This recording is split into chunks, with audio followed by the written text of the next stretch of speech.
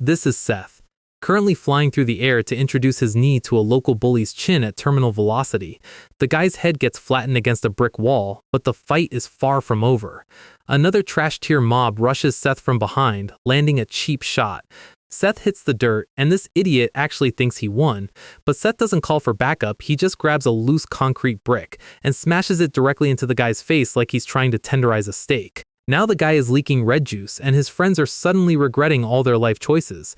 Instead of running, the rest of the gang tries to jump him, but Seth charges back with the brick, screaming like a feral pit bull at a toddler convention. A few minutes later, the alley is just a graveyard of folded bodies crying for their moms, and Seth is just standing there with a blood-dripping brick, looking like he just finished a light cardio session. It turns out Seth has been a menace since he was literally in elementary school. He was just trying to build a sandcastle with his friend when a wild bully appeared.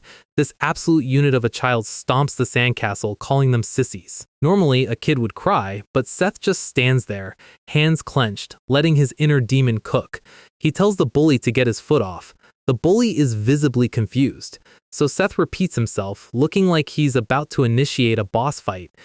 The bully gets mad, expecting an easy win, but Seth moves so fast the camera can barely capture it, delivering a flying jump kick straight to the kid's face. The bully eats the dirt hard. Seth lands in a perfect superhero pose. The kid touches his nose, realizes he's bleeding, and instead of fighting back like a real boss, he bursts into tears screaming for help. This is peak side character behavior. Seth just stares, completely unimpressed. But then, the final boss arrives. The kid's giant older brother shows up, looking like he skipped middle school and went straight to the Lumberjack Academy. He throws a massive punch, but Seth casually dodges like he's playing Dark Souls. The giant tries again, throwing everything he has, but Seth slips the punch effortlessly. He's literally lagging in real life. He analyzes the giant's movements with complete calm. He spots a massive opening in his defense and delivers a devastating front kick straight to the giant's family jewels. Instant KO. The brother is absolutely cooked. The author tells us this was just a fight between kids. Sure, buddy. Welcome to Boston School. Fast forward a few years. Seth is now in middle school, walking to class. He looks like a standard quiet anime protagonist with a bandage on his nose. Naturally, a group of local high school delinquents spots him and calls him over. Seth looks at them with the eyes of a retail worker on a double shift. The leader, Austin, steps forward flashing a predatory grin. He puts his arm around Seth, pretending they're childhood buddies from the same elementary school, but his gang is in the back smoking, waiting for an easy robbery. Seth asks what they want, and Austin demands all his lunch money. Instead of handing it over, Seth looks him dead in the eye and asks why middle schoolers are so broke they have to rob kids. He literally calls them trash. The gang starts laughing at Austin for getting roasted, so Austin loses his mind and swings a massive punch. But Seth's ultra instinct kicks in. He dodges the fist by a millimeter. Austin's eyes go wide as he realizes he just swung at air.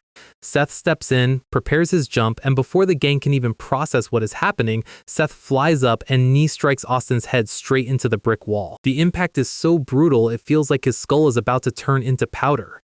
Austin slides down, completely unconscious. Seth is panting, trying to catch his breath. That's when the redhead bully decides to jump in, landing a heavy punch to Seth's back. Seth hits the dirt, and the redhead starts screaming like a typical mid-tier villain. But Seth doesn't hesitate. He grabs a massive block of concrete from the ground and smashes it directly into the guy's forehead. That is not a standard schoolyard fight, that's a felony. The redhead is bleeding out of his head, and the rest of the gang realizes this kid isn't a victim, he's a maniac. They all charge at him at once, desperate to take him down. But Seth doesn't back off. He charges right back, brick in hand, screaming like a demon. The credits roll as the final girl in the gang starts trembling in pure terror. Cut to the aftermath. The alley looks like a scene from a disaster movie. Bullies are scattered on the floor, groaning in blood. Seth stands at the exit of the alley, looking down at his hands. His hand is covered in blood, holding the brick. He's just a middle schooler, but his eyes are completely dead. Next stop, the police station. The detective is staring at Seth, utterly bewildered, asking if he seriously did all of this alone. Seth just sits there in silence, his hair hiding his eyes. Suddenly, his mom bursts in, panting, and starts bowing repeatedly to the police, apologizing for her son's behavior. They get let off, and they walk out of the station in absolute silence. His mom looks at him, checking if he's hurt anywhere. Seth just nods. But then, His mom grabs his arm, her eyes filled with deep, heartbreaking sadness. She begs him to make a promise. "Promise me you won't fight anyone again."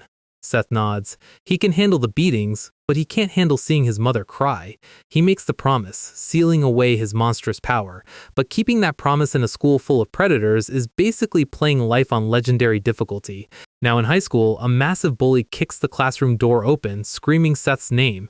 He delivers a brutal kick directly to Seth's back. Seth crashes face first into the floor. He could easily break this guy's spine, but he does nothing. The bully grabs Seth by his hair, pulling his head back, demanding money.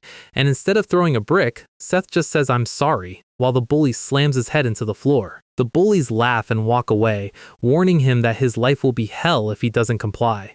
Seth lies on the floor. His fist clenches so hard his knuckles go white, but he forces himself to let go. He sits against the wall, whispering to himself that he did well.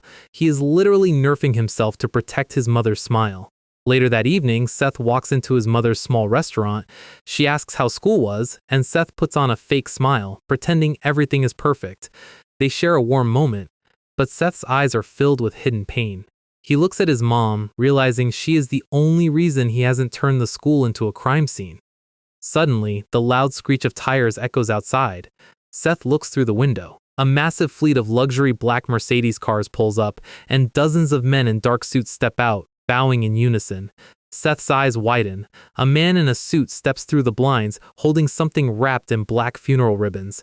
His mother instantly bursts into tears. The suited gangster steps forward, holding a portrait of an older, powerful-looking man.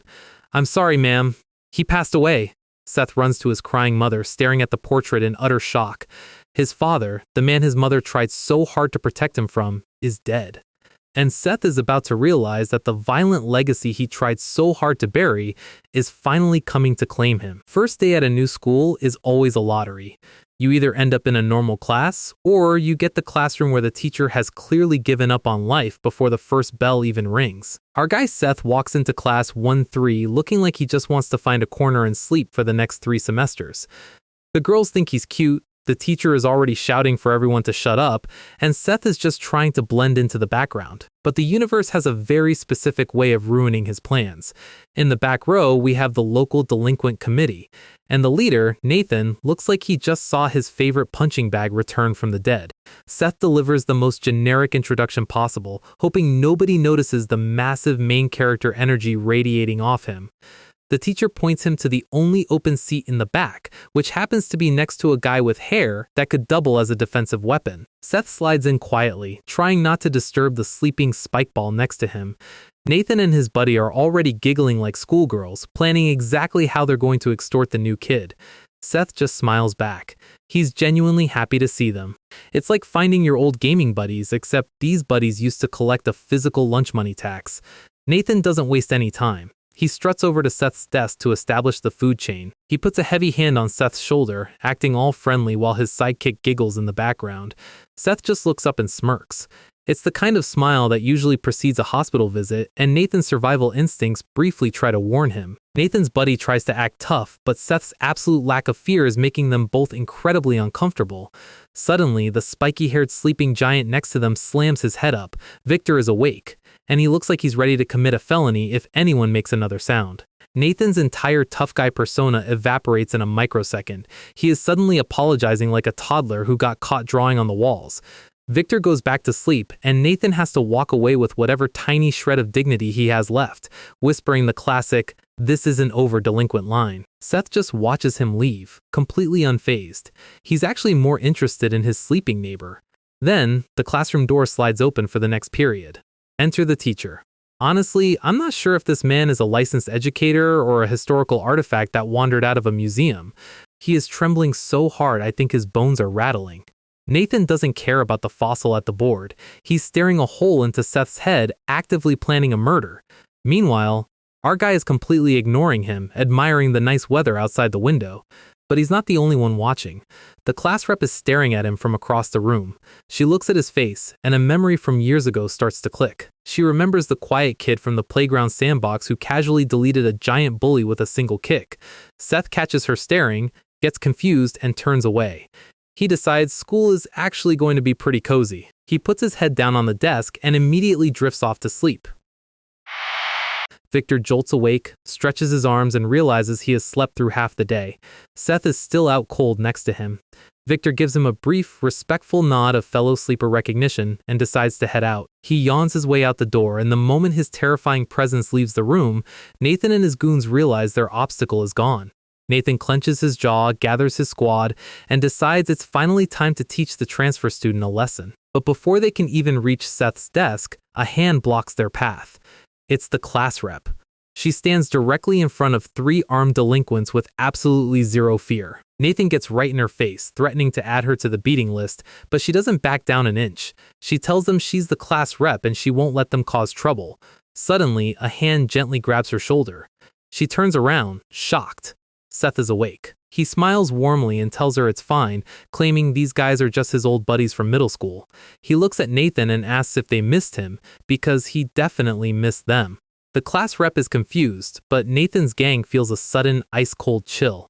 Seth's inner monologue starts up. He remembers his promise to his mother. He held back for years because of her. They look at him, and they can tell something is deeply, dangerously wrong with the vibe in the room. Seth slowly reaches up and starts pulling off his tie, his eyes turning cold and predatory, because while he loves his mother, he also remembers his late father's final piece of advice. And that advice was very simple. Never get your ass kicked. Meanwhile, down the hall, Victor is heading back to the classroom after grabbing a drink. He slides the door open, expecting the usual loud delinquent chatter. Instead, he is greeted by absolute dead silence. Seth is already back to sleeping like a baby, and Nathan's entire squad is folded neatly on the floor like laundry. The off-screen disrespect is absolute. The class rep is staring at him with giant, traumatized eyes, wondering what kind of monster just transferred into her class. We cut to the school's local heavyweight, a massive guy known as the Goblin. He is sitting on a bench, casually eating chips, while a battered bandage Nathan kneels in front of him crying for help. The Goblin calls him a stupid idiot for losing to a transfer student. Nathan tries to defend himself, saying the kid was weak in middle school but is somehow a demon now. He remembers Seth's cold, smiling face. We see a quick flashback of Seth absolutely dismantling Nathan's entire squad in seconds. The Goblin tells Nathan he should be ashamed of himself. He stands up, clenches his massive fist, and decides he's going to have to handle this transfer student himself to protect his extortion money. A few minutes later, the Goblin is walking down the hallway of Class 1-3. He kicks the door open with a massive crash. "Which one's the new kid?" the class rep gasps. The other students immediately point to the back of the room in absolute terror, and there they are. 2 sleeping hazards, side by side. The Goblin steps forward, his striped slides squeaking on the floor. He stands over Seth's desk, shadows towering over him, and screams for him to get up. Seth slowly blinks his eyes open. The Goblin leans in close, dropping his title. "They call me the Goblin of Jungsan Middle School! You've heard of me, right?" But as he gets closer, his giant eyes widen. He stares at Seth's face, and his brain starts searching through his memory files. And then, the PTSD hits him like a freight train. He remembers being a little kid in a sandbox, getting his face absolutely caved in by a tiny, terrifying kid. He remembers his massive older brother getting his entire future lineage deleted by a brutal groin kick from that same tiny kid. Seth suddenly recognizes him. His face lights up with genuine, wholesome joy. "Oh, I remember you! How have you been? And how's your big brother doing?" The Goblin is currently experiencing the physical symptoms of absolute existential terror. Sweat is dripping off his chin. He slowly backs away, his voice trembling as he mutters that he'll see him later. Seth waves him off cheerfully. The Goblin practically runs out the door. Nathan is waiting in the hall, completely baffled, asking why he didn't do anything. The Goblin glares down at him with eyes that have seen the abyss. "I said, move." He storms off, leaving Nathan screaming in confusion. Back in the classroom, Seth stretches out, thinking about how nice it is to be back in his old neighborhood with so many familiar faces. But as he relaxes, he catches the class rep staring at him with wide, terrified eyes. She definitely knows who he is now. Elsewhere, the Goblin is sprinting down the street, clutching his phone to his face, crying into the receiver. "Bro, where are you?" The playground demon has returned, and the big brother is about to get called in for round 2. We start at his mom's cafe, where Seth is playing the role of the perfect, peaceful son. She gently reminds him of his promise not to fight, and our guy agrees with a smile that is just a little too wide to be comforting. The second he steps outside, the high school student mask slides off. His late father's syndicate lieutenants are already waiting with a fleet of luxury cars, bowing like he is the emperor of the city. Seth tells them to stop doing this in his old neighborhood, and the massive enforcer instantly panics like a kid who just dropped his ice cream. Our guy sighs, sliding into the leather backseat of a Mercedes that probably cost more than the school building. He rolls out, leaving his mother watching from the cafe window with a face full of unspoken anxiety. She knows the bloodline he inherited, and she knows that quiet, normal life they built is running on borrowed time. Cut to the next morning at Youngjin High, where Seth and Victor are maintaining their status as the classroom's designated sleepers. The clock is ticking, the delinquents are laughing about yesterday's drama, and the general student body is just trying to survive. Even the teacher is completely ignoring the back row hazard zone. The class rep is staring at Seth, still trying to reconcile the sleepy kid next to Victor with the legend from her childhood. Meanwhile, Nathan's buddies are still laughing, clearly not realizing their boss is currently at home with a reconstructed nose. The classroom door slides open, and the vibe in the room instantly drops to sub-zero. The class rep jumps up to call the class to attention. Enter the gym teacher, a man who looks like he eats concrete for breakfast and washes it down with raw eggs. He scans the room, and his eye twitches. He spots the two sleeping kings in the back row, ignoring his entire existence. The classroom starts sweating as the giant marches down the aisle like a final boss. He doesn't even say a word, he just grabs both of them by the ears and pulls them straight out of their dreams. He squeezes Victor's ear, reminding him that he only got a pass last time because of his upcoming pro match. Then he looks at Seth and realizes he has absolutely no idea who this messy-haired slacker is. The class rep quickly whispers that he's the new transfer student. The teacher doesn't care about introductions, he just orders both of them out to the track for some immediate attitude adjustment. Out on the field in their PE shirts, Victor and Seth are standing side by side. The teacher holds up 2 fingers and tells them they are running 3 laps. The rule is simple. The first one to cross the finish line gets off clean, and the loser is going to spend the rest of the day regretting his life choices. Seth looks like he is currently calculating how much energy it would take to just lie down on the dirt instead. The teacher screams at them to answer, and Seth gives the most half-hearted response in high school history. They start jogging, and it is honestly painful to watch. They are moving at the speed of a dial-up internet connection. But then Seth sighs and mutters that losing would be pretty embarrassing. Victor's eyes turn sharp, his pride is hit, and he instantly explodes into a sprint, tearing up the track. Seth is left in the dust for a split second, looking genuinely surprised. But then, his unhinged battle brain wakes up. He cracks his knuckles, and a terrifying smile spreads across his face. Suddenly, the track is splitting. They are no longer running, they are 2 fighter jets flying at ground level, leaving a trail of dust and wind behind them. The PE teacher's face is priceless. He looks like he just saw 2 high schoolers break the laws of physics. They are a blur of pure speed, their legs moving so fast the author had to use every motion line in his budget. They fly past the teacher, the sheer wind pressure almost knocking the clipboards out of his hand. They take the final turn neck and neck, refusing to give an inch of ground. They are baring their teeth, pushing their physical limits just to win a meaningless punishment run.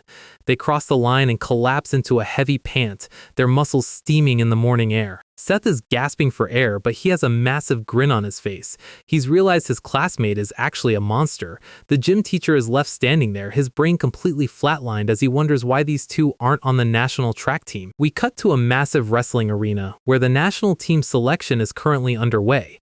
This blonde giant is flexing, boasting about how he is going to easily crush his opponent and secure his spot on the team. And then his opponent steps onto the mat.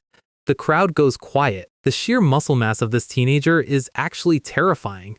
One panel later, the blonde giant is lying flat on his back, staring at the rafters, wondering what kind of truck just hit him. In the changing room, we see the nameplate on the door. Brock Chang. He is sitting on the bench with a towel over his head, steam literally rising off his shoulders like a kettle. The door opens, and his giant little brother, the goblin, walks in with a face full of sweat. The goblin drops the news the demon has returned to their old neighborhood. Brock stops. He remembers. The memory of a tiny kid with dead eyes ruined his entire family's playground reputation with a single groin kick. Brock starts laughing, a low, terrifying rumble that fills the changing room. His eyes under the towel are burning with 10 years of stored-up playground PTSD. Back at Youngjin High, Seth and Victor are standing in the PE teacher's office. The teacher is lecturing them, but his eyes are darting between them like he is trying to figure out if they are human. He asks Victor when his next wrestling competition is, warning him to eat well and keep his strength up. Then he turns to Seth, his face getting incredibly intense. He asks if Seth is on any sports teams or if he has ever trained in track. Seth just deadpans and says no. The teacher stares at him for a long moment, then sighs and tells them to get back to class. They walk out into the hallway, the silence between them heavier than before. They slide the classroom door open and walk back to their desks, while the ancient trembling teacher is still trying to find his page at the podium. And in perfect synchronized harmony, both Seth and Victor immediately drop their heads back onto their desks. Honestly, the dedication to sleep is respectable. They just ran at supersonic speeds and now they are back to being classroom furniture. The sun starts to set over Youngjin High, casting a deep orange glow across the schoolyard. At the school gates, a shadow falls over the pavement. Brock Chang is standing there in his casual clothes, looking up at the building. The hunt has officially begun. Inside, the rumors are already spreading like wildfire. The delinquents are panicking, and even the student council is having a high-level emergency meeting about Brock's arrival. Meanwhile, Seth is still asleep, completely oblivious to the massive storm head-on. Victor sits up, zips his jacket, and decides it's time to head home. He walks down the empty school hallway, the sound of his footsteps echoing off the walls. Suddenly, a massive figure steps out of the shadows. Brock Chang stands in his way, demanding to know where Class 1-3 is. Victor ignores him, and Brock's hand shoots out, grabbing him by the collar with a grip of pure steel. Victor's eye twitches, his wrestling aura flaring as he turns his head. "If you don't let go of me right now, I'm going to kill you." We pick up right where the tension left off, with Brock Chang treating Victor's collar like a cheap rag. Victor's neck is about to get snapped, but he looks like he's just mildly inconvenienced by the lack of oxygen. Brock just laughs. When you are a national-level wrestler, a featherweight boxer's threats sound like a comedy routine. He gets right in Victor's face, completely dismissing him as a cocky little brat. Victor's response is an immediate, lightning-fast left hook that connects right with Brock's jaw. The sheer force of the counter blows Brock backward, his shoes screeching against the floor.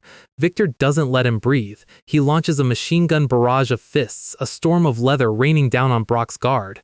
But Brock's evasion is clinical. He slips the punches like he's dodging raindrops.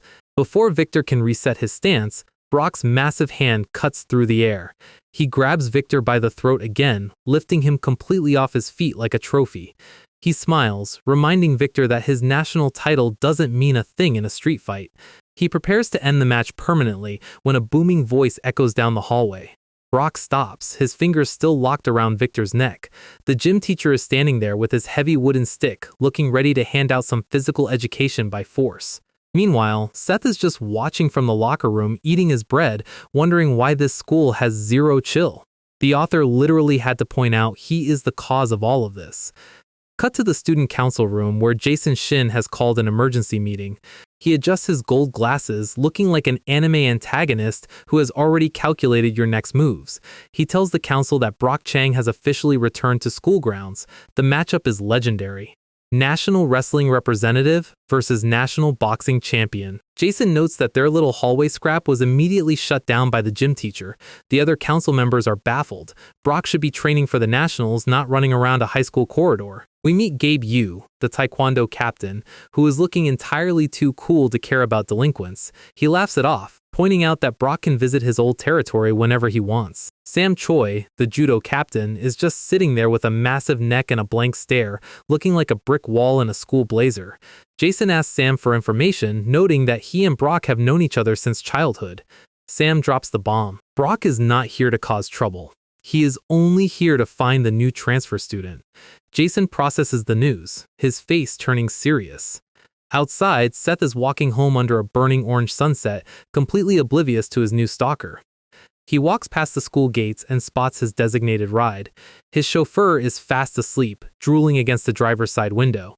Seth casually knocks on the glass. The driver wakes up crying, apologizing for sleeping on the clock, but Seth just asks him if he had a good nap and tells him to start the engine. The Mercedes rolls out, while Sophie watches from the sidewalk, her brain still trying to figure out why the quiet transfer student has a private chauffeur.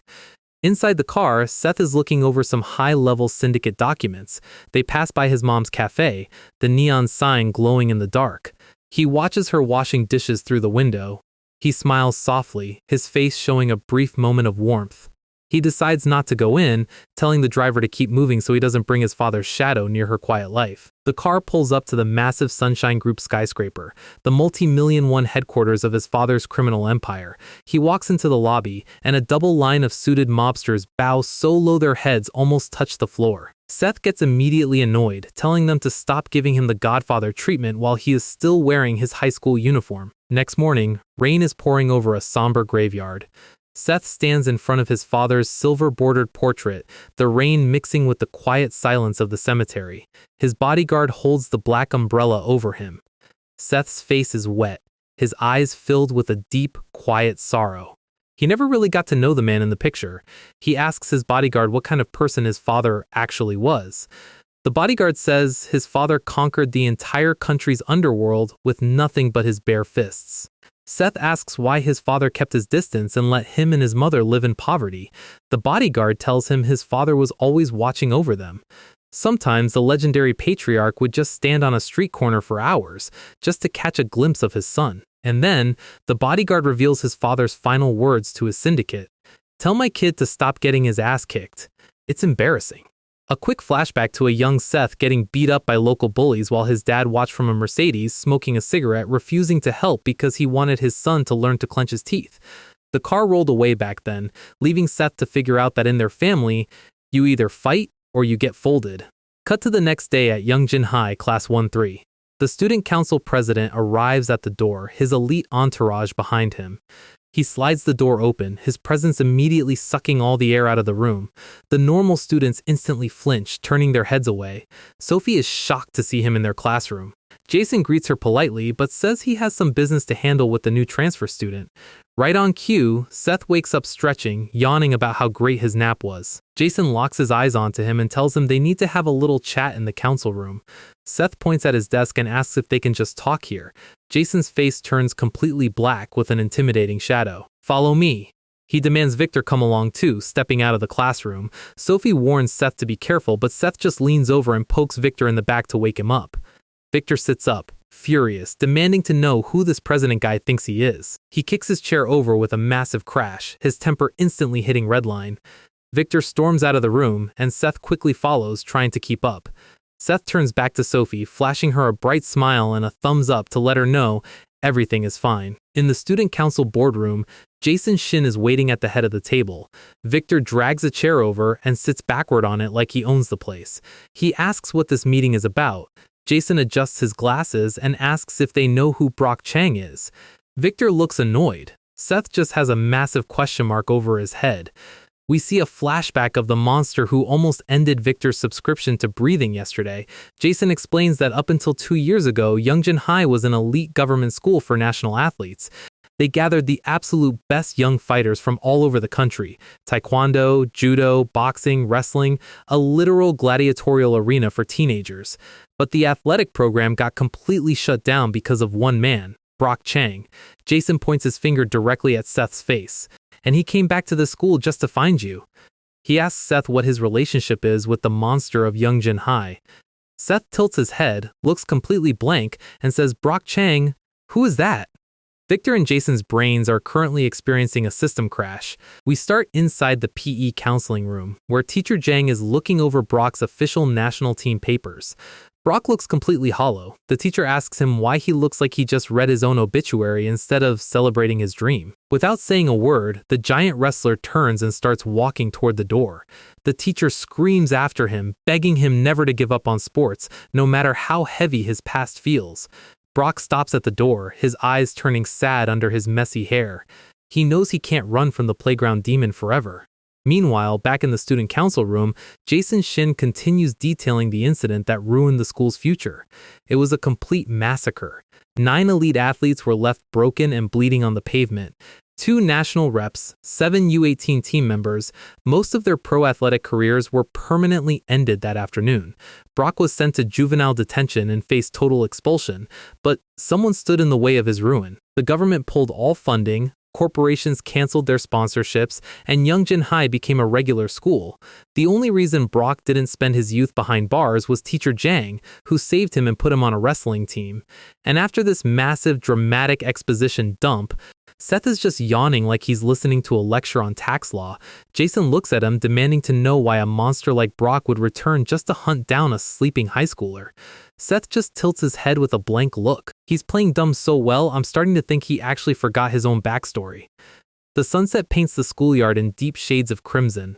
Seth and Victor walk out of the gates together when they spot Sophie waiting by the bike racks. Victor gives him a smug smirk, wishes him luck with his girlfriend problems, and immediately bails.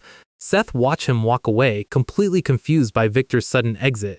He approaches Sophie, who is standing there trembling, clutching her briefcase. She hides her face behind the leather bag, blushing like a tomato. She slowly lowers it and asks him if he finally remembers who she is. Seth proudly declares that of course he remembers her. She is the class rep. Absolutely brilliant. Sophie's soul almost leaves her body. She screams that she isn't talking about high school, reminding him of spring daycare deer class where they were best friends. She smiles, her face lighting up as she remembers their childhood games. We get a beautiful flashback of little Seth saving a cat from a tree while she watched in awe. They held hands on the playground, inseparable back then. She even kissed his cheek, both of them turning red in the sandbox. Let the weight of this sweet memory land before we return to the present. Back in the present, Sophie is looking up at him, her eyes full of hope. Seth just points to his cheek with a smug grin and tells her not to worry, he won't tell anyone she kissed him. This man is a menace.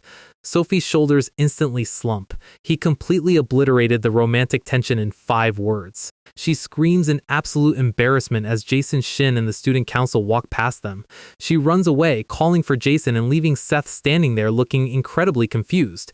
She joins the student council's side while Jason looks back at Seth with a cold, analytical glare. Seth watches her leave, his expression slowly turning serious. He watches her walk away into the sunset with the elite of the school. And then, a real memory flashes in his mind. The day little Sophie gave him a piggyback ride. She promised him that when they grew up, she would protect him forever. Seth looks down, a soft, rare smile appearing on his lips. He actually remembered the promise all along. He watches her walk away, knowing his world is too dangerous for her to be a part of it. He walks up to his waiting black sedan, his posture instantly returning to that of a mafia boss. His driver is asleep and drooling again. Seth leans in through the back window and scares him half to death. The driver apologizes, asking if they are going to visit his mom's cafe.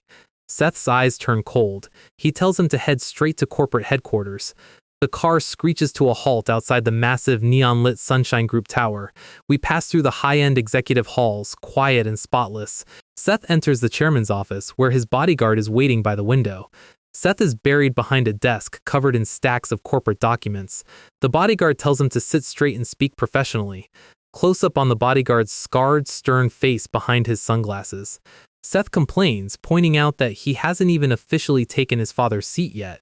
The bodyguard reminds him that this entire conglomerate was built on his father's blood and sweat. Seth is his father's only living family, and it is his duty to inherit the throne. Seth argues that he is only 17 and knows absolutely nothing about running a business. The bodyguard lowers his voice. He explains that Sunshine Group's roots are in what society calls gangs. They look like a clean, legitimate corporation on the outside, but their foundation is different. They run hotels, construction, finance, and sports teams across the country, but it all started in the blood-soaked alleys of the underworld. He tells Seth they will wait 2 more years for his official inauguration, but they must prepare his succession now. Seth knows the transition won't be that simple. The bodyguard tells him his bloodline is undisputed. Every executive has already accepted him as the next chairman, or so they thought. Suddenly, the corporate desk phone starts beeping. The bodyguard picks it up. A panicked lieutenant from security screams that a rival faction has breached the office, before the line is cut with a choke. The bodyguard's fist clenches, completely shattering the phone receiver. The double doors of the office are kicked open with a massive crash. A man steps through the dust, hands in his pockets. It's Derek Paik, the Sunshine Group Busan branch chief, wearing a loud floral shirt and a bandaged nose. The bodyguard stares at him, his voice freezing cold as he calls it treason. Derek Paik just laughs in his face. He screams that they are all mad for letting a high school brat run their empire. He wants the throne, and he brought his best killers to take it. The bodyguard prepared to unleash, but Seth reaches out and grabs his sleeve, telling him to stand down. Derek glares at Seth, his face twisted in pure arrogant rage. Seth looks up at him casually. It's been a while. How's your nose doing? Derek touches his bandage, his veins popping. He claims he was only careless during their last encounter. Seth steps out from behind the desk, his eyes turning cold. He asks if Derek is here for a rematch. He curls his fingers, calling it perfect timing.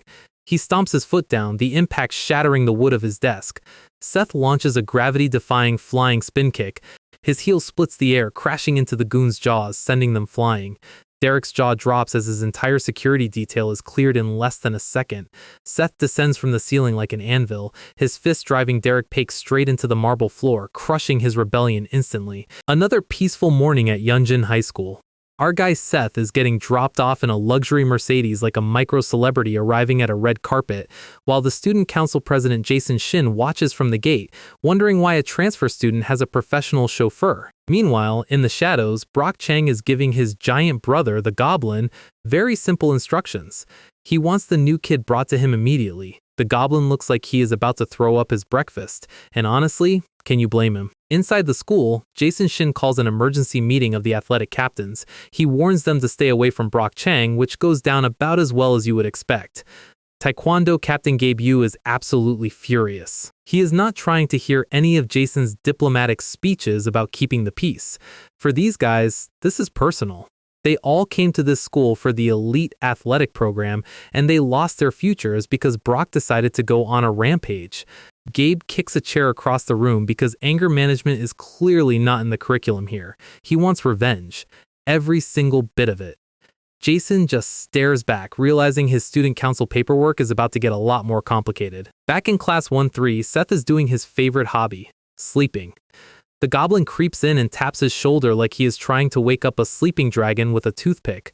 Seth blinks open his eyes, and the Goblin immediately starts stuttering like a hostage negotiator. He begs Seth to come outside. Seth complains about being tired while this 6-foot-tall delinquent is fighting for his life just to stay standing. Seth finally sits up. Let's go then. Seth walks out first, completely relaxed, leaving the Goblin sweating behind him like he just avoided a death sentence. Victor is still asleep, but his delinquent radar is officially pinging. Sophie watches them walk down the hallway. She has been tracking Seth since daycare, so she knows this is not going to end in a friendly chat. In the school backyard, Chang is sitting on the steps. He has already stacked 3 bodies of random delinquents who tried to test him. Is this all you've got? Gabe Yu is standing across from him, bleeding and furious, realizing he is not the main character of this story. Gabe charges in with a high-speed taekwondo spin kick, but Brock does not even flinch. He just tanks the impact with his bare chest. He grabs Gabe's ankle and asks if he has said his prayers. He swings him like a wet towel and slams him face first into the concrete floor. The impact splits the ground. Brock looks incredibly bored. Gabe is left face down in the dirt, his face swollen and bleeding. Brock steps up to break his leg so he can never walk again. STOP! Jason Shin arrives, trying to handle this with student council rules. He asks Brock why he is here picking fights with students who do not even know him. Brock says he does not care about the school, he just wants the new kid. Jason tells him to take his mess elsewhere. Brock laughs. He knows gold glasses and a wealthy family do not block a wrestling powerbomb. Jason stands his ground, but he is clearly outmatched. Then, Brock's eyes shift to the corner. Seth walks into the alleyway with the Goblin trembling behind him. The boss has entered the chat. Chapter 12. The tension in this backyard is thick enough to cut with a knife. The Goblin is sweating bullets behind Seth, whispering his brother's name like he is summoning a demon. Seth looks at the giant. Brock? And then, the memory of the sandbox groin kick hits him, and Seth's face lights up with genuine joy. Brock is not laughing. He storms forward, shaking the ground with every step. Seth's eyes narrow. His fist clenches. Before they can clash, Jason Shin steps right between them. Brock tells him to move if he wants to keep living. Jason tells him again that fights are not allowed on school grounds. Brock is about to throw a punch. He swings. Seth gently pushes Jason out of the way. Can you move? He steps right into Brock's face. I think he came to see me. Jason is stunned, warning them about the consequences of starting a riot. Seth walks past him. I'll make sure that won't happen. He looks up at Brock. Want to go fight in the gym? There are too many people watching here. He tells him they can wear gloves in the ring or wrestle on the mat with no rules. Seth literally does not care. Brock is completely taken aback. Usually, people are screaming or running at this point. Are you angry because I'm not scared of you? Brock clenches his fist, realizing this kid has not changed at all. Seth drops his casual smile and his eyes turn pitch black. Do I look like someone who'd be scared to fight? The atmosphere in the alleyway completely freezes. Jason's brain flatlines. Then, Seth instantly smiles again. Don't worry, we'll keep it as a sport. Where should we go? Cut to the school hallway. The news of the fight spreads like a wildfire. Everyone is running toward the Youngjin High School boxing gym. The gym is packed. Hundreds of students are lining up around the ring like it is a local pay-per-view. Brock and Seth stare at each other from opposite corners. Seth stretches his arms, looking like he is about to do a light warm-up jog. Brock is shirtless, flexing a physique that looks like it was carved out of granite. Meanwhile, Jason is getting coddled by a group of girls complaining about the noise. He is suffering from success and extreme stress. Gabe Yu is watching from the balcony, bandaged up and absolutely fuming. Suddenly, the doors are kicked open. Mr. Jang, the PE teacher, screams his lungs out. Everyone sweats. Aw shit, the teacher's here! The student council immediately blames Jason, which is classic side character behavior. Mr. Jang steps up to the ring and slams his fist on the canvas. You need gloves for sparring! I'll be the referee. 3 rounds, 3 minutes each, MMA rules. Seth looks at the gloves and grins. He finally has a legal loophole to fight. Back in class 1-3, a student runs in screaming that Brock and the transfer student are about to kill each other. Sophie's face drops. She knows Seth's secret. And in the back row, Victor Chu finally opens his eyes. Brock glares across the ring, ready for blood. Seth smirks back, his eyes sharp. The fight is finally on, but with Victor waking up, so the stage is set, the crowd is packed, and the absolute giant Brock Chang is standing across from our guy. Before the bell even rings, Seth decides to ask a quick question. He asks if Brock is doing all of this just because he got styled on by a toddler a decade ago. Brock's brain completely short-circuits. He looks like a man who just had his entire search history read out loud in a court of law. He screams that it was only once, but let's be real, once is more than enough when it is a toddler doing the groin kicking. Seth just stares back with the most bored face imaginable. He is basically telling him, cool story bro, now let's get this over with. Mr. Jang slides the bell and yells for them to start. The bell rings and Brock immediately locks in. Seth smiles. He is officially off his pacifist nerf. He clenches his glove, ready to show this giant what a real professional looks like. Seth launches forward, his movement splitting the air as he slips past Brock's massive arm. He ducks under the giant's guard, locks his hands around his waist, and delivers a brutal body blow straight to the ribs. Brock is coughing up spit before he even realizes his lungs have left his body.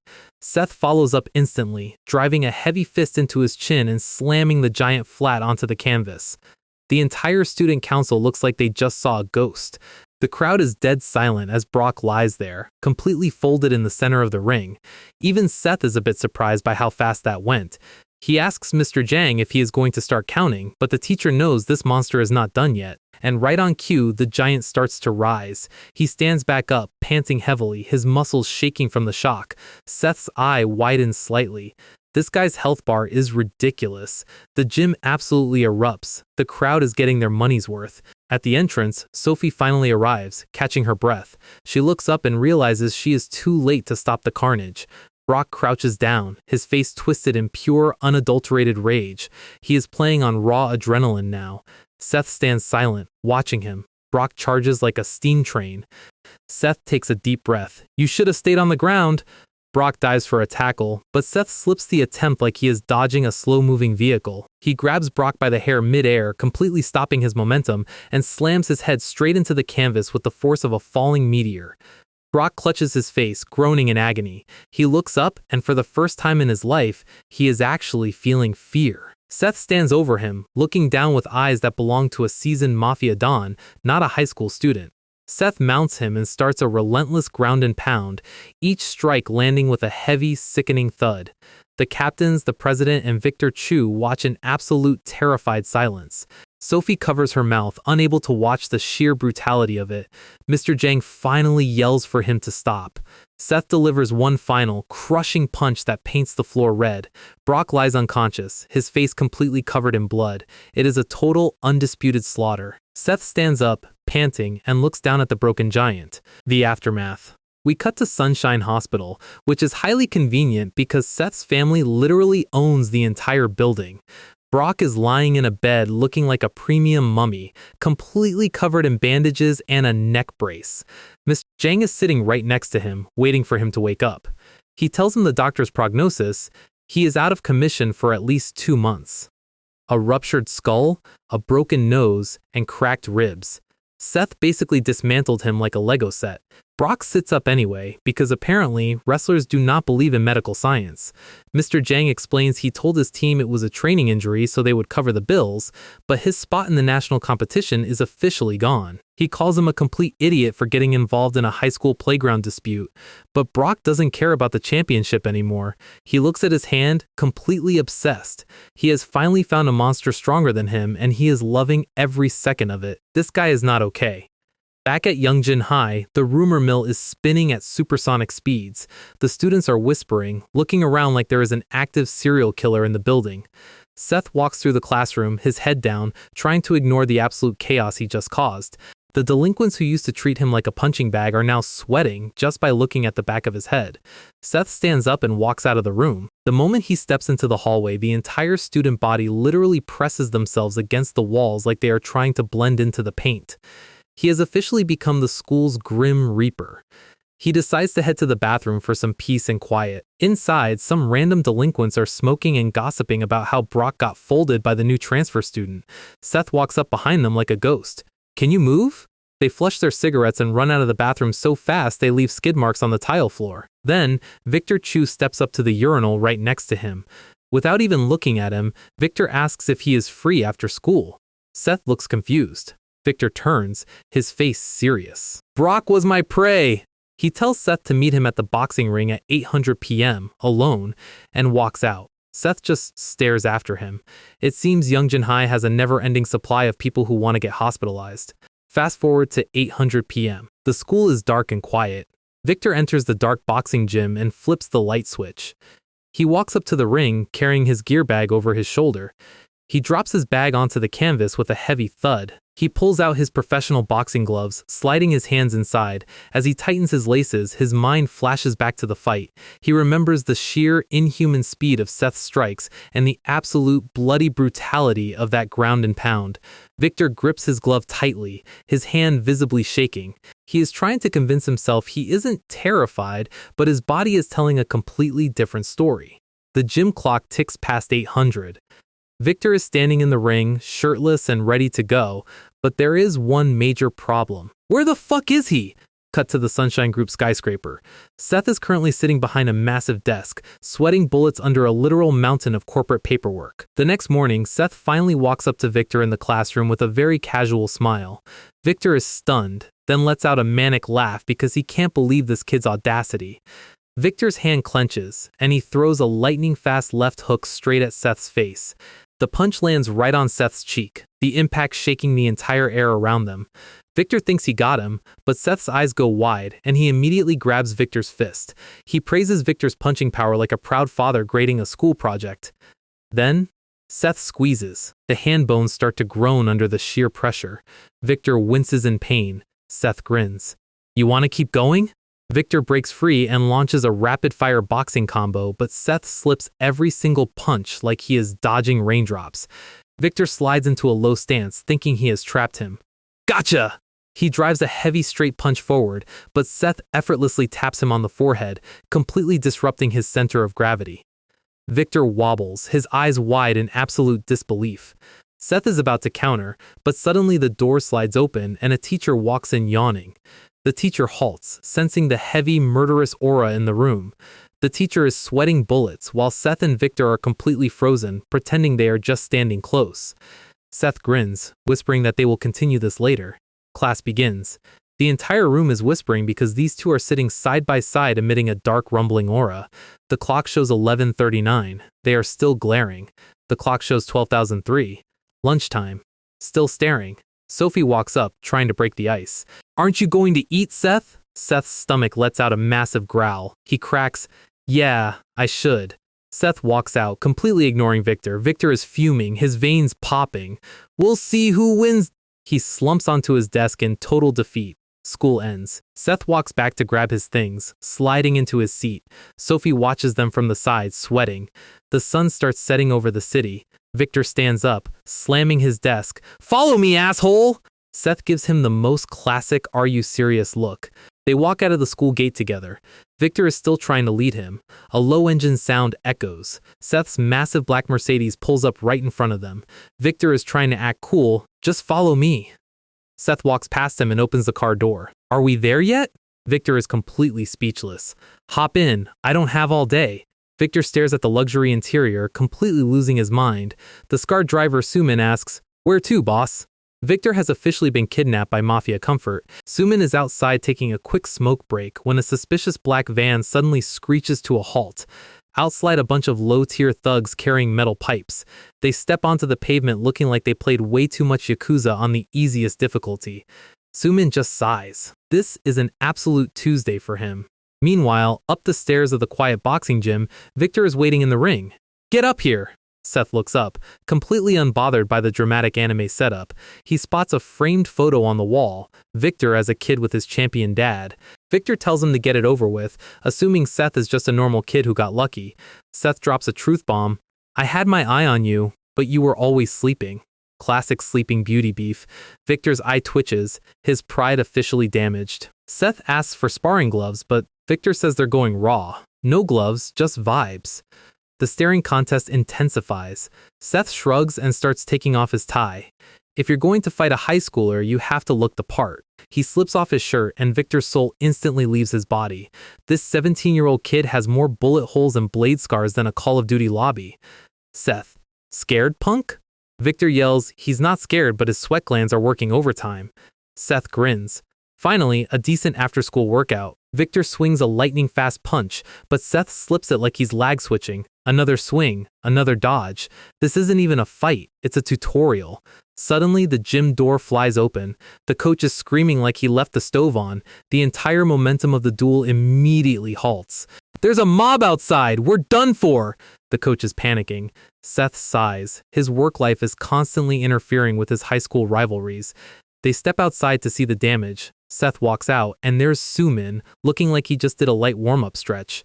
The entire Loan Shark squad is on their knees, crying and praying to whatever gods they have left. Seth looks at the bruised, sobbing mob. Who are these guys? Suman is like, I don't know, they wanted to wreck the gym, so I had to educate them. Seth tells him to bring the leader. Cut to the Sunshine Group HQ at night. The head loan shark is sitting on a luxury leather couch, looking like he got hit by a truck. Seth is at his desk, back in his boss suit. So, you wanted to take the gym by force because of a debt? The guy is trembling. Yes. We were going to buy it! The chief bodyguard looks down at Seth, waiting for orders. What should we do with them, boss? The corporate transition is complete. Seth is no longer a student, he's the Don. The teacher asks if anyone knows where Victor is. Sophie immediately looks at Seth. Seth shrugs like, don't look at me, I just run a multi-billion-won syndicate. The teacher decides Victor is probably fine, and starts class. 23 a.m. Snail pace high school life continues. 03 p.m. Still no sign of the boxing king. Suddenly, the door slides open with a massive crash. Victor Chu walks in looking like he has a serious bone to pick. He slams his hand on Seth's desk. Outside. Now. Seth sighs, stands up, and they walk out. Sophie watches them leave with peak shonen heroine worry. Behind the school building, the wind is howling. What do you want? Victor pulls out a brown envelope. What is this? Victor says his dad's entire debt, along with the massive interest rate, has been completely paid off. He looks ready to explode. Did you do this? Seth is just like, what's your issue?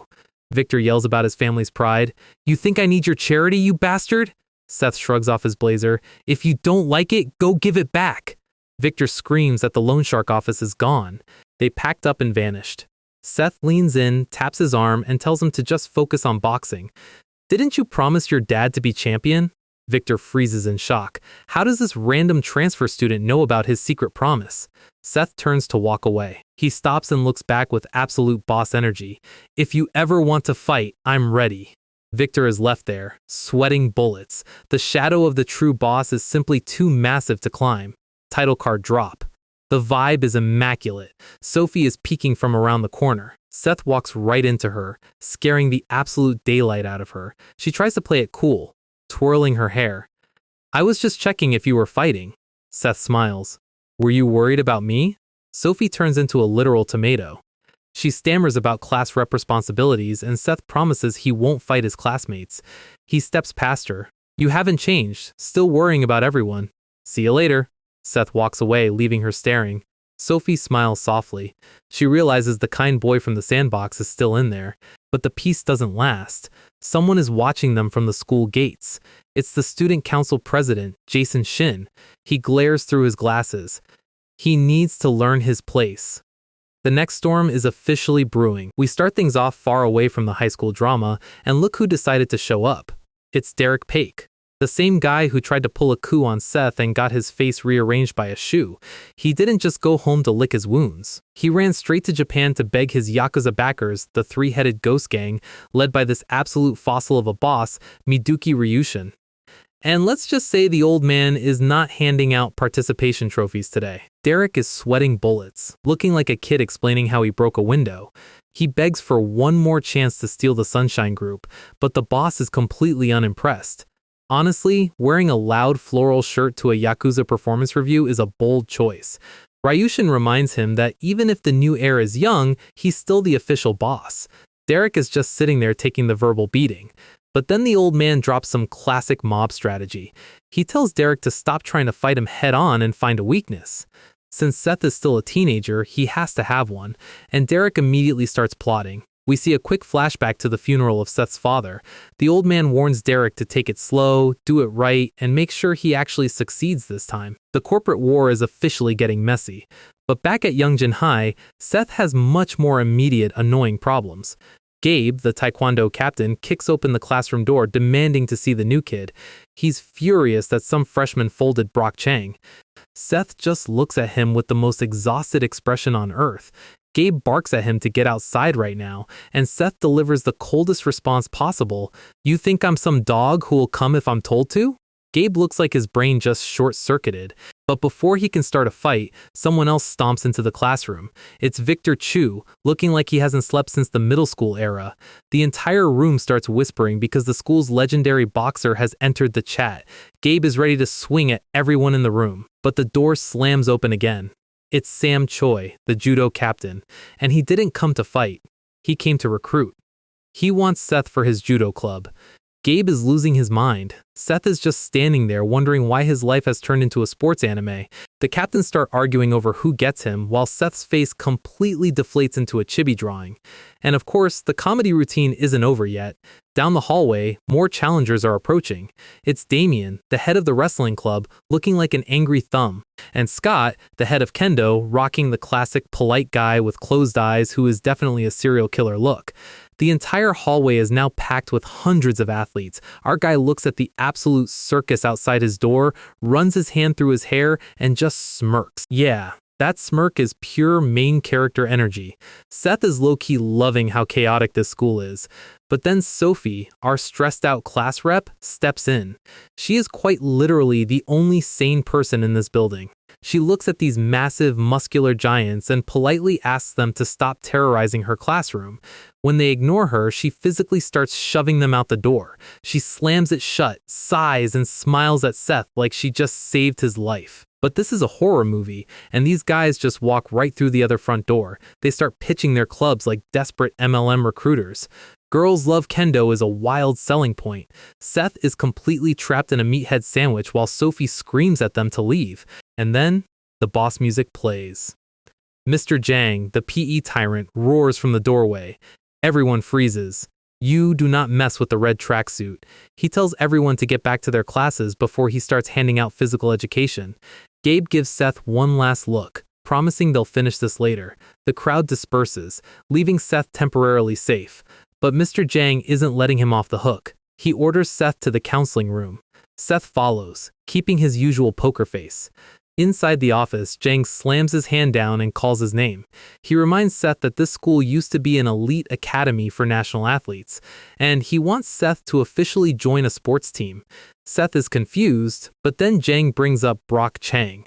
We see a shot of Brock back in his prime, looking like an absolute demon in the ring. Jang explains that Brock was exactly like Seth when he first arrived, a physical freak of nature that every club wanted. But the recruitment war got so toxic it triggered a massive school-wide brawl. That fight literally ruined the school's reputation and destroyed their athletic funding. Jang doesn't want history repeating itself. But Seth just deadpans, "I don't have time for sports." Jang gets triggered. How busy can a freshman be? If only this teacher knew Seth is currently running a multi-billion-won criminal syndicate between classes.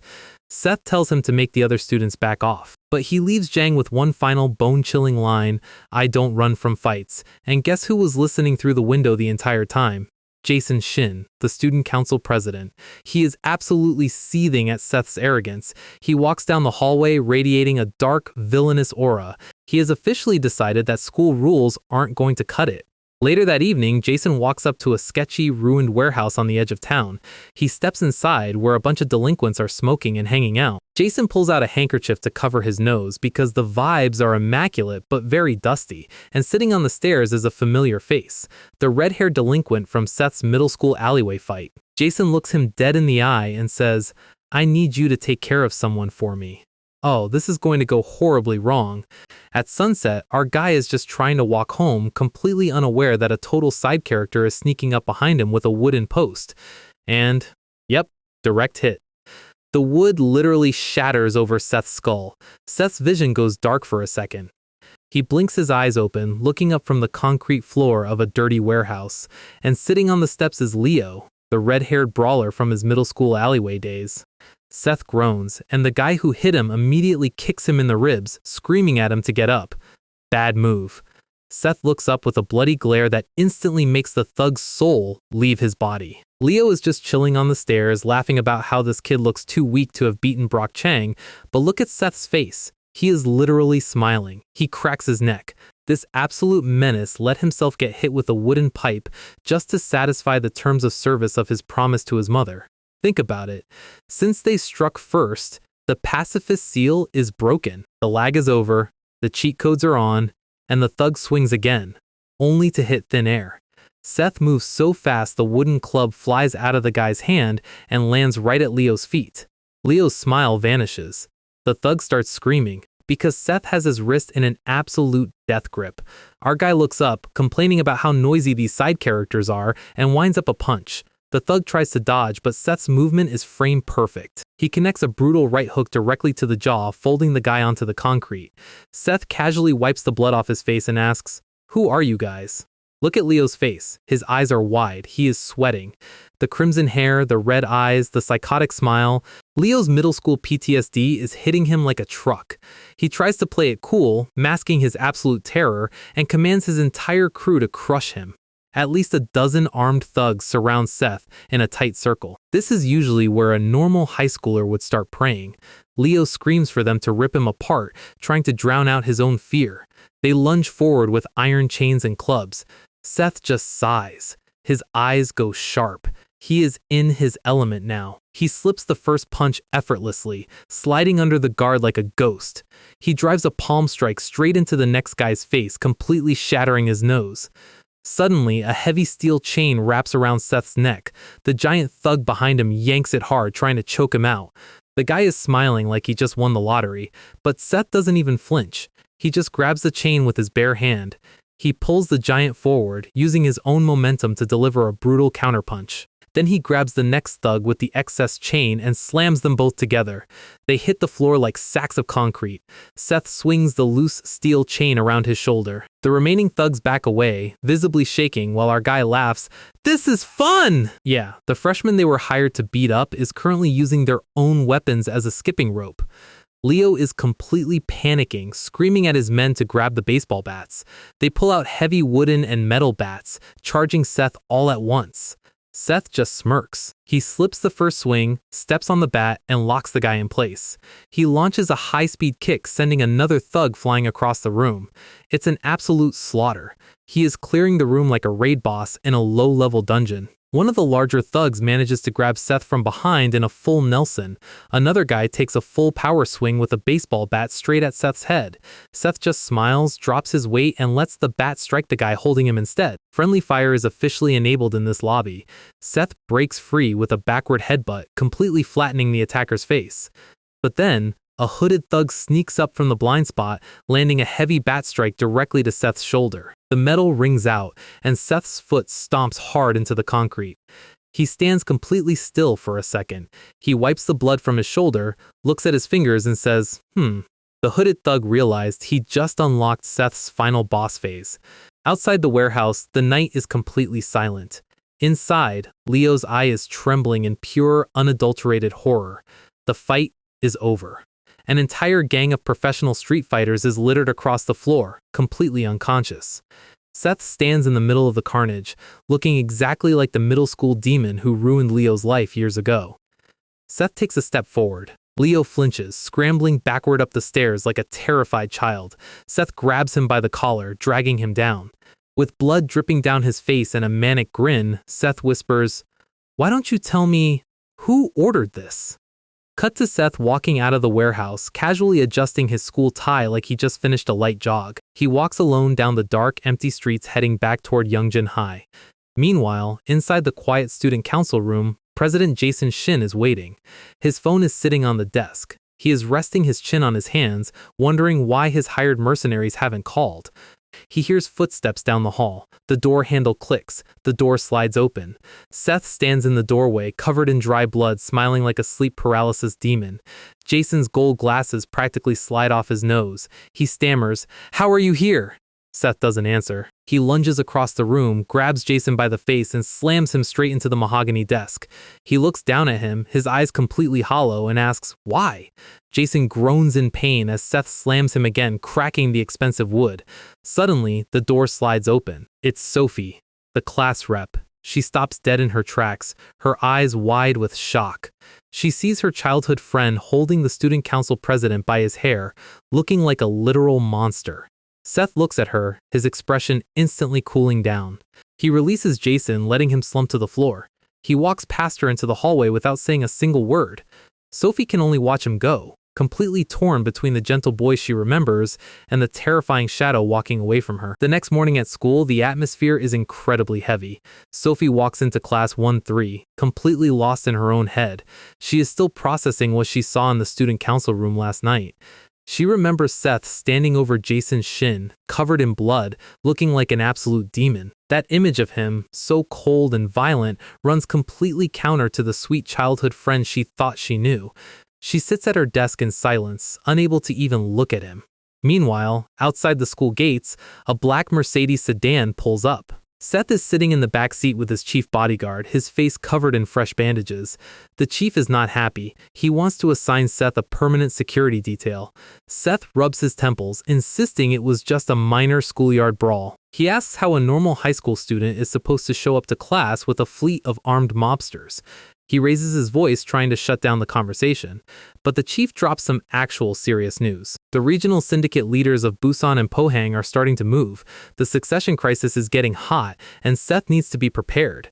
Seth finally relents, telling them to just keep the bodyguards out of sight. He slides back into class 1-3, trying to look as normal as possible. Sophie immediately turns her head away, the tension between them thicker than a concrete wall. And then we have Victor Chu, who is currently sleeping on his desk. He opens one eye and spots Seth's bandages. He deadpans, "Where'd you get beat up? Shame on you." Seth instantly gets triggered. "It was 14-1, you asshole." Victor just closes his eyes and says, "Bullshit." Seth is literally vibrating with chibi rage. Honestly, Victor's commitment to being a hater is beautiful. But the comedy routine is interrupted by the school speaker screeching his name. Seth is officially summoned to the chairman's office. As Seth stands up, Victor actually gives him some useful lore. He explains that while Jason's uncle runs the school day to day, Jason's dad actually owns the entire foundation. He warns Seth to be careful, because Jason's dad is a highly dangerous man who handles problems ruthlessly. Seth just walks out, completely unfazed. He walks down the long corridor, heading to the executive wing. He clicks the handle and enters the chairman's office. Inside, Jason's father, Calvin Shin, is waiting. Calvin sits with his fingers crossed, looking like a textbook corporate villain. He slides a thick file across the desk, listing all of Seth's offenses. 3 major cases of school violence since his transfer: beating up top-tier athletes, dismantling street gangs, and hospitalizing the student council president. Jason is standing in the corner with a smug, bandaged grin, thinking he's finally won. Calvin looks Seth in the eye and delivers the verdict: "You're expelled." The tracksuit PE teacher and the school staff look completely stressed out. Jason let out a smug grunt, waiting for Seth to beg for mercy. But Seth just smiles, a wide, psychotic grin that instantly makes Calvin's brow twitch. He reaches into his pocket, pulls out his smartphone, and calls his chief bodyguard. "Uncle, you know Youngjin High School?" "Yeah, buy the whole school." Calvin's brain literally stops working. Chapter 24, Mafia Hostile Take Over. Sometime later, the roar of luxury engines echoes outside. Students crowd the windows as a fleet of black Mercedes sedans pulls up. The doors click open and expensive leather shoes step onto the asphalt. The chief bodyguard adjusts his suit and gives the order to move. An entire army of Sunshine Group mobsters in black suits marches into the school like they're invading a rival territory. Back in the chairman's office, Calvin is wondering what the noise is outside.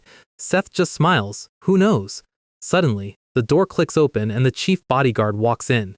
Jason Shin panics, screaming, "Who are you people?" One of the mobsters walks past Jason and casually shakes his bandaged head like a bobblehead. The chief stomps up to Calvin's desk, looking like a mountain of pure menace. He slides a brown manila envelope over with a heavy thud. Calvin tries to play the tough guy, but the chief just deadpans. "Read it, then we'll talk." Calvin opens the envelope and starts reading the papers. His face goes completely dark. His eyes are practically popping out of his skull. The chief explains that they have documented 3 years of massive illegal activity within his school foundation. Calvin slams his hands on the desk, screaming, "You bastards! How dare you!" The chief reaches across the desk, grabs Calvin by his throat, and lifts him out of his chair. He whispers the final blow: "Using the students' school lunch expenses to support your side chick? Let's keep things easy. We don't like doing things the old-fashioned way." Underworld blackmail is truly a work of art. Later that night, at a massive luxury estate, Calvin is kneeling on the floor, trembling before his older brother, the Shin patriarch. The elder Shin is absolutely furious. He looks like he's about to have a stroke. He screams at Calvin for being stupid enough to sell the school to a group of mobsters. Calvin reads the contract, realizing the Sunshine Group is actually the largest syndicate in the country. Jason walks into the room looking completely defeated. The family sits in heavy silence. They realize they've been completely outplayed on a corporate level.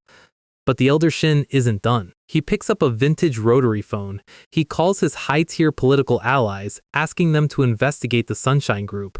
The Mafia just unlocked the political boss fight. Meanwhile, back at the Sunshine Group headquarters skyscraper, Seth is sitting in his massive executive chair, surprised at how fast they bought the school. The chief explains that since the Shin family was deeply corrupt, finding leverage took about 5 minutes. But then the chief drops the ultimate question: who is going to be the new chairman of Youngjin High? Seth's face completely deflates. He starts sweating buckets. He bought the school to save himself from expulsion, but forgot he actually has to run the damn thing. Who is going to be the new boss of Youngjin High? We'll find out in the next batch. Back at school, the day starts off relatively quiet. Seth slides into class 1-3, carrying his leather school bag. He drops it onto his desk with a heavy flop, right next to Victor Chu. Victor glares up from his desk, looking highly annoyed that his nap was interrupted. Seth just stares back with a blank "what do you want" expression. Honestly, these two have the best non-verbal communication in the entire series. From across the room, Sophie walks over slowly. She nervously asks Seth if everything went okay in the office yesterday. Seth smiles softly, telling her not to worry about it because everything went perfectly fine. But the peaceful moment is immediately ruined when the classroom door is slammed open. It's Jason Shin, standing there with fresh bandages on his forehead. He points a finger at Seth and starts screaming about how he isn't scared of some pathetic street thug. He delivers this massive, heroic speech trying to salvage whatever is left of his dignity. But the second Seth slides out of his chair, Jason immediately flinches, slams the door, and sprints down the hallway. Our guy is left standing there with the blankest chibi face ever drawn. It took Jason exactly 3 seconds to realize he is not built for this. Meanwhile, in the chairman's office, Mr. Chang knocks and walks in. The chief bodyguard is standing by the window looking like a monolith of corporate dread. He slides a single piece of paper across the desk. It's Mr. Chang's resume. Chang is completely confused, asking why the Sunshine Group was looking for him, and the chief delivers the ultimate promotion. I would like you to be the chairman of this school. Chang looks like his brain just melted. This gym teacher literally went from playground supervisor to CEO of the establishment in 20 seconds. Later that evening, outside the school gates, Jason has hired a new group of elite street brawlers to jump Seth. He points at Seth, telling the thug leader that all they have to do is kidnap him and bring him over. The thug is happily counting a brown bag of cash, laughing about how easy it is to jump a high school kid. But then he actually looks out of the gate and spots Seth.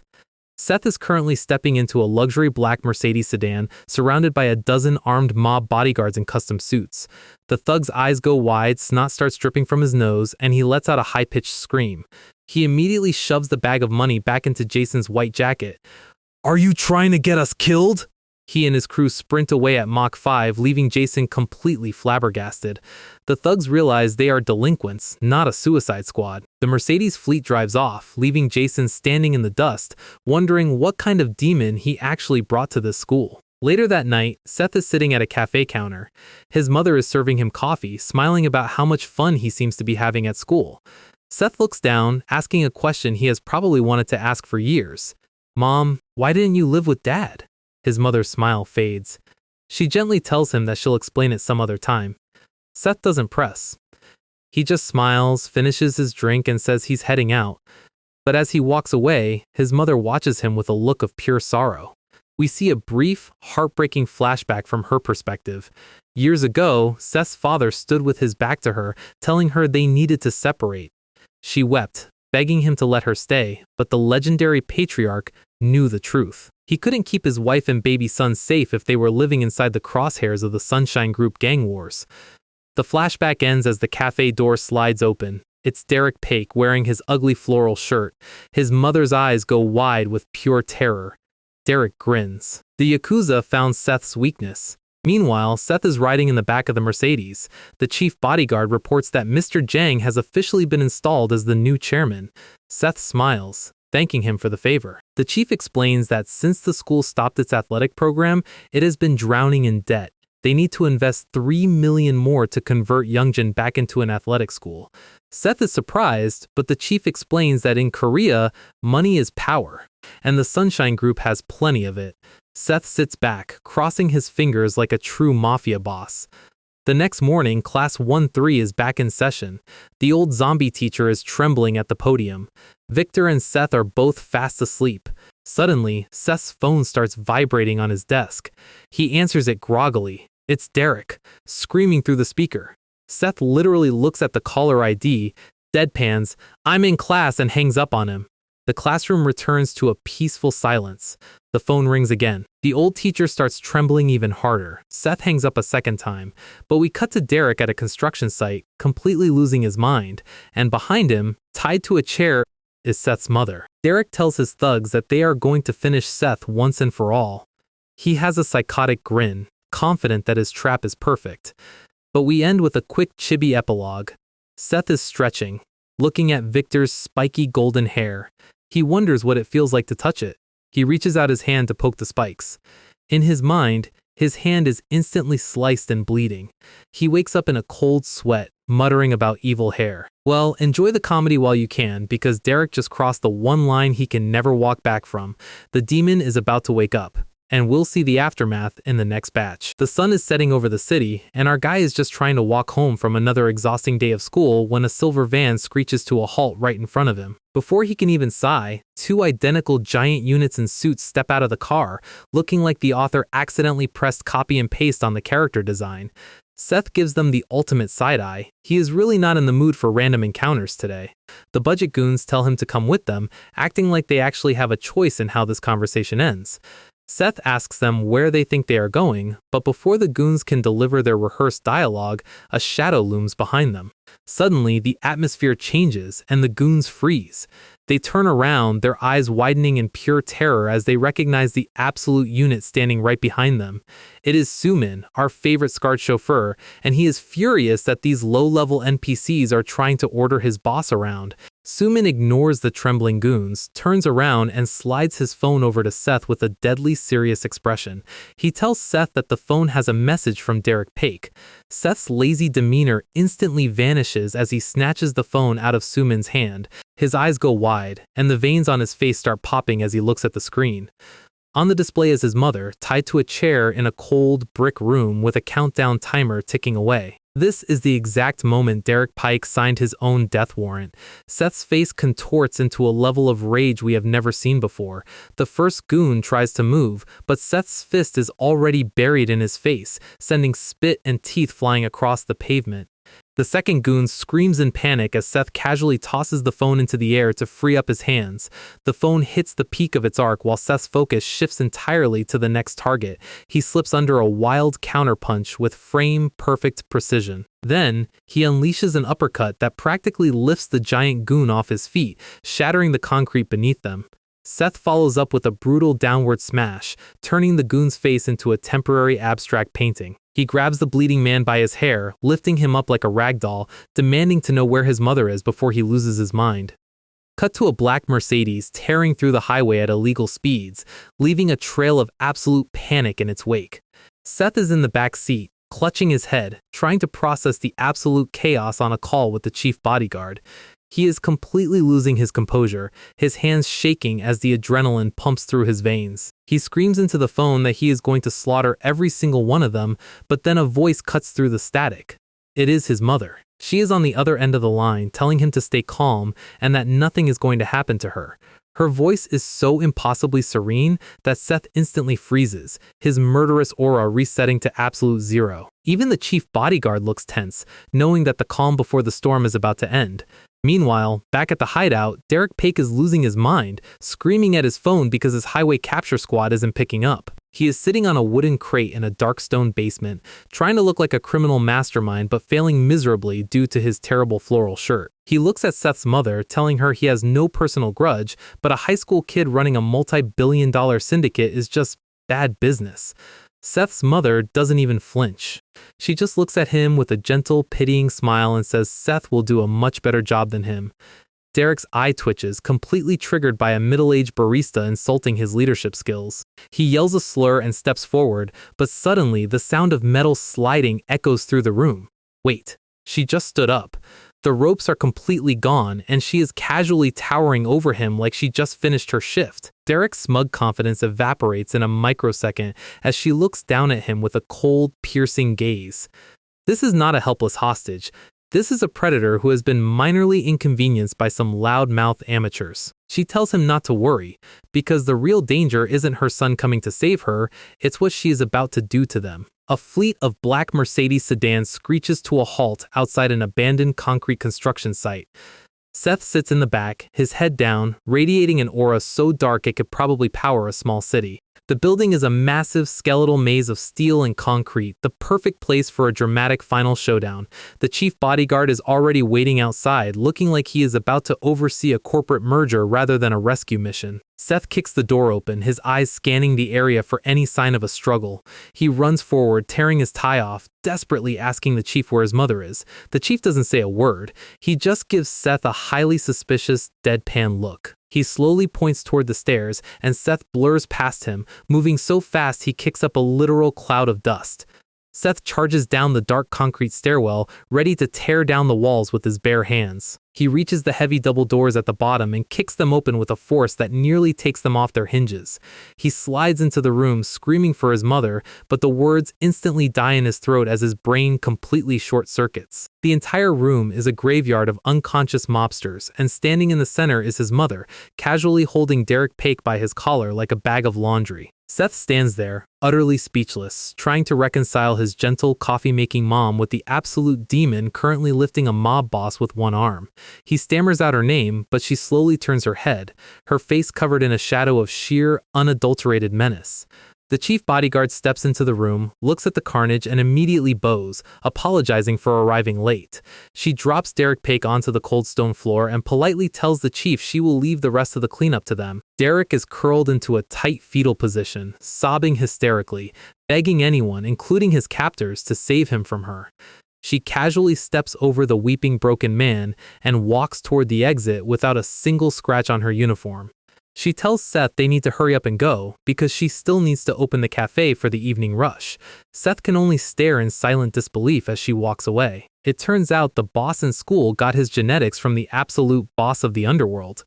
Later that night, outside the cafe, Sumin is leaning against the car, enjoying a peaceful smoke now that the universe makes slightly less sense. Inside, Seth is sitting at the counter, watching his mom wipe down the tables like she didn't just solo a mob faction 3 hours ago. He finally asks her what on earth happened back there. He gestures wildly, demanding to know how she could possibly possess that kind of combat power. She just smiles her classic gentle barista smile and tells him it's a secret, promising to explain when the time is right. Seth puts his head on the counter in defeat, but she gently reminds him that no matter what, she is still his mother. Seth looks up, his eyes softening as he realizes that some mysteries are better left unsolved for now. Outside, Sumin takes one last puff of his cigarette, looking out over the quiet city streets. The chief bodyguard steps out of the cafe, and Sumin bows, opening the door for him with a wide grin. The chief gets into the back seat, his expression remaining completely stoic. But behind those dark sunglasses, his mind is racing. He looks back at the cafe window, remembering the terrifying history of the family he serves.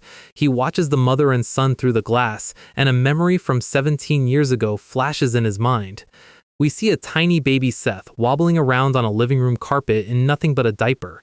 A young, long-haired version of his mother is kneeling on the floor, happily playing with a wooden yo-yo to entertain her baby. But because her spatial awareness and physical power are completely off the charts, she accidentally throws the yo-yo directly into baby Seth's forehead. The impact leaves a massive red mark, and baby Seth's eyes well up with giant dramatic tears. He bursts into a deafening cry, and both his mother and the late underworld patriarch in the background completely panic. After some frantic apologizing, baby Seth finally stops crying and looks back at the spinning toy.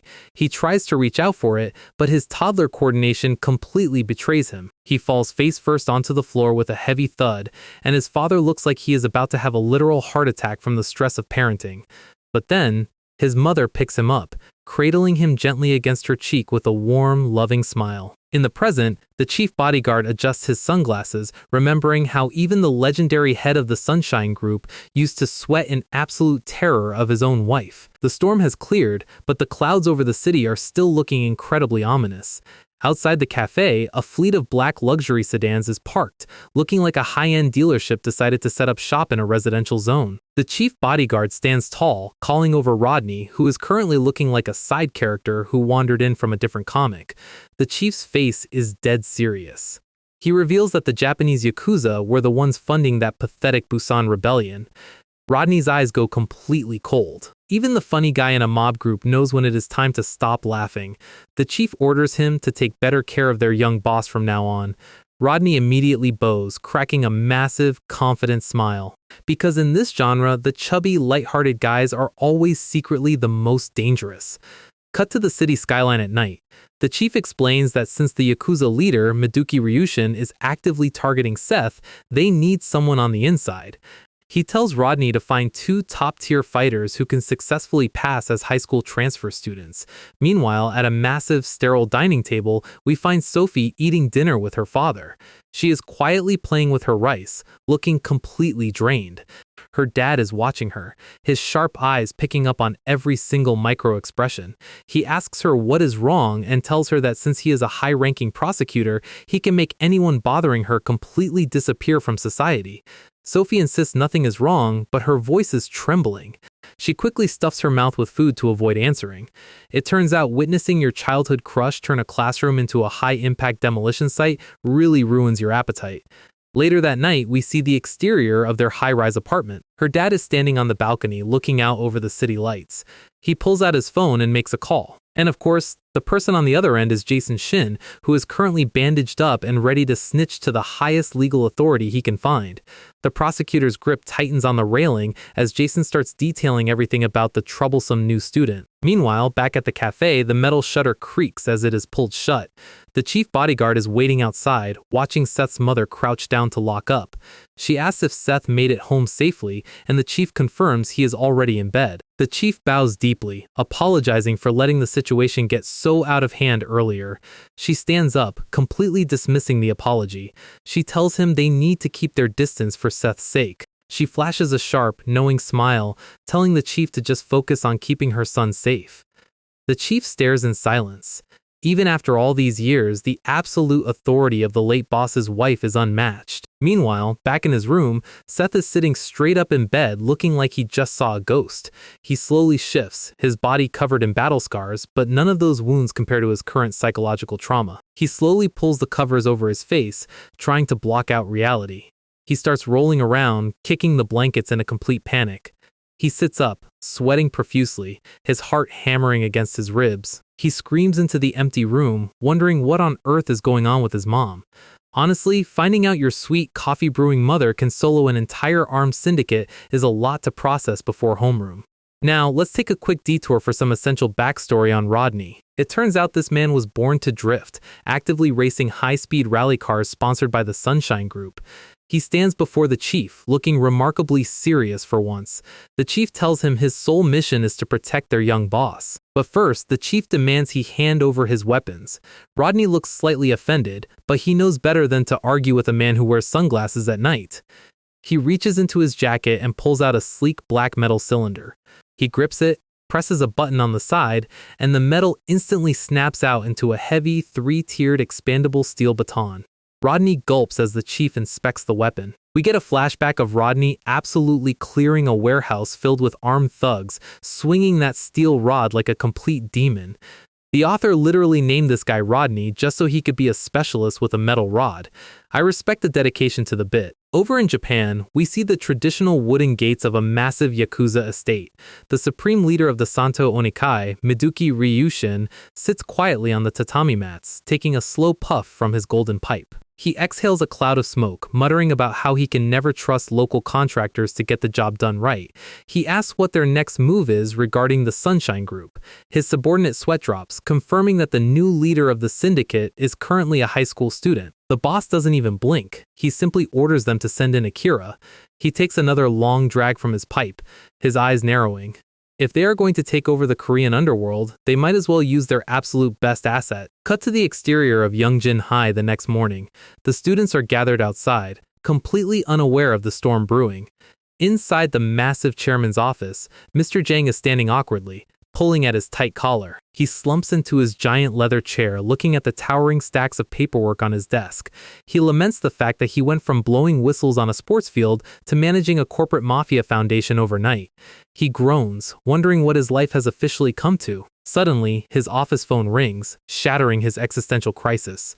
He picks it up, and the chief's voice comes through, informing him that a new transfer student is arriving today. The chief tells him to put the transfer student directly into Seth Kang's class and immediately hangs up before Yang can even ask a question.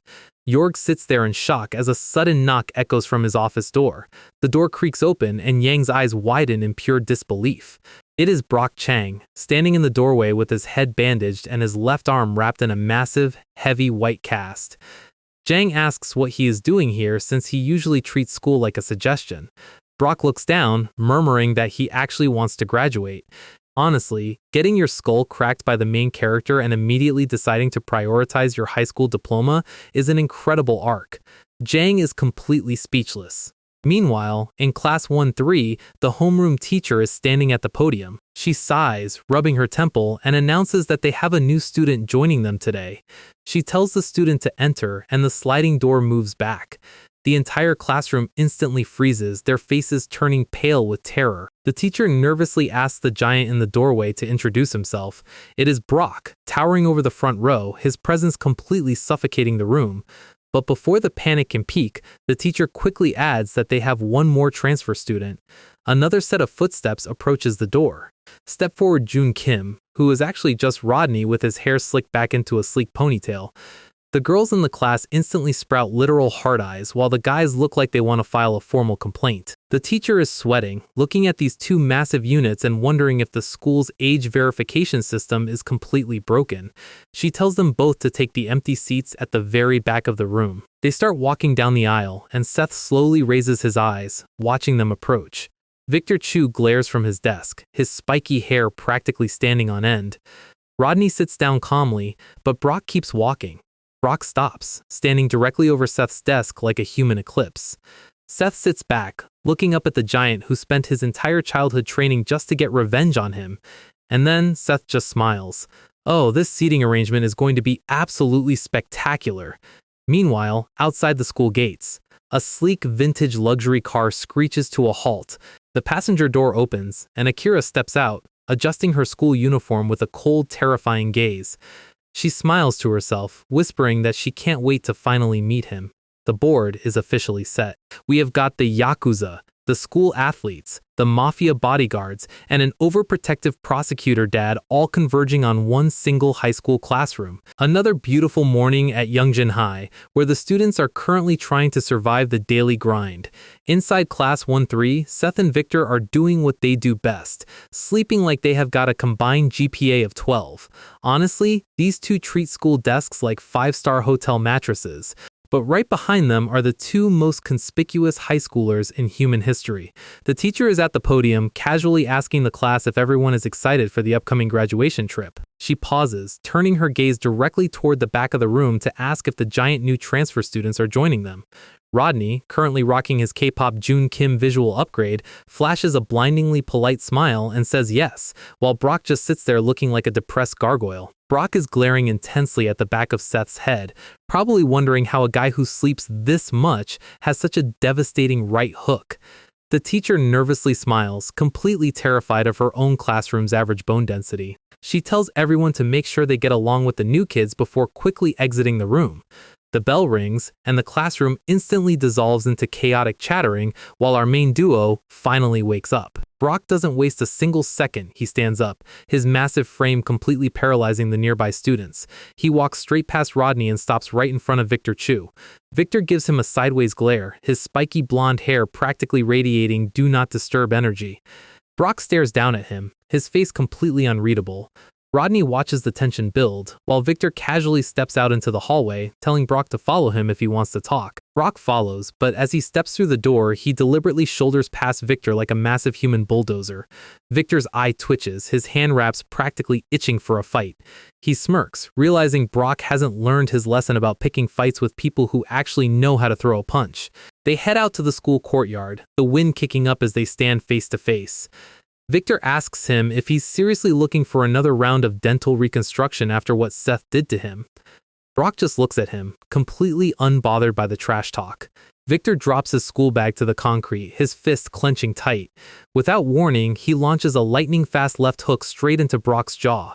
Brock slides back on the pavement, the impact kicking up a small cloud of dust. Victor doesn't let up, throwing a blinding flurry of punches that completely fills the panel. He stops, telling Brock that if the teachers hadn't broken up their last fight, Brock would have been in a matching body cast. Brock just stands there, completely tanking the hits, and tells Victor he wants to settle this in a proper boxing ring. He looks Victor dead in the eye and says he wants to learn how to box properly, and Victor is the only one who can teach him. Talk about an absolute plot twist. The giant wrestler is officially asking his rival for tutoring sessions. Victor is completely stunned by the request as we cut to the school gates at sunset. Seth is walking home in silence when a very familiar voice calls out his name. It's Sophie. She is standing near the bicycle racks, looking incredibly nervous as she clutches her leather school bag. She stammers, asking him if he has any free time this Saturday. She reaches into her bag and pulls out 2 slips of paper. She holds them out with a trembling hand. They are tickets to a new 5D action movie. Seth doesn't even hesitate. He just gives her a warm, casual smile and says sure. Sophie's eyes go wide, her brain temporarily failing to process that she actually succeeded. She smiles to herself, clutching the tickets tight, but then Seth looks at her. He steps closer, asking her if she has some free time today as well. He grins, asking if she wants to go grab some snacks right now. Sophie is completely caught off guard, her face instantly turning a very bright shade of pink. She quickly nods, her previous nervousness completely evaporating. They walk off together into the orange sunset, chatting about spicy food like a couple of normal high schoolers. Meanwhile, a sleek black Mercedes slides up to the curb a block away. Inside is Sumin, our beloved scarred chauffeur, who is currently snoring like a broken chainsaw. Rodney taps aggressively on the glass, scaring Sumin half to death as he rolls down the window. Rodney leans against the door with a massive, smug grin, telling him their young boss just went on a literal date. Sumin's face is pure, unadulterated confusion. Honestly, the mafia boss getting a girlfriend is probably not in the standard employee handbook. Rodney asks him for a cigarette, complaining about how suffocating it is to act like a regular student all day. Sumin refuses, calling him crazy for trying to smoke while wearing a high school uniform. Rodney sighs, dramatically slumping over the hood of the car, while Sumin just laughs at his misery. Sumin takes a slow puff of his own cigarette, looking remarkably peaceful. Rodney looks out at the sunset, his playful expression slowly shifting into something much sharper. He tells Sumin that if anyone tries to mess with Seth while he is on his date, things are going to get incredibly ugly. He cracks his knuckles, his eyes turning cold under his neat ponytail. The June Kim disguise might be cute, but the Baton Demon is always ready to collect some souls. The full moon shines brightly over the city, lighting up the exterior of the Rotary Boxing Gym. Inside, the rhythmic sound of leather meeting leather echoes through the empty facility.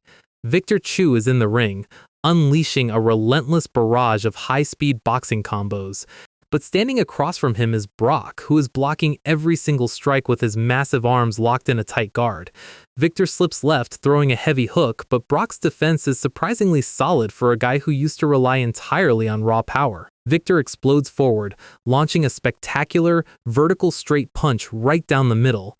The punch lands with a heavy impact, but Brock doesn't even flinch, his eyes remaining locked on Victor's movement.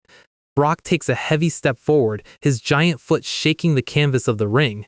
Victor slides back, breathing heavily, and asks Brock if he's seriously okay to continue. Brock's face is bruised and sweating, but he just grits his teeth. He gives Victor a challenging glare, asking him if that is really the best the boxing king can do. Victor's veins pop on his forehead. Oh, he is officially triggered now. He screams that Brock can't even punch properly and unleashes another furious wave of strikes. But no matter how fast Victor moves, Brock keeps his guard up, absorbing the impact like a human brick wall. He is analyzing Victor's rhythm, his brain slowly calculating the exact defensive timing he needs. Victor yells at him to stop playing defense and actually throw a punch. And right on cue, Brock launches a massive high-speed right hook that splits the air.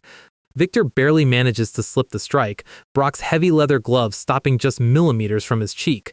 Brock looks down at him, his face completely serious. He clenches his glove, realizing how much his speed has improved just by practicing his guard. Victor steps back, his respect for the giant slowly growing. Brock raises his hands again, standing tall in the center of the ring. He throws a massive sweeping hook that Victor barely blocks with a high guard counter. Brock's foot slides across the canvas as he resets his stance. He wipes the sweat from his face, his mind flashing back to his crushing defeat against Seth. He realizes that if he wants to survive a rematch with Seth, he cannot afford to get hit even once. He tells Victor to bring it on. They charge at each other, their shadows stretching across the ring under the bright gym lights. Suddenly, a massive blue energy blast explodes across the screen. Wait, never mind, it's just the movie theater. The author is literally plugging their other webtoon Warble on the silver screen. I love the shameless self-promotion. Sophie is sitting next to Seth, her eyes glued to the screen, but then a jump scare happens and she lets out a tiny squeak. She reflexively grabs Seth's jacket sleeve. Seth doesn't even flinch, he just casually slides his hand down and gently clasps hers. Sophie's eyes go completely wide, her brain completely short-circuiting in the dark theater. Seth just keeps watching the movie with a smooth, casual smile. Our guy has officially got infinite riz. The credits roll and we see the Sunshine Group listed as the main distributor. Talk about corporate integration. They walk out of the theater lobby, the bright lights of the mall welcoming them back to reality. Seth asks her if she enjoyed the movie and Sophie happily nods. But when she says she should probably head home, Seth smoothly asks her if she wants to grab dinner, because isn't that what dates are supposed to be like? Sophie blushes beautifully as Seth grabs her hand, telling her he knows the perfect place. Cut to the moon shining over the city skyline, specifically over the massive gleaming skyscraper that serves as the Sunshine Group headquarters. Seth has brought her to the luxury rotating restaurant at the very top of the building. Sophie is sitting at the table, squirming in her seat because the place looks so ridiculously expensive. She leans forward, whispering to Seth that they should probably leave before they have to wash dishes to pay the bill. Seth just smiles and tells her to relax. Suddenly, a massive scarred waiter in a pristine tuxedo bows deeply, serving their food with absolute precision. It's actually one of the high-ranking Sunshine Group bodyguards, and he looks incredibly stressed trying not to accidentally crush the wine glasses with his bare hands. Sophie is still worrying, but Seth casually drops the bomb that the food is completely free because their company owns the entire restaurant. Sophie is stunned, and Seth just smirks, telling her he is actually a lot richer than she thinks. Sophie suddenly lets out a soft laugh, waving her hands in a cute, flustered panic. She looks up, her eyes soft, and tells him she was just jealous because he is so rich. Seth looks at her, his expression turning incredibly warm, and asks her when they should go on their second date. Sophie's face goes completely red, the pink sparkles practically filling the panel. The date is a massive success, but with the yakuza still hunting the young boss, the peace is definitely not going to last. A beautiful day for a flight, and the highways leading to the airport are absolutely packed. Underneath the airport departure signs, a sleek black Mercedes is weaving through traffic, flanked by an entire convoy of matching luxury sedans. Yes, our guy is going on a school trip, but his corporate handlers are treating it like a high-risk presidential evacuation. Inside the lead car, the chief bodyguard is dead serious, informing Seth that he is deploying an entire tactical security division to Jeju Island. Seth is completely exhausted, pleading with him to stop because it's literally just a 3-day high school field trip. The chief doesn't even blink behind his dark sunglasses. He just gives Seth a stoic look that says, "I don't pay myself to take risks, kid." The car screeches to a halt and Seth grabs his duffel bag, sighing as he steps out of the luxury leather interior. He slams the door, muttering under his breath as he heads toward the terminal bus depot. Inside the car, the chief immediately turns to Sumin, addressing him by his nickname, Bob. He orders Sumin to catch the next flight and shadow Seth, even though Rodney is already on site. The chief admits he won't be able to sleep unless he has his most reliable chauffeur brawler keeping an eye on the assets. Sumin looks slightly annoyed about having his nap schedule disrupted, but he knows better than to argue. The second the chief looks away, Sumin flashes a giant, childish grin, absolutely thrilled to get a free, company-sponsored vacation to Jeju. Cut to the plane soaring high above the clouds, landing safely at Jeju International Airport, where the students of Youngjin High are already losing their minds with excitement. One of the class clowns is cheering so loudly his face looks like a cursed meme, instantly triggering the homeroom teacher's fight-or-flight response. She delivers a swift, vertical chop directly to his skull, proving that Mr. Jang isn't the only educator in this school with a high-impact combat rating. She screams at the class to stop acting like kindergartners and get on the buses.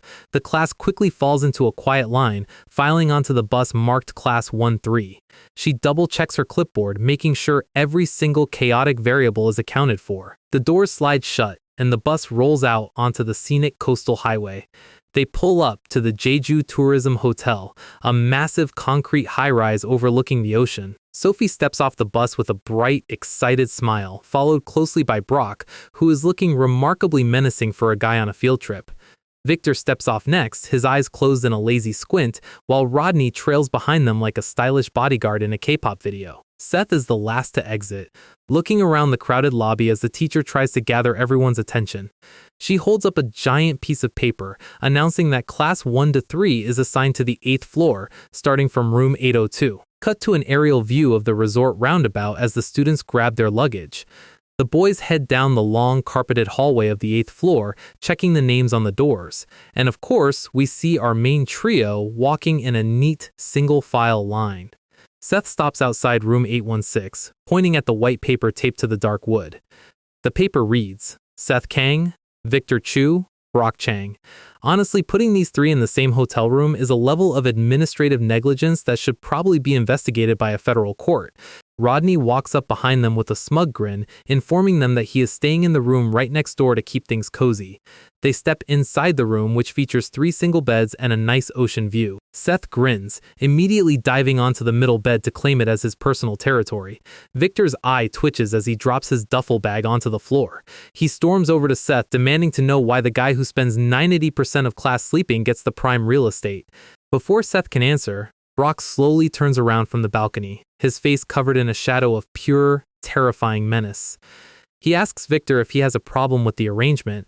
Seth can only sweat drop in his classic chibi form, realizing he is going to spend the next 3 days playing peacekeeper in a room full of high-explosive egos. Later that afternoon, the school bus takes them to the famous Jusangjeoli basalt cliffs. Seth is fast asleep on the bus, but Sophie gently wakes him up, asking if he wants to go walk along the scenic wooden boardwalks together.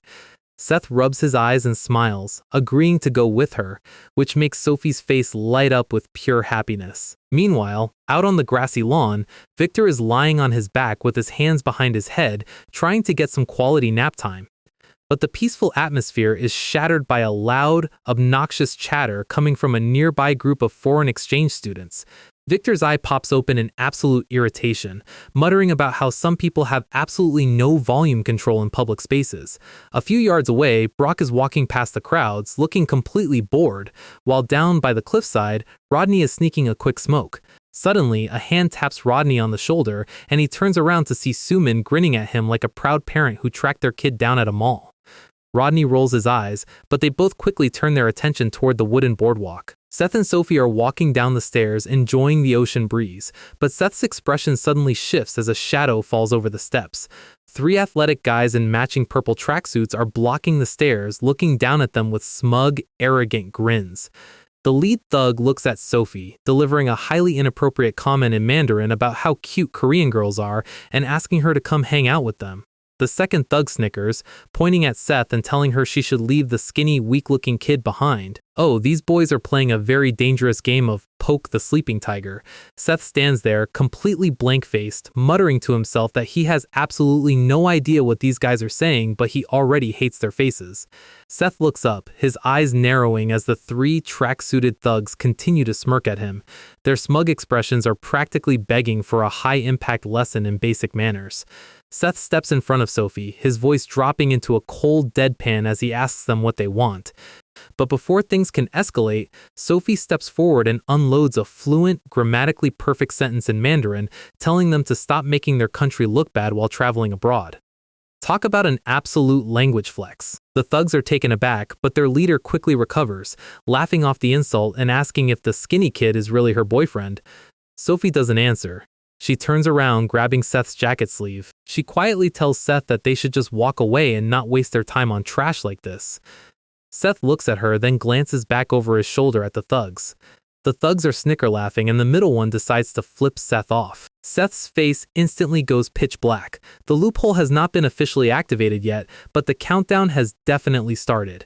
Cut to a beautiful view of the Jeju sky and the green trees surrounding the park. Seth and Sophie are sitting on a park bench, the tension slowly draining from the air.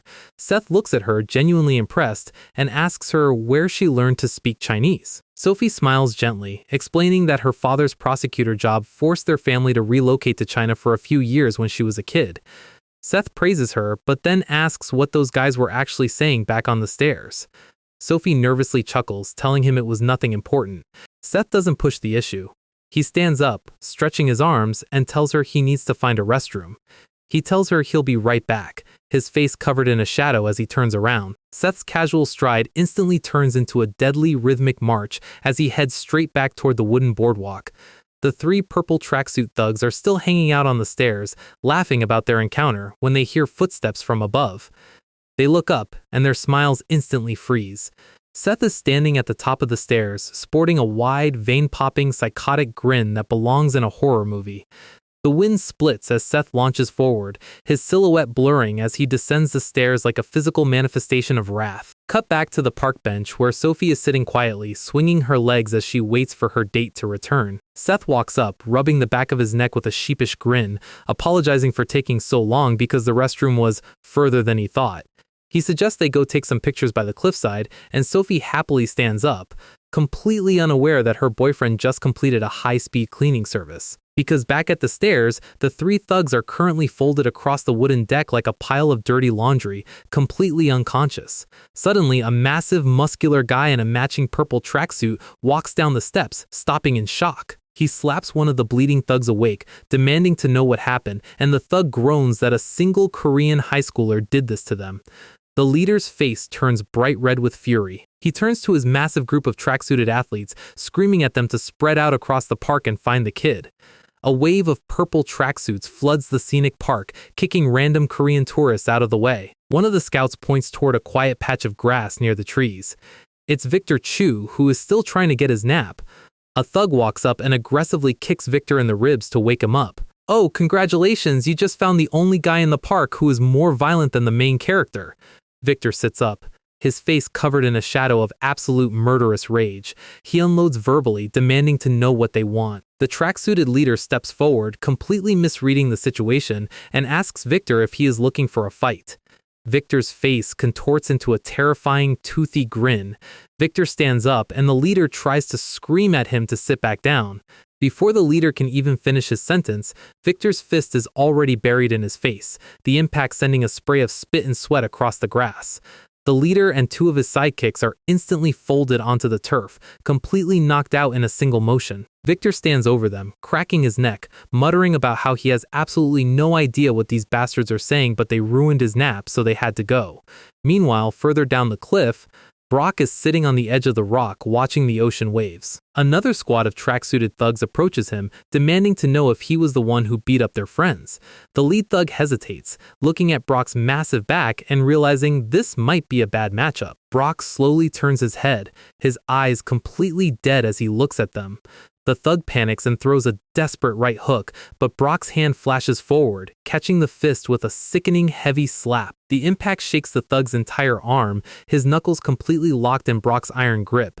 Brock's eyes narrow as the thug starts sweating in pure terror.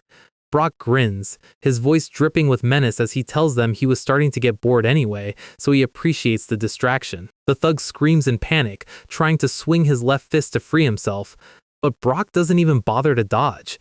He tanks the punch directly to his jaw, his head not moving even a single millimeter. Brock clenches his fist, the air splitting as he swings his massive arm back. He grabs the thug by his collar, lifting his entire body weight off the ground with a terrifying one-handed hold. The thug's eyes go wide as he realizes he is dealing with a literal human crane. Brock looks down at him with an expression of pure, unadulterated dominance. He executes a devastating wrestling slam, driving the thug headfirst into the grass with a force that practically shakes the entire cliffside. Brock stands over the broken bodies, adjusting his jacket collar as he tells the remaining thugs to bring it on. Comment down below who you think is going to have the higher body count by the end of this field trip, Seth, Victor, or Brock. We are back on Jeju Island, where the school buses are finally loading up for the next leg of the trip. This is supposed to be a normal high school vacation, but because the universe has zero chill, our three heaviest hitters are boarding the exact same bus, turning it into a rolling hazard zone. Victor Chu steps on, looking like he has not slept since the Obama administration. Our guy Seth is already seated, trying to mentally prepare for a peaceful day. Victor walks right past him, radiating pure, silent aggression, and takes the seat directly behind him. Two absolute combat anomalies in one tight space. What could go wrong? Then Brock Chang steps up, looking like he just escaped a medical testing facility. Seth's face says it all. He knows his dream of a quiet school trip is officially deceased. Brock squeezes his massive frame down the aisle, completely ignoring the other students who are praying for their lives. The tension in this vehicle is currently high enough to bend structural steel. Seth just looks out the window. He wanted a vacation, not a shonen tournament arc. Meanwhile, a quick reminder of what happened yesterday, an entire delegation of elite foreign athletes got folded like fresh laundry in the grass. Back to the present. The guys who did that folding are currently sharing a row of seats. The teacher notices that one of the transfer students is missing. Cut to Rodney and Sumin, who decided the absolute best place to take a cigarette break was directly behind a tree on a school-sanctioned trip, and the teacher sneaks up behind them like a stealth boss in a video game. Sumin's entire life flashes before his eyes. The elite, high-ranking mafia enforcer is about to be defeated by school regulations. Flash forward to that night in the hotel room. Victor is doing vertical headstands on his bed, Brock is staring into the void, and Seth is trying to block it all out with music. Victor is still brooding over his unresolved rivalry. Seth is just vibing, completely ignoring him. Victor tells him his day is coming. Our guy does not even take his earbuds out. He just smirks. The level of disrespect here is honestly art. Back to the smoking detention. Sumin is sweating bullets. The teacher is giving them a lecture about lung health, then demands Rodney's fake student ID. She looks at it. Born in 1991? You are 27 years old! Rodney, without skipping a single beat, switches to full K-drama protagonist mode. He claims his family situation kept him from high school, and he just wanted to learn. The teacher is completely stunned by this plot twist. Rodney grabs her hands, looks into her eyes with maximum shoujo sparkle, and asks for forgiveness, and she actually falls for it. This man belongs on television, not in a mob syndicate. Meanwhile, Sumin gets kicked out of the lobby by a little kid's mom. Mob life is tough. As night falls over Jeju, the local nightlife is bustling. But things are about to get ugly. Inside a mini karaoke bar, someone is chugging hard. It is the leader of the foreign delegation, and his beaten-up lackeys from the boardwalk are currently kneeling before him in shame. He is absolutely furious that his elite athletes got demolished by high schoolers. The impact splits the glass bottle directly over his subordinate's head to prove a point. This guy is not here to negotiate. He orders them to round up the entire delegation for a massive manhunt tomorrow. You remember their uniforms, right? Oh, these guys are cooked. ## the next morning. Sumin slides into a local Jeju restaurant to meet a contact. This is Josh Yoon, the Sunshine Group's Jeju branch chief. Let us just call him Joe. Sumin complains about how stressful it is playing bodyguard for a high schooler. Joe tells him to shut up and eat first, calling for the staff to bring out the food, and they bring out a legendary, massive Jeju beltfish. Sumin does not hesitate for a microsecond. He starts inhaling the food. Joe watches him with a relaxed smirk. He asks if it is hard helping such a young boss, but Sumin says it is actually not bad. Joe then mentions that he heard Derek Pate got absolutely demolished back in Seoul. Sumin spits his food out like a broken sprinkler. He tries to regain his composure while choking on his rice. Stuffed to the brim, Sumin takes a breather. But Joe's expression suddenly turns serious. He warns him that Jeju is not the peaceful tourist paradise it seems. The local spots are currently crawling with foreign syndicates. Specifically, the triads are actively trying to invade Sunshine Group territory. They are operating behind closed doors, using black market cash to buy influence. Sumin thinks it is no big deal if they haven't fought yet. Then, Joe drops the real bomb. The triad boss's son is currently on Jeju Island. Sumin pauses. Joe says he is apparently here on a high school trip, so they are just keeping a passive eye on him. Sumin points out that their young boss is also here on a high school trip. What is the worst that could happen? Famous last words. They decide to ignore the impending disaster and order more drinks. Meanwhile, back at the Jeju Tourism Hotel, the buses are preparing to depart. Up on a hill, one of the tracksuit goons is on his phone, tracking their movements. The teacher announces that today's activity is a brutal 5-hour hike up Mount Hallison. The students immediately react with pure despair. She warns them not to wander off the path. The buses arrive at the mountain entrance. The students step out, completely unaware of what is waiting for them. A white sedan pulls up, and the stalker confirms the targets have arrived. Seth, Sophie, and Victor are walking along the boardwalk trail. The scenery is beautiful, quiet, and perfect for a peaceful date, except a literal army of purple tracksuits is currently scaling the mountain. Victor and Brock are walking together when they hear heavy footsteps approaching. A massive wall of angry athletes blocks their path. "We're here to get you." Victor and Brock just stare at them from behind.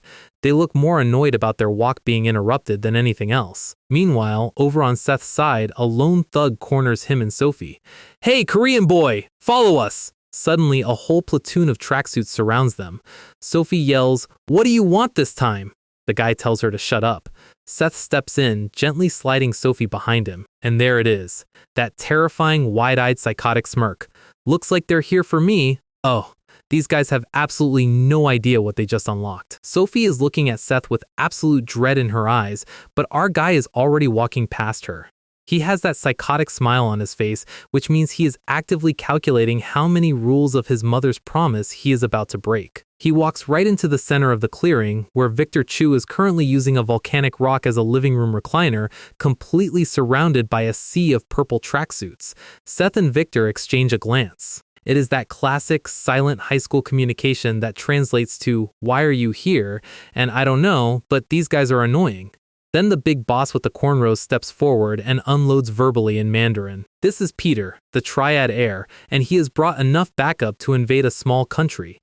Brock Chang is just standing there looking like a giant statue, completely unimpressed. Peter is flexing his core like he is trying to win a bodybuilding show right in the middle of a national park. Seth is completely deadpan. He asks who this guy is, prompting Peter to scream for his personal translator. A nerdy kid in glasses slides out from the crowd and translates, explaining that they are deeply humiliated by their previous losses and want a piece of the action. The translator explains that Peter wants a one-on-one duel to prove who owns the mountain. He gestures aggressively, asking who wants to get their skull cracked first. Victor Chu's eye twitches. He was having a perfectly good vertical nap before these guys showed up, and he is officially done playing nice. He steps up to Peter, hands in his pockets, looking like he is about to order a coffee instead of fight a triad boss. Peter looks down at him, mocking his height. Victor does not even take his hands out of his pockets. He just launches a lightning-fast lead kick, the air splitting as his shoe passes millimeters from Peter's chin. But Peter is not a standard jobber. He dodges the strike, catches Victor mid-air, and drives a massive counter directly into his torso. The impact sends the boxing champ flying backward through the air. Victor lands hard on the turf, his boots sliding through the mud as he tries to find his footing. He collapses to one knee, gasping for air. This is the first time we have seen the boxing king get countered this hard, and the look of sheer disbelief on Brock's face says it all. Peter laughs like a cartoon villain, flexing his fist and yelling for the next victim. Brock steps back, but Seth is already walking past him, his ties slightly loose. Our guy is not happy. He sprints, leaps into the air, and the impact of his flying kick shakes Peter's entire block. Seth lands gracefully on one hand, his eyes locked onto his target. He slips underneath Peter's massive punch with millimeters to spare and clenches his fist for a brutal counter. But Peter parries, launching a heavy knee strike right towards Seth's chest. Seth is forced to pivot, his face twisting as he realizes this guy's kinetic power is actually legitimate. Peter smiles, throwing a massive downward hammer fist, and the block shakes Seth's entire skeletal frame as he crosses his arms to absorb the kinetic energy. Peter sweeps with a heavy low kick, clearing a wave of grass. But Seth is still standing, his arms still crossed, completely unfazed. He slowly lowers his guard, flashing that wide, psychotic grin. This is exactly what he wanted, an opponent who can actually take a hit. Meanwhile, Sophie is sprinting through the woods, completely out of breath. She spots the female teacher near the public restrooms and calls out for help. But what she does not see is who is lurking behind the wooden wall of the facility. Sumin and Rodney are sitting on the concrete floor, taking a highly illegal smoke break. They watch the girls run past, and Sumin drops his cigarette, realizing the kid they are paid to protect might be getting into some non-school sanctioned violence. Rodney sighs, tossing his lighter. Let's go. Back on the mountain, the trees are shaking from the sheer force of the collision. Seth slips another high kick, clenching his fist as he prepares to return the favor. He ducks under a heavy swing, the wind rushing over his hair as he slides into Peter's blind spot. He drives a rapid jab forward, but Peter's guard is dense. They trade a flurry of high-speed strikes, the shockwaves blowing back the grass as both fighters refuse to yield an inch of ground. The surrounding tracksuit mob is watching with their mouths wide open, unable to believe a high school kid is matching their boss. Seth's grin only gets wider. He is having the time of his life. He slips to the side, his movements blurring as he shifts his weight. Peter's eyes go wide as he realizes he just lost track of his target, but Peter's reflexes are monstrous. He throws a blind punch, his fist connecting directly with Seth's cheek. Seth's head barely moves. He just looks back at him, slowly smiling as blood drips down his chin. He catches Peter's arm mid-swing, his grip tightening like a steel vise. Is this seriously all you've got? Meanwhile, in the bushes nearby, two professional mafia enforcers are watching this like they just paid for front-row UFC tickets. Sumin is chewing on his cigarette, completely stunned. Is that guy really a student? He almost took out Peter. Rodney's usual sarcastic face is completely gone. He is sweating, realizing that the kid they are supposed to be babysitting is actually a biological weapon. Back on the field, Seth's grip is crushing Peter's forearm. He pulls him close, his psychotic grin filling the frame. Peter unloads verbally, trying to pull his arm back, but he is completely anchored. Seth slips his hand down to Peter's wrist, locking the joint. He pulls him forward, throwing him off balance, and the impact splits the air as Seth executes a flawless downward throw, slamming Peter's massive body into the turf.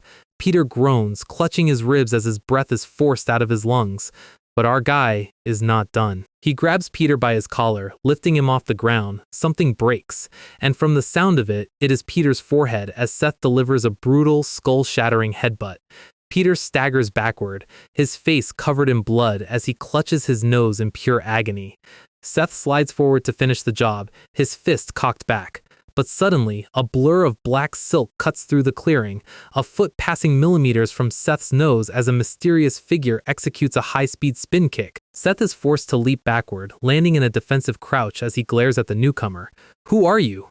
It is Peter's personal bodyguard wearing a traditional Chinese changshan and dark circular sunglasses. He looks down at Peter, telling him to back off because he has already lost. He explains, very calmly, that if Peter gets any more hurt, the triad boss will have his head.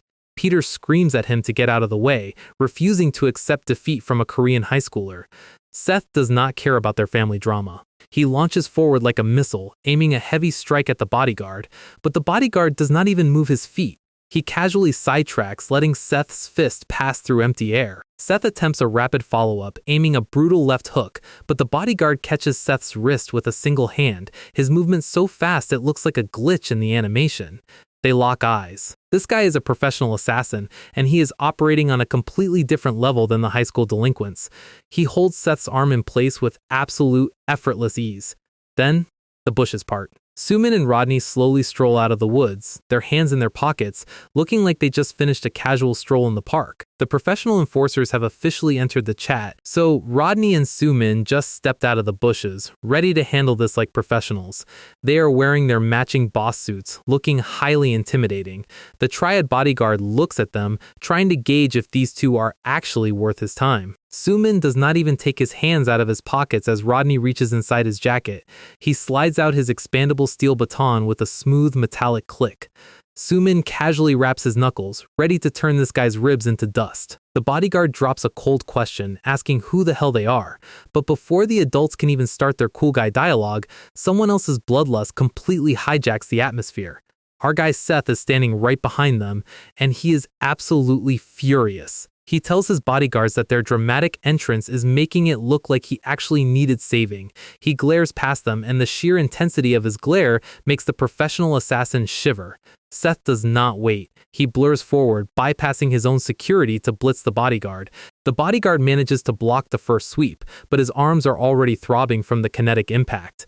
Then Seth pulls off a peak gangster move. He reaches out, grabs the guy's long braided ponytail, and pulls him directly into a devastating, face-shattering right hook.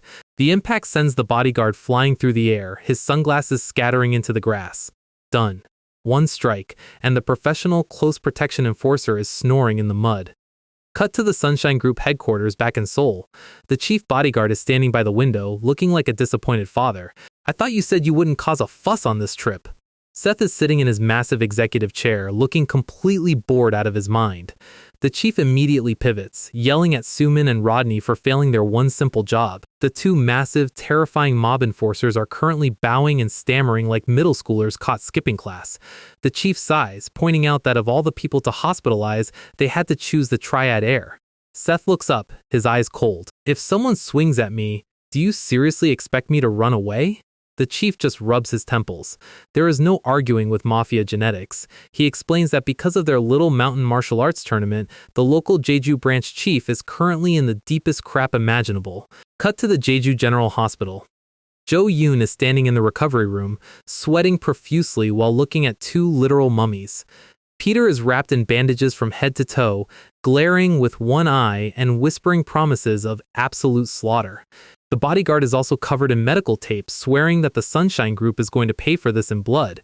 Joe is internally screaming, wishing his young boss would have just stayed in the hotel room and watched movies.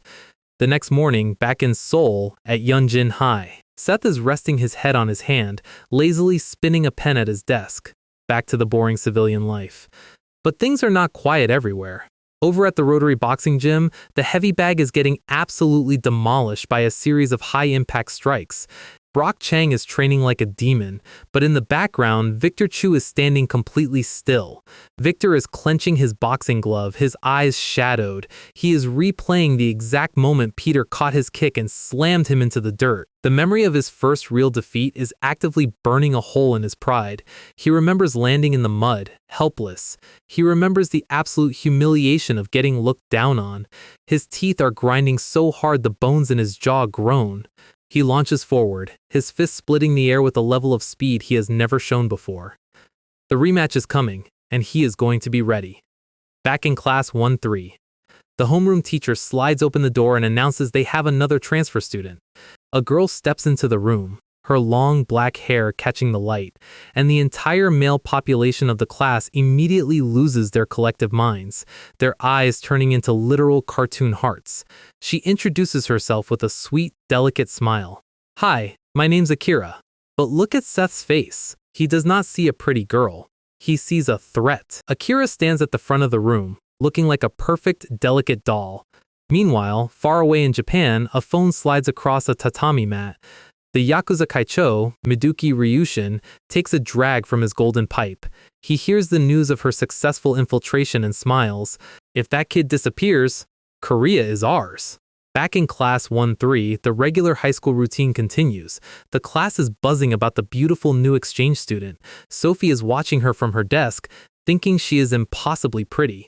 But as she watches, she notices Akira's eyes sliding past the rest of the boys and locking directly onto Seth. Sophie's brain immediately enters absolute panic mode. She thinks the new girl is already trying to claim her childhood friend. Akira flashes a subtle, calculating grin towards Seth's desk. Sophie does not hesitate. She stands up so fast her chair screeches against the floor, marches over, grabs Seth's arm, and drags him out of the room to go get food. Seth is completely confused as he is physically escorted out of the classroom. Behind them, Akira watches their retreat with a cold, predatory smirk. Outside, tucked away in the alley behind the school building, Sumin and Rodney are taking another highly illegal cigarette break, sighing in unison. Seth's voice cuts through the smoke as he complains about having his bodyguards stuffed into the same classroom. Sumin just laughs it off, saying it is better than being alone. Rodney leans against the brick wall, a quiet smile on his face. "You know, being here actually makes me kinda want to go to school for real." Later during lunch, Seth and Sophie are sitting on a bench in the courtyard. Suddenly, a pair of white high-heeled loafers stops right in front of them, and Akira leans down with a bright smile. She has her hands tucked behind her back, the picture of innocence. She grabs Sophie's hand, asking if they can be friends since she is not used to Korea yet. Then, she looks at Seth, asking if he is Sophie's boyfriend. Sophie begins stammering, her face turning crimson, but Seth cuts her off with a deadpan face. "I am." Akira's smile turns slightly sharp. "Oh, really?" Seth casually gets up, stretching his neck. "Have fun talking. I'm heading back." He walks away, but as he takes a few steps, he pauses, looking back over his shoulder with a cold, calculating glare. Akira watches him go, her eyes narrowing as she realizes he is not buying her innocent act for a second.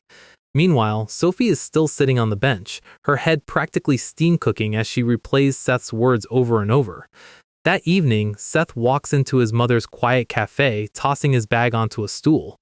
His mother looks up from the counter, noting that he hasn't visited in a while.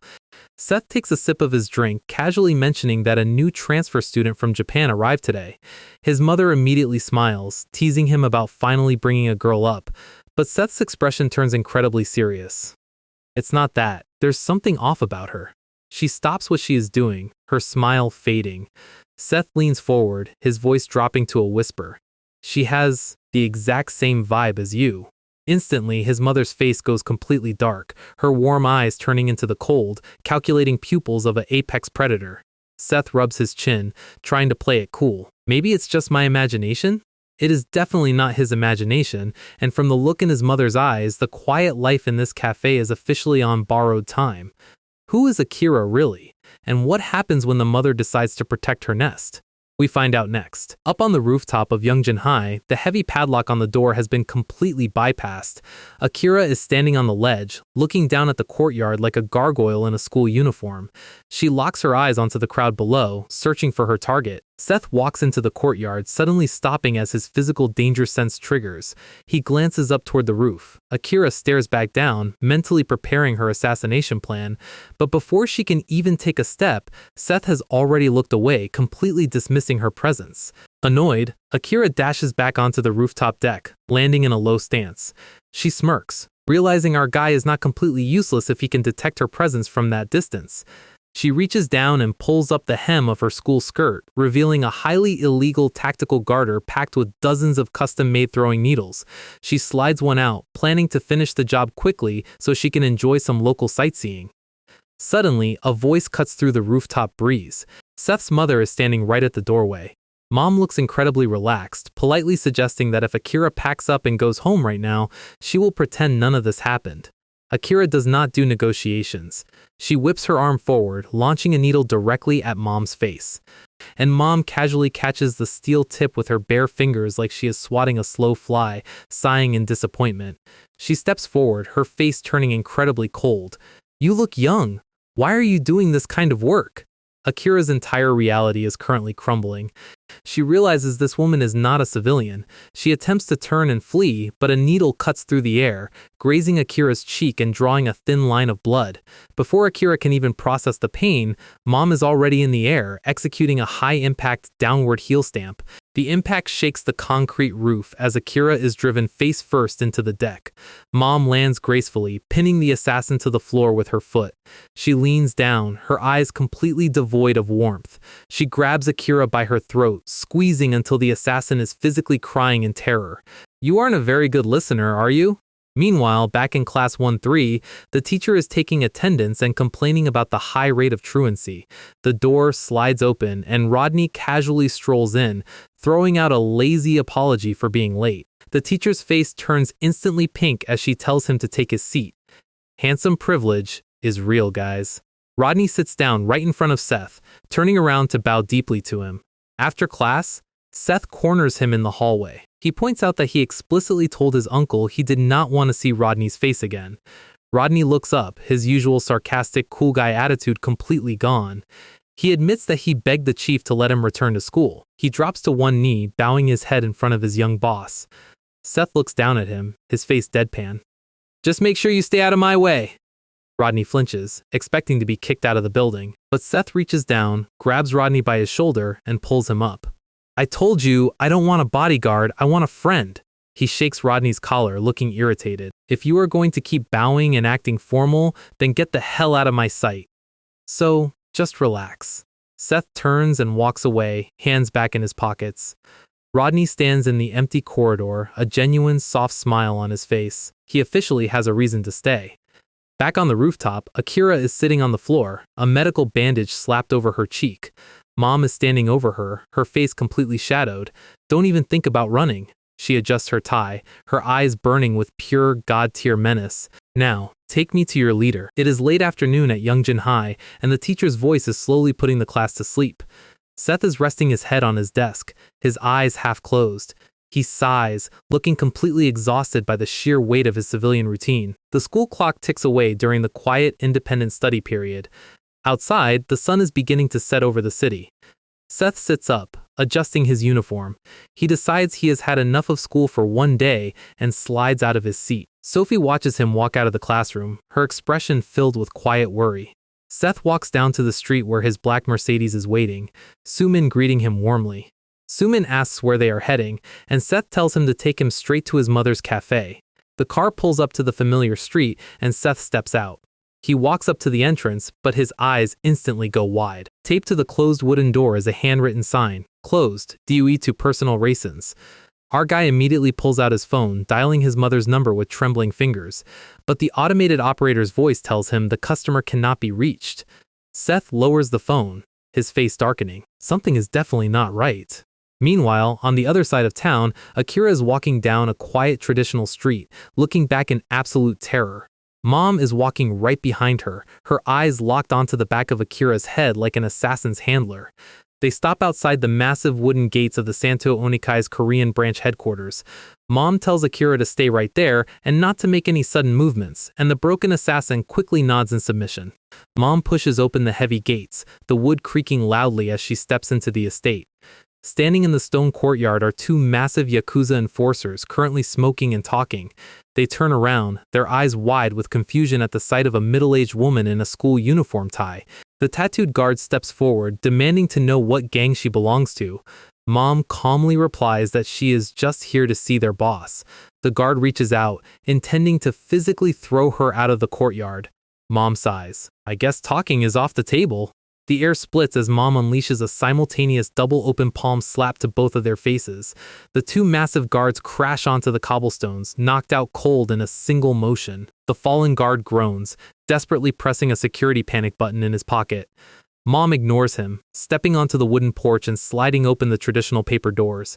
Inside, the Yakuza dragon chief is standing waiting, a massive dragon tattoo covering his left chest. Who are you to cause trouble here? Mom stays silent, her expression completely empty.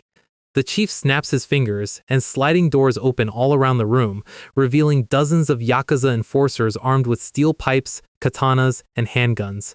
The chief smirks, highly confident. What can a single woman possibly do against all of us? Mom takes a deep breath. Anyone who draws a weapon on me better be prepared to die today. The chief flinches, the sheer weight of her bloodlust physically pressing down on the room. Mom steps forward. You said you don't know who I am? Well, watch closely, since it's my son you guys are hunting. She reaches up, slowly sliding her black necktie loose. Shall we begin? Oh, these guys are absolutely 100% cooked. The housewife of the year is about to paint the walls red. We start back at the Rotary Boxing Gym where Victor is currently trying to turn his massive Jeju frustration into raw kinetic energy. His sparring partner is Brock, who is basically acting as a hyper-muscular human punching bag with elite abs. Victor slips, shifts his weight, and throws a high-speed hook. But Brock isn't a national finalist for nothing. He clenches his jaw, tanks the impact, and retaliates with a heavy counter. It is a brutal exchange, with leather meeting flesh at high velocities. They are going at it like they both have a personal vendetta against their own stamina. No breaks, no mercy, just pure, unadulterated meathead bonding. Finally, they back off, panting like they just ran a marathon inside a sauna. And that is when a wild challenger casually appears at the door. It is Rodney, looking like he accidentally wandered off the set of a K-pop music video. He casually drops a line about them skipping school, smiling like he owns the place. Then, he asks if he can join in. The immediate level of glare he receives is enough to melt steel. Brock decides he is done resting, climbs down from the ring, and tells Rodney he is about to get a very personal lesson. Rodney just smirks. The sheer level of confidence on this man is borderline offensive. Victor does not even waste his breath speaking, he just throws a spare pair of gloves at him. Standard fighter invite, either gear up or get out of the gym, bastard. Victor warns him that street brawling doesn't prepare you for actual high-level boxing. Rodney's reaction is the classic deadpan face that says, "Is this guy serious right now?" 4 rounds, 3 minutes. Victor plans on giving him a live, painful tutorial on why boxing is called the sweet science. Rodney slams the gloves together. Bring it on, champ. And we are instantly in high gear. Victor lets loose a blinding, high-speed jab. Rodney slips it. Not by a mile, but by literal millimeters, his composure completely unbroken. Victor adjusts, unleashing a rapid combination of strikes, and Rodney is just standing there smiling like he is watching a mildly amusing comedy routine. Rodney ducks under the guard and delivers a lightning-fast counter directly to the side of Victor's head. Victor's brain officially short-circuits. He has no idea what this guy is. Rodney slides back, completely untouched, leaving Victor to rethink his life choices. Victor's arms are throbbing, and he is starting to notice a highly frustrating pattern. Literally everyone associated with Seth Kang is apparently a walking, talking cheat code, but boxing is his legacy. He can't afford to take a loss in his late father's gym. He screams that boxing isn't the same as street fighting, launching one final desperate swing. Rodney's eyes go completely cold. Playtime is officially over. He slips, punches, and the sheer impact splits the air. Good night, champion. Meanwhile, at a traditional Japanese estate across town, the front entrance literally explodes inward with a massive crash. The local yakuza division is currently experiencing a severe management crisis. And the crisis manager is Seth's mom, who looks like she is about to ask to speak to the regional manager of violence. An enforcer tries to sneak up on her with a katana, screaming like a lunatic, but her reaction speed is basically instantaneous. She turns, launches a devastating kick, and the guy is airborne before his brain can register the pain. Another genius with a knife thinks he has the drop on her from behind, yelling for her to die. She does not even bother turning around to face him. She simply grabs her current victim, pulls him backward, and let him take the blade. The enforcer is paralyzed with horror as he realizes he just skewered his own partner's chest. Before he can even process the mistake, her hand is already in his face, and she drives him directly into the floor with enough force to register on a local seismograph. She stands tall, her gaze cold enough to freeze boiling water. She starts walking forward, calmly stepping over the sea of broken bodies. The remaining enforcers are backing up, sweating profusely like they just saw a ghost. One guy manages to pull a gun, screaming at her to freeze. He is yelling as loud as he can to cover up the fact that he is currently terrified. She stands dead center in the room, completely surrounded by armed thugs. A wooden staff swings at her, but she ducks, sliding low beneath the strike. She grabs a fallen blade mid-slide and throws it with sniper-like accuracy. It pins the gunman's shoulder directly to the wall. Gunman disabled, moving on. She spins, grabs another attacker by the collar, and uses him to sweep through the rest of the room. The walls are painted red, and she hasn't even ruined her posture. Another heavy impact, and the floor is littered with more unconscious goons. She looks down at the remaining yakuza, who are suddenly wishing they stayed in Japan. She calmly warns them that from now on she will be cutting down anyone who gets in her way. Meanwhile, in a high-end tea room far away from the chaos, Sophie's father is having a very tense tea meeting with Elder Shin. Shin tries to play the old college friend card, but the prosecutor is completely immune to his bullshit. Shin brings up the school, claiming some street thugs stole his family's foundation. He is visibly shaking with rage, demanding the prosecutor use his legal influence to crush them. But the prosecutor points out a very inconvenient detail: the takeover was completely legal. Shin slams the table, screaming that he wants them to know exactly who they messed with. He claims gangsters always fall back into line the moment they meet someone stronger than them. And since Korean prosecutors won't bend the law, he has officially brought in help from across the sea. He drops the name of the biggest syndicate in Japan, looking incredibly smug. He happily declares his plan to simply make a few problematic people disappear. The prosecutor has officially heard enough and slides his chair back. He states very clearly that he follows the law, and he's going to pretend he never heard this conversation. Shin is left throwing a massive tantrum, cursing out the district attorney he helped put in power. Back at the dojo, the cleanup crew is basically irrelevant because the job is already done. She stands in the wreckage, breathing softly as the dust settles. The local yakuza dragon chief is slumped against the wall, bleeding and completely broken. And that is when the ultimate leader of the syndicate, Miduki Ryushin, finally enters the room. He looks at the absolute slaughter of his elite guard, his eyes wide in complete, unadulterated shock. Before he can even ask who she is, she moves like a shadow, driving her katana straight through the wall painting, pinning the blade a single millimeter away from his face.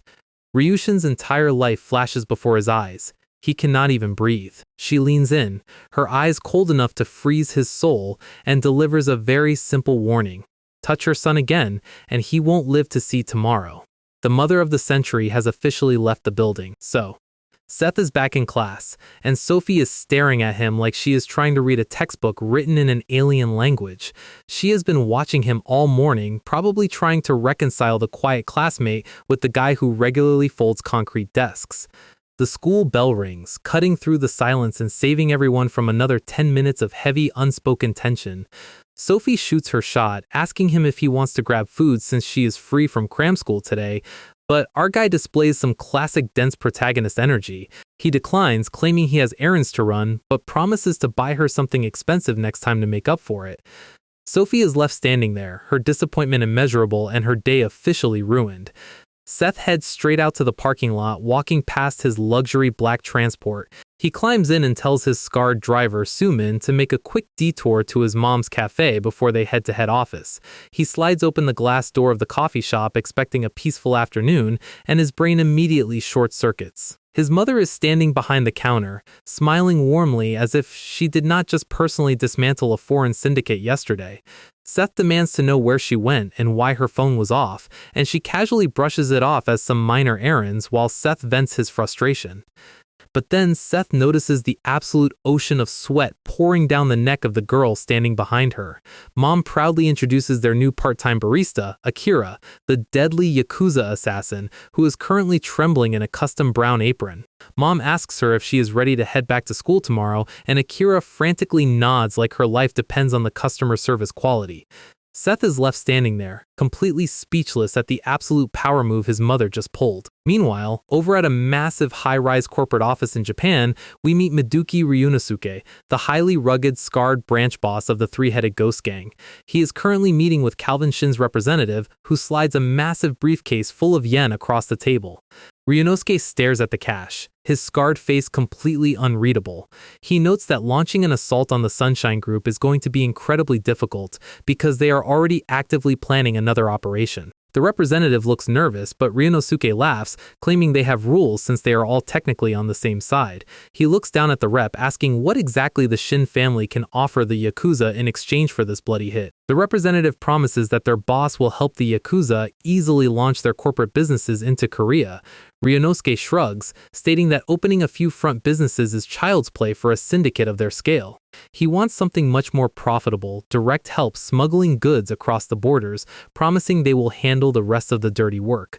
The representative is visibly sweating, realizing they are dealing with a literal tiger who wants the entire forest.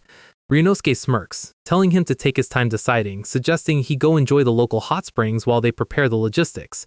But while they are talking about hot springs, we cut to a dark concrete cell, where a man is being brutally beaten. It is Jo Yoon, the Jeju branch chief of the Sunshine Group, who is currently taking massive, high-impact blunt force trauma to the ribs.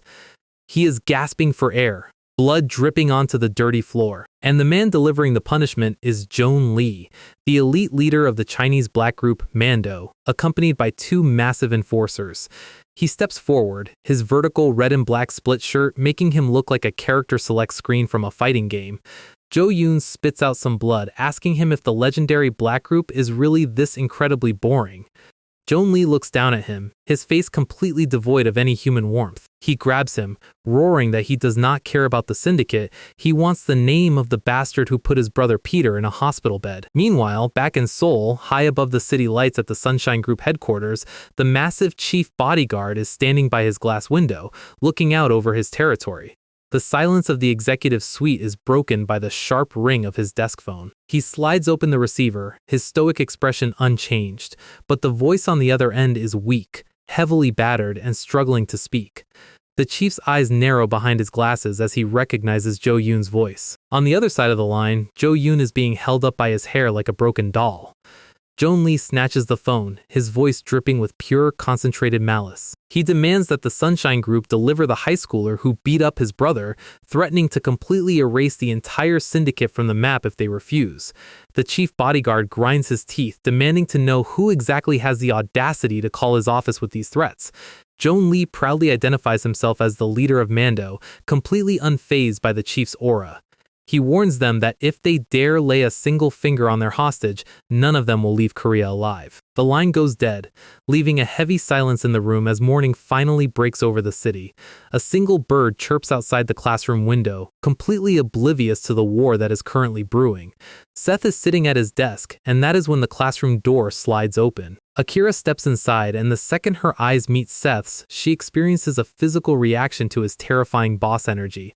He stands up, sliding his desk back, and walks past her without saying a single word. He drops a brief, cold order to talk, and she follows him like a prisoner walking to the gallows. They head up the stairs, and Sophie spots them from below, her curiosity instantly turning into pure jealousy. She creeps up behind them, peeking through the rooftop door like a classic anime stalker. On the concrete roof, Seth corners Akira, demanding to know what is actually going on. He points out how absurdly suspicious it is that a trained foreign assassin is suddenly washing mugs at his mom's cafe. He asks her straight up if she thinks he is stupid, demanding to know her actual relationship with his mother. Akira stands there, her hands shaking, her composure completely snapping under the pressure. Seth gets irritated, demanding that she start speaking, and that is when the highly trained yakuza operative completely collapses. She bursts into hysterical, baby-like tears, screaming about why both he and his mother are constantly tormenting her. Seth's cool, terrifying boss persona instantly crumbles into pure, sweating panic as she drops to her knees. He has survived mob mutinies and political warfare, but a crying high school girl is officially his kryptonite. Meanwhile, back at the Supreme Yakuza Dojo in Japan, Ryunosuke slides open the traditional doors, stepping into the courtyard. He is furious, demanding to know why the Supreme leadership is completely ignoring the Korean expansion plans. He slams open the inner doors, yelling for the Supreme Kaicho, Ryushin. But he stops dead in his tracks when he sees the old man sitting in the corner, looking incredibly pale. Ryunosuke walks in, explaining that he needs a favor from the main family to eliminate the Sunshine Group. The second Ryushin hears the word sunshine, his eye twitches in absolute soul-crushing terror. He starts stammering, his throat tightening as the vivid memories of Seth's mom putting a blade to his face flash before him. He starts shaking violently, covering his mouth and screaming that Ryunosuke can do whatever he wants, but the main family is completely done with Korea. Ryunosuke is left standing there, utterly bewildered by his legendary leader's total psychological collapse. But back at Youngjin High School, the atmosphere is reaching a different kind of boiling point. Seth walks out of the school gates at sunset, his hands in his pockets, only to find his path completely blocked by four massive figures. It is the elite athletic captains of the school: Gabe Yu, Sam Choi, Damien Cha, and Scott Choi. Seth asks them calmly what they want, and Gabe Yu roars at him to shut up and follow them out to the back. Our guy just lets out a slow, terrifyingly psychotic grin. He was looking for a distraction anyway, and up in the school building, the silver-haired student council president watches from the window, grinding his teeth. The stage is officially set for another total slaughter, and we slide straight into the school gymnasium where the four athletic captains have officially cornered our guy. Gabe Yu immediately starts barking about how arrogant Seth is. Seth is just confused, asking what he even did to warrant this high school drama. Sam Choi steps up, explaining that the seniors have a massive grudge against him. Seth's reaction? A classic lazy shrug. Are they going to fight or just talk? Gabe Yu gets incredibly triggered by the total lack of respect. Seth warns him that if he keeps swearing, things are going to get violent. Gabe clenches his fist ready to explode, but Scott Choi steps in with his kendo sword, stopping the brawl. He says ganging up is bad for their brand, so he'll take Seth 1v1 first. He claims he's not confident bare-handed. Seth tells him to bring the stick, he's used to it, and the kendo captain dashes forward, splitting the air. The wooden blade sweeps down with immense speed, but Seth performs a flawless low slide beneath the strike. He looks up from the ground, sporting that beautiful psychotic grin. Scott realized he just swung at a ghost. Up on the balcony, Jason Shin is sweating, yelling at them to just jump him. Suddenly, a shadow falls over him, and a hand slides onto his shoulder. He turns, looking into the eyes of Rodney, who is casually enjoying the view. Suman is there too. They both agree that watching school fights is top-tier entertainment. Jason's soul instantly leaves his body. Back on the floor, Scott swings again, but Seth counters with a heavy strike. He drives Scott's face directly into the floor. One down. He turns his focus to the remaining three. Gabe Yu immediately launches a high-flying kick, which Seth slips, but Damien Cha, the wrestler, grabs Seth from behind in a tight lock. Damien grunts that this isn't a sports match, it's a beating. Seth just smiles. He actually prefers when they don't follow rules. He drives his head back, shattering Damien's nose with a heavy impact. He grabs the dizzy wrestler and flings him directly into Gabe's path. Gabe Yu's momentum is completely ruined as he collides with his teammate. He looks up, his eyes widening in pure horror. Seth is already standing right over him, looking like a sleep-deprived Grim Reaper. He delivers a devastating punch, folding Gabe directly into the mat. Seth turns to Sam Choi, the last man standing, with an icy glare. Up on the balcony, Sumin laughs, noting that Seth is actually holding back. He recounts the story of how Seth casually popped a rival's eye in middle school. Rodney chuckles, telling Jason that choosing the right weapons is key to survival. Jason's shin looks like he is about to physically throw up from fear. Down on the gym floor, the body count is officially 3. Seth turns his pitch-black boss aura directly toward the last captain. He asks Sam Choi if he wants to be next. Sam Choi immediately did the math, realized his survival rate was 0, and folded. Seth sighs, telling him to just leave him alone from now on. He turns his back, preparing to walk out of the gym, but Rodney starts waving frantically from the balcony, calling his name. He points to the trembling student president, bragging that he's his classmate. Rodney grabs Jason by the collar, asking Seth if they should throw him off. Seth just looks at them with an incredibly tired expression. He tells Rodney to let him go, calling Jason the most idiotic of them all. Rodney lets him go, leaving Jason's shin shivering in his own sweat. Meanwhile, at the real Jeju warehouse across town, the giant chief bodyguard walks through the heavy steel doors. He steps down the stairs, finding Joan Lee sitting comfortably on a couch. The atmosphere in the room instantly drops below freezing. He spots Jo Yoon leaning against a concrete pillar, heavily battered. Joan Lee's 2 massive bald giants step forward, blocking his path. The chief doesn't even flinch. He simply tells them to get out of his way. Joan Lee asks him if he really came all this way alone. The chief repeats himself, his voice dripping with absolute authority. Joan Lee gestures for his guards to step aside for a moment. The chief walks past them, kneeling down next to his beaten branch chief. Jo Yoon laughs weakly, begging him to keep this embarrassing beating a secret. The chief let out a soft sigh, relieved that his teammate is still breathing. He looks back at Joan, asking why they are making a mess over a simple high schooler. Joan Lee gets furious, stating that Seth is not just some high schooler. The chief stands up, stating his courtesy for the black group ends here. Joan Lee warns him that the Sunshine Group is tiny compared to the rest of the world. He yells that this is a personal blood feud to avenge his brother. The chief tells him to go ask his bosses if they are ready for a full-scale war. He points to his own massive facial scar, revealing the kid did that to him. Joan Lee is completely stunned by the reveal. The chief challenges him, beat him first, and he can see the boy. Joan Lee smirks, accepting the terms with his own condition. He calls out his 2 elite giants, Jae and Ho, to take the lead. He orders them to beat the chief first before he steps in. The chief just rolls his shoulders, completely unbothered. The 2 bald giants launch themselves forward with terrifying speed. A massive, concrete-shattering punch comes straight for the chief, landing with a heavy impact directly against his neck. But the chief stands dead center, casually loosening his tie. The giants stare in absolute horror as their best strike does 0 damage. Before they can even pull back, the chief's fist is already in motion. He lands a devastating punch, shattering the first giant's jaw. He swings around, executing a high-impact sweep that sends them both airborne. He reaches out, grabbing the second giant by his massive throat with one hand. He lifts his entire frame off the ground, leaving him trembling and gasping. He looks directly at Joan Lee, his eyes burning with absolute monstrous dominance. We start right back at the warehouse, with the chief bodyguard preparing to put the final giant enforcer to sleep. No effort, just a casual, one-handed elevator lifts straight by the throat. The giant is left trembling and coughing, his massive physical frame completely neutralized. The chief turns his deadpan gaze directly toward the branch chief, Joan Lee. He drops the unconscious giant onto the concrete floor like a heavy bag of laundry. Joan Lee slowly starts clapping, genuinely impressed by the absolute demonstration of physical dominance.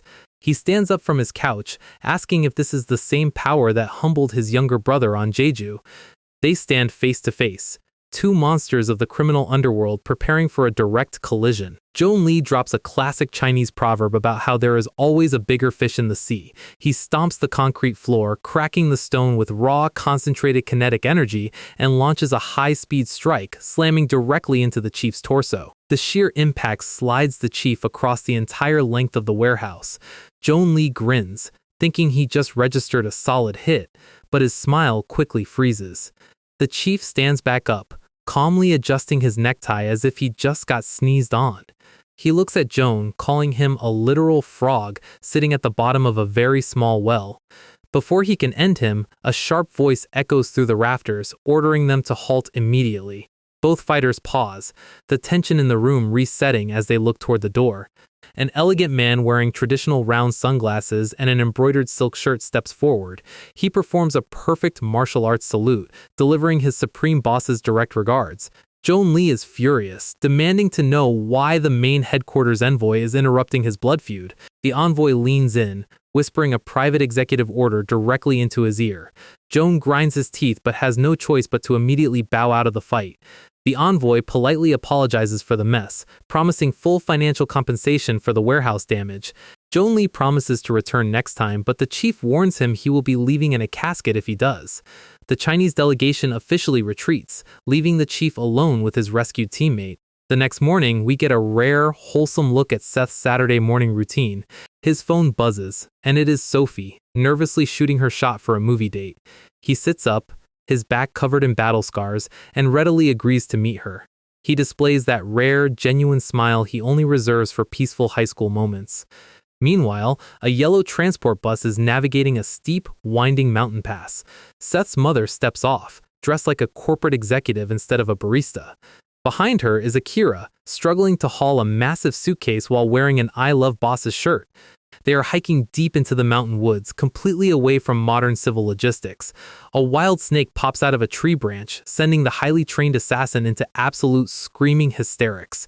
They continue their march, Mom effortlessly leading the way down the dirt trail. Akira is sweating, panting, and probably wondering if prison would have been easier. They finally arrive at a secluded traditional mountain temple. Mom slides open the paper doors, revealing the high-ranking master inside. She bows respectfully, introducing her master to the audience. The master looks up, welcoming back his former prime student. Mom points to the trembling yakuza assassin, warning her to stay put and behave. We jump back to the city, where Sophie is waiting outside the cinema lobby. Seth walks up, and they begin scanning the ticket machines for a film. They pass by high-budget action films and fantasy stories, but Sophie immediately slams a cute poster, declaring she wants to watch the cat movie. Suddenly, a shadow falls over them. It's Sophie's overprotective prosecutor father. He looks incredibly intense, suggesting they go get dinner instead of watching the film. They head to a steakhouse, and the atmosphere at the table is absolutely suffocating. He casually brandishes his knife, stating he wanted to personally inspect his daughter's first boyfriend. Sophie covers her face in deep embarrassment while Seth's sweat drops under the pressure. The level of fatherly intimidation in this booth is officially off the charts. He takes a bite of his steak, maintaining his steel-like glare. Seth keeps his composure, but he knows this isn't a social call.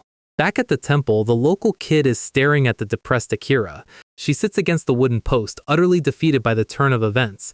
The kid slides next to her, smiling as Akira continues her existential crisis.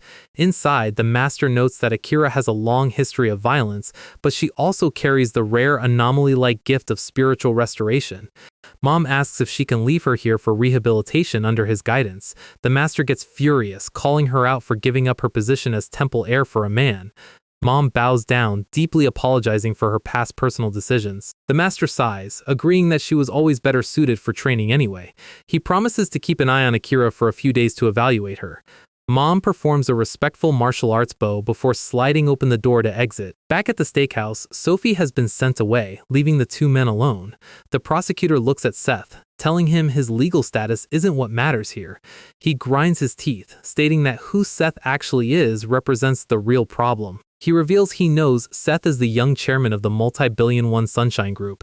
He explains he won't stop them from dating just because of his background, but his position naturally attracts immense, life-threatening danger.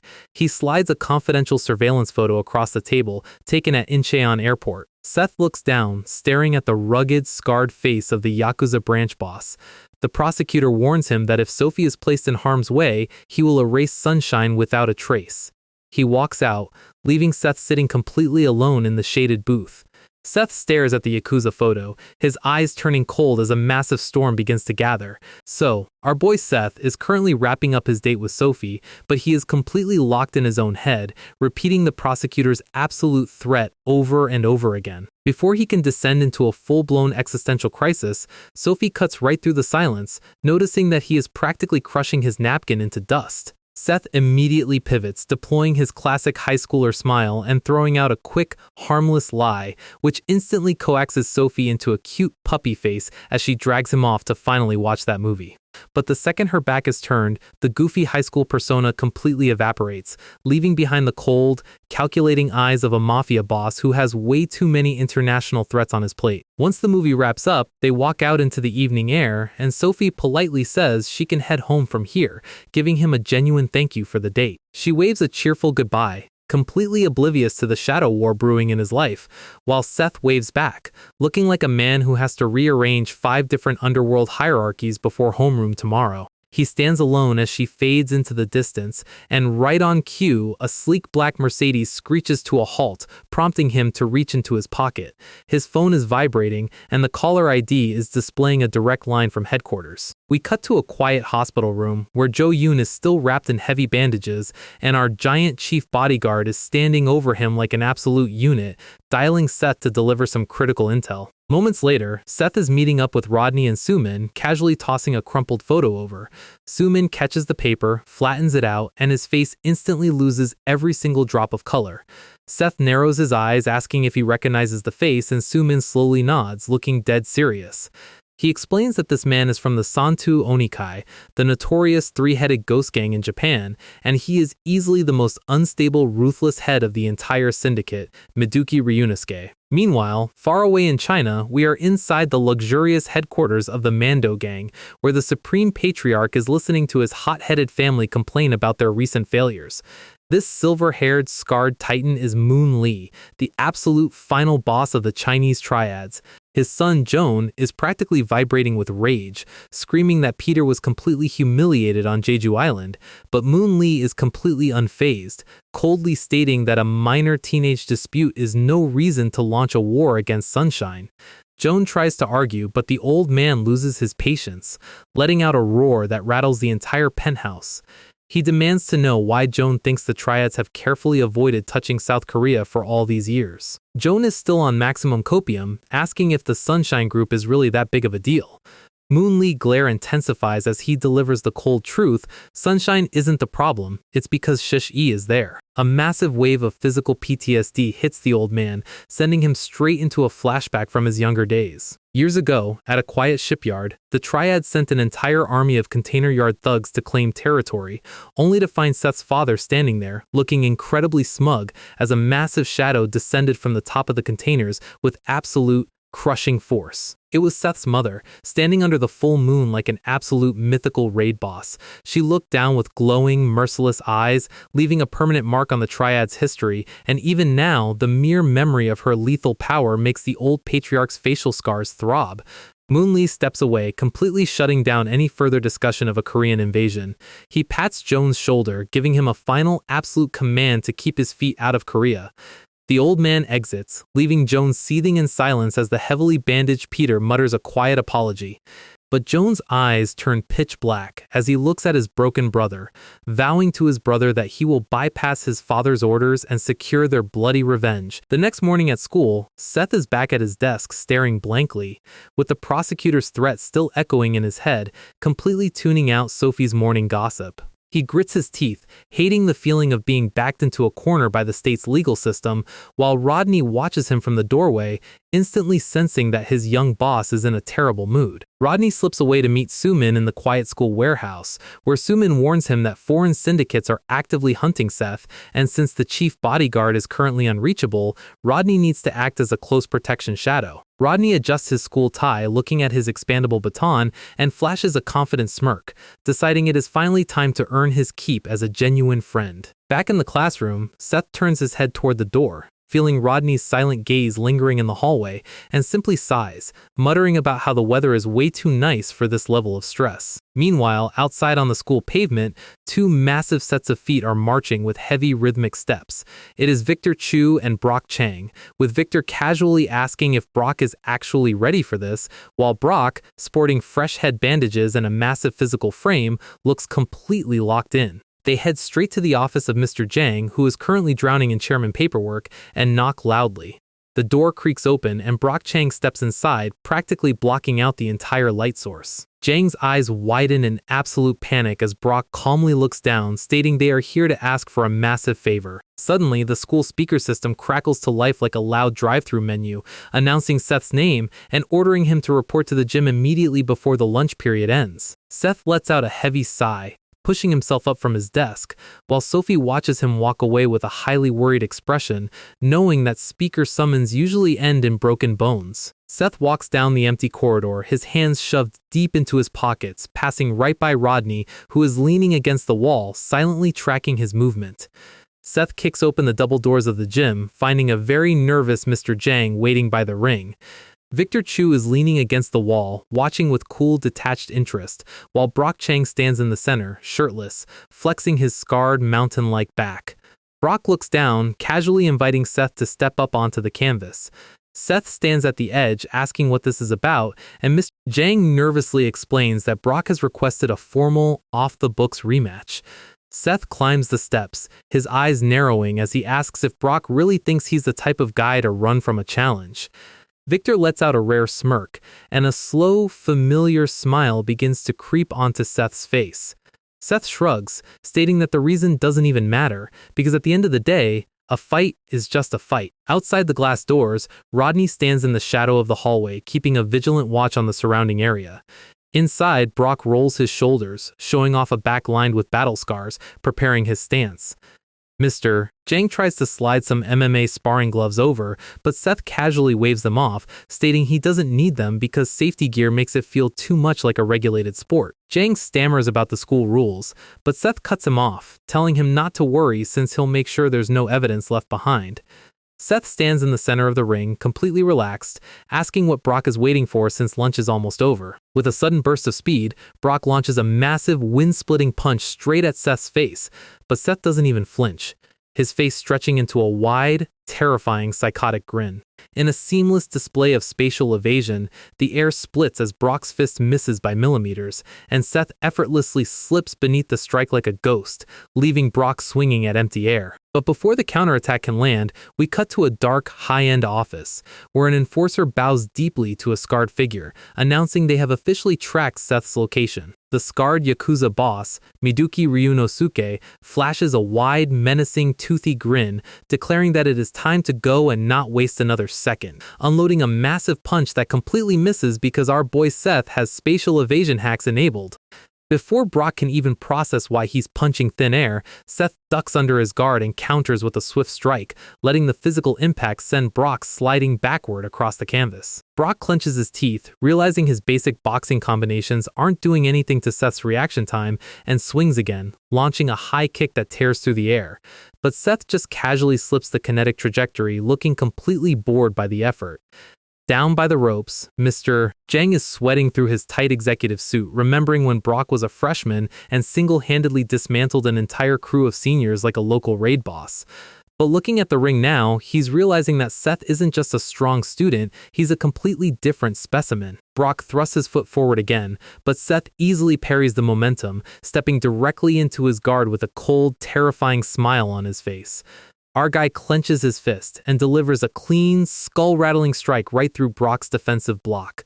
Brock's eyes lose focus for a split second as Seth hovers over him, looking ready to finish the job, but right on cue the high school lunch bell rings, completely interrupting his flow. Mr. Jang immediately jumps between them, yelling for them to stop because he does not want a murder charge on his school record. Seth lets go of his combat stance, muttering that they can finish this little exercise after class. Brock is standing there panting, drenched in sweat, realizing his entire defensive guard was basically paper to Seth's fists. Seth turns his back, casually stepping out of the ring, but stops to look over his shoulder, giving Brock a playful little promise that he'll see him soon.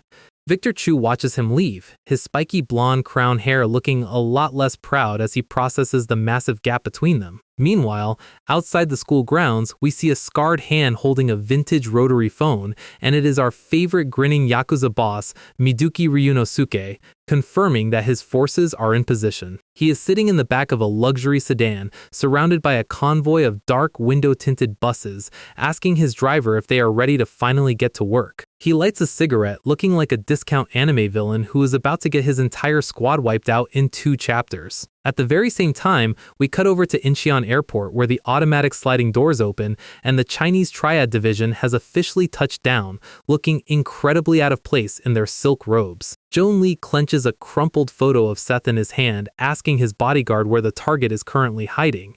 The enforcer confirms Seth is at Youngjin High, and Joan Lee is practically vibrating with rage, completely ignoring his father's advice. Back in the quiet classroom, the afternoon period has officially started and Sophie is staring anxiously at the back row, worrying about why Seth looks so exhausted. Seth is staring out the window, completely unaware that Sumin is currently outside taking a quiet smoke break.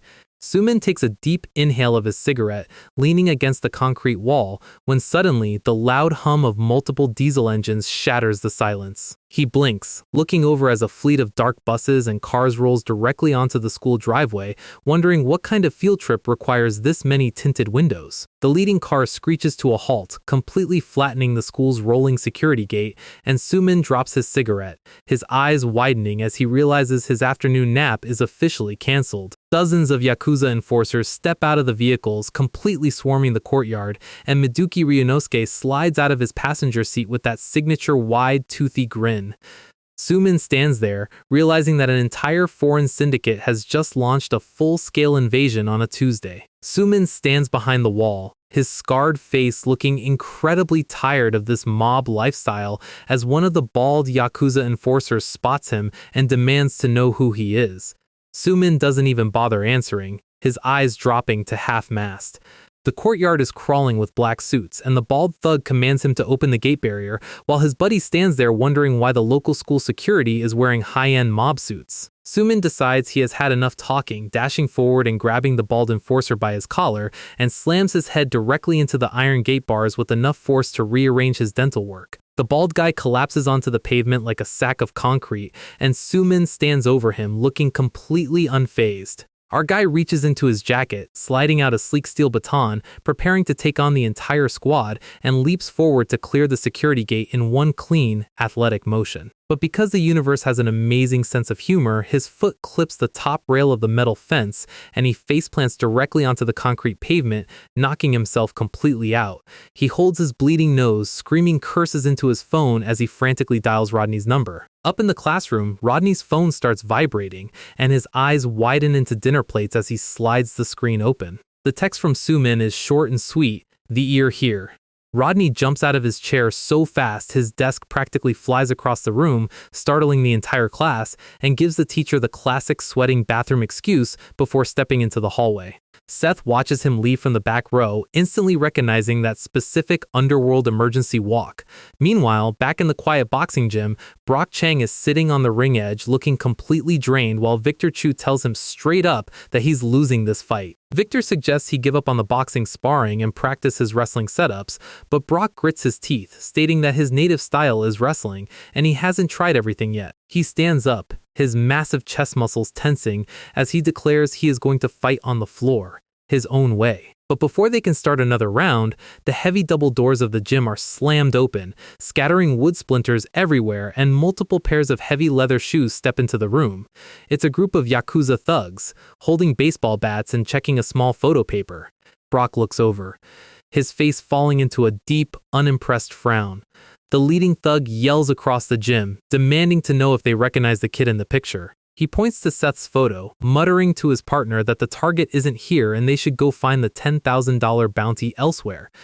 They turn around to exit, but Brock's deep voice stops them cold in their tracks, asking them very politely why exactly they are looking for Seth Kang.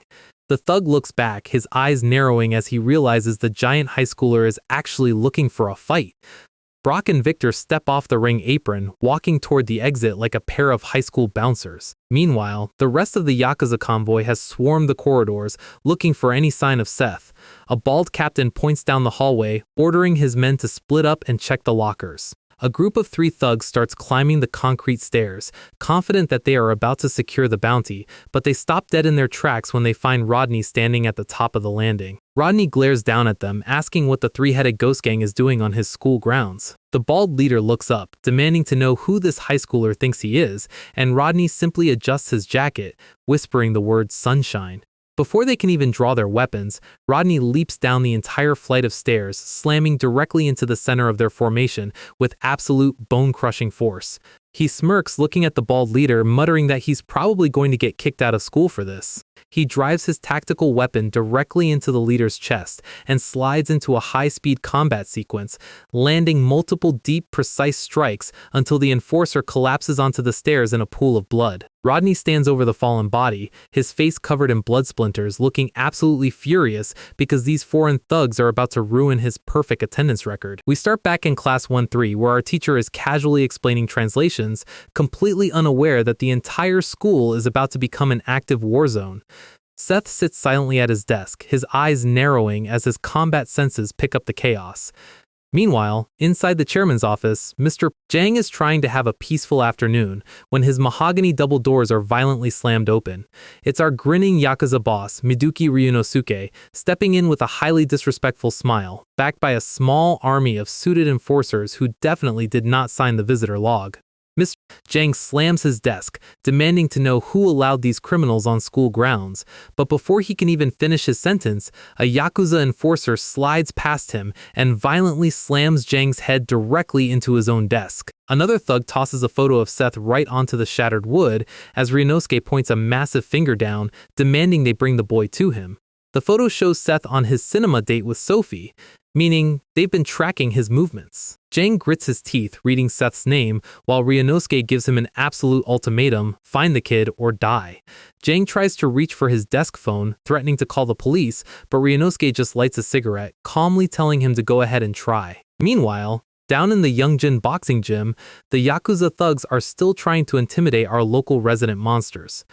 Brock Chang stares them down, asking one more time why they are looking for Seth. The leading thug pulls his hand back, acting like Brock is just some loud high schooler, and swings his wooden bat, screaming about how arrogant the kids in the city are. But Brock doesn't even bother to dodge, he just throws a raw, heavy straight punch, crushing the thug's jaw and sending him crashing headfirst into the hardwood floor.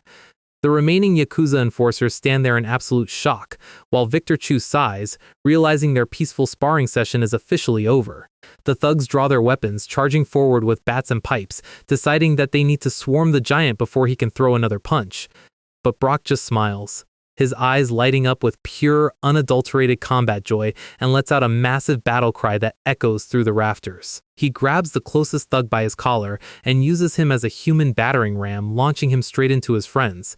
Victor Chu watches the chaos, clicking his tongue in absolute annoyance. He mutters about how much he hates getting dragged into street brawls, but leaps into the fray anyway, delivering high-speed boxing combinations to help clear the floor. Meanwhile, out on the staircase, Rodney is still putting on a masterclass, his face covered in blood splinters as he stands over the unconscious enforcers. The fallen thug's partners scream in horror, looking at their captain's broken body, and draw their pocket blades, screaming for Rodney's head.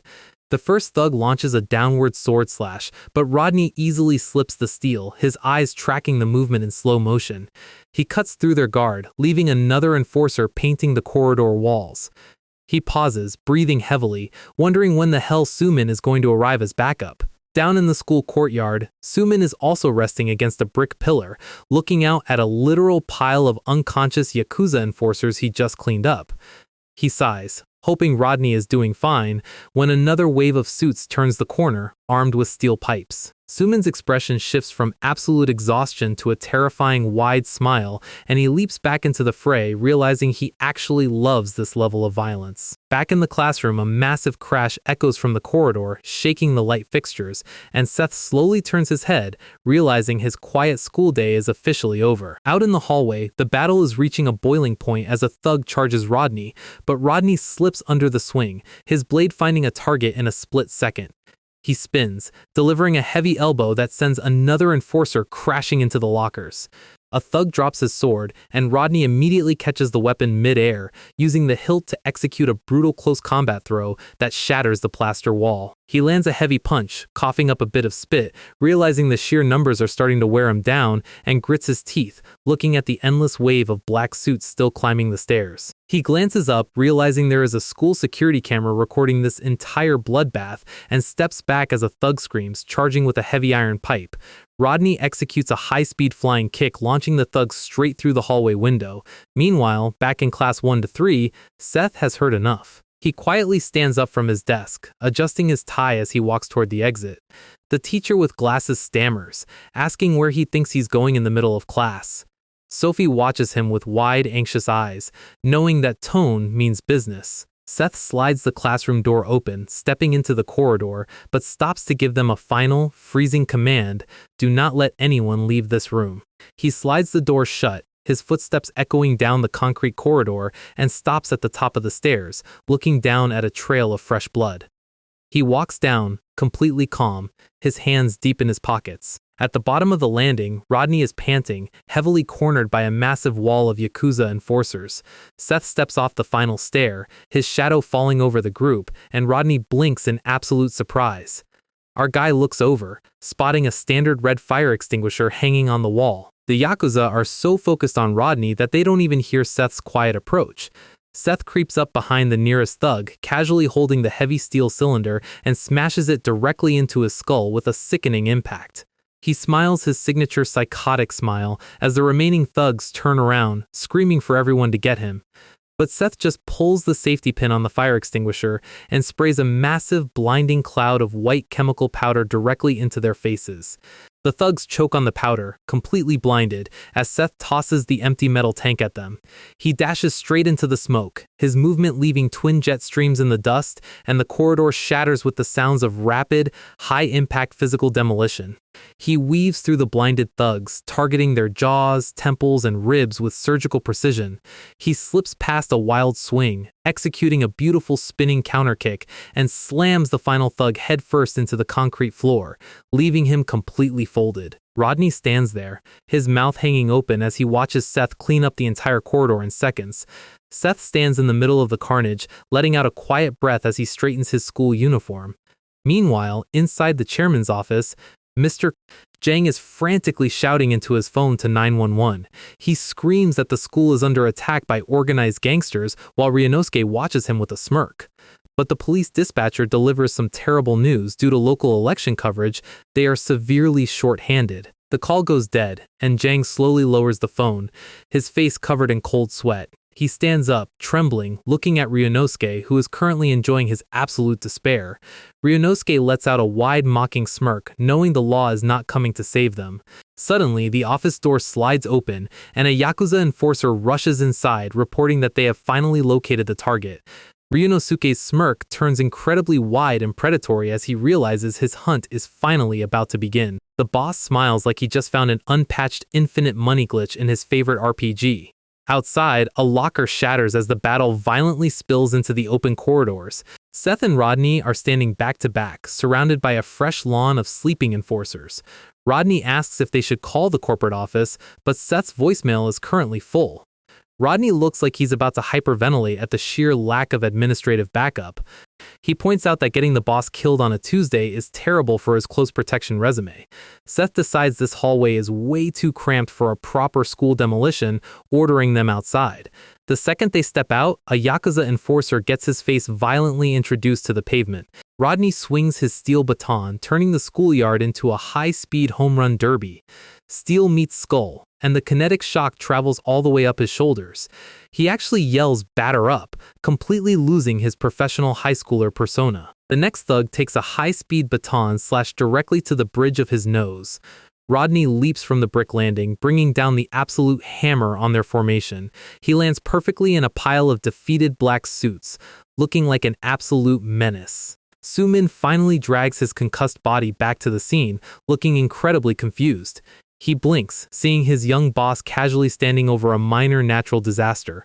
Rodney is still breathing heavily, his pristine school uniform completely ruined. Suddenly, two massive shadows stretch across the concrete pavement.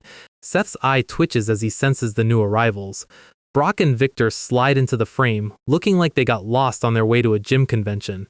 Seth tells them to stay out of this and go back to homeroom. Victor points out that since they've already wrecked half the campus, class is probably canceled. Seth glares, realizing his peaceful high school life is officially on permanent life support. Then, slow, heavy footsteps echo from the main entrance lobby. Ryunosuke strolls out, looking like a dad who just walked into an incredibly messy living room. He's surrounded by high-level enforcers who actually look like they go to the gym regularly. Seth doesn't even bother to move his hands out of his pockets. The system name card drops. Miduki Ryunosuke, the biggest threat in Japan. Brock drops some quick exposition about how this man is the absolute worst head of the yakuza. Seth cuts right through the hype, asking him what he actually wants. Ryunosuke laughs, stating he didn't fly all the way to Korea to ask for homework help. He wants Seth's head, but Seth tells him to step up and try to take it. Seth launches forward, his shoes tensing against the concrete. Rodney and Suman prepare to back him up, but Ryunosuke doesn't even flinch. The boss just smirks, completely confident in his tactical setup. He calls out for his secret weapon, turning his back on the group. Out steps Kyle, a man who looks like he got kicked out of a cyberpunk band for being too edgy. The system notes he is the #1 fighter in Japan, which usually means he is about to get pulverized. Kyle disappears in a high-speed blur, completely defying human movement. The air splits before anyone can even blink. He unloads a heavy double bash directly through Seth's defensive guard. Seth's eyes go wide, realizing his spatial evasion hacks might have finally met their match. Kyle slides past him, looking completely unimpressed by our protagonist's reputation. Meanwhile, outside the gates, a lone police car rolls up to the school. The local officers slide to a stop, completely oblivious to the scale of the underworld crisis inside. The cop looks through the fence, noting that everything seems totally quiet. They decide to pack it in and take an early lunch, but then the driver notices a minor detail. Chapter 588. The cop's eyes narrow as he locks his gaze on the gates. He steps out and finds a yakuza enforcer folded under the metal gate like a cheap lawn chair. He looks down the driveway and realizes the entire school is currently hosting an international mafia convention. He frantically grabs his walkie-talkie, screaming to report a level 10 emergency at Youngjin High. But a heavy dark van cuts off his signal, sliding directly in front of the police cruiser. The side door slides open to reveal David Lee, looking like a tourist who got lost on his way to the beach. Behind him, a massive cluster of black SUVs completely blocks out the public street. David flashes his gold teeth, casually asking if they managed to beat the traffic. The cop is sweating bullets, completely out of his depth as more suits descend on his car. More tires screech as the rest of the Sunshine Group's provincial forces arrive. Jonas Yoon steps out, looking like he just finished a high-end shampoo commercial. David laughs, stating this is the first time the main office has called them in years. Jonas ignores the cops entirely, turning his back to coordinate the entrance. The police radio is crackling with panicked dispatchers, but the cops are too terrified to answer. The school entrance is now completely occupied by several hundred angry men in matching suits.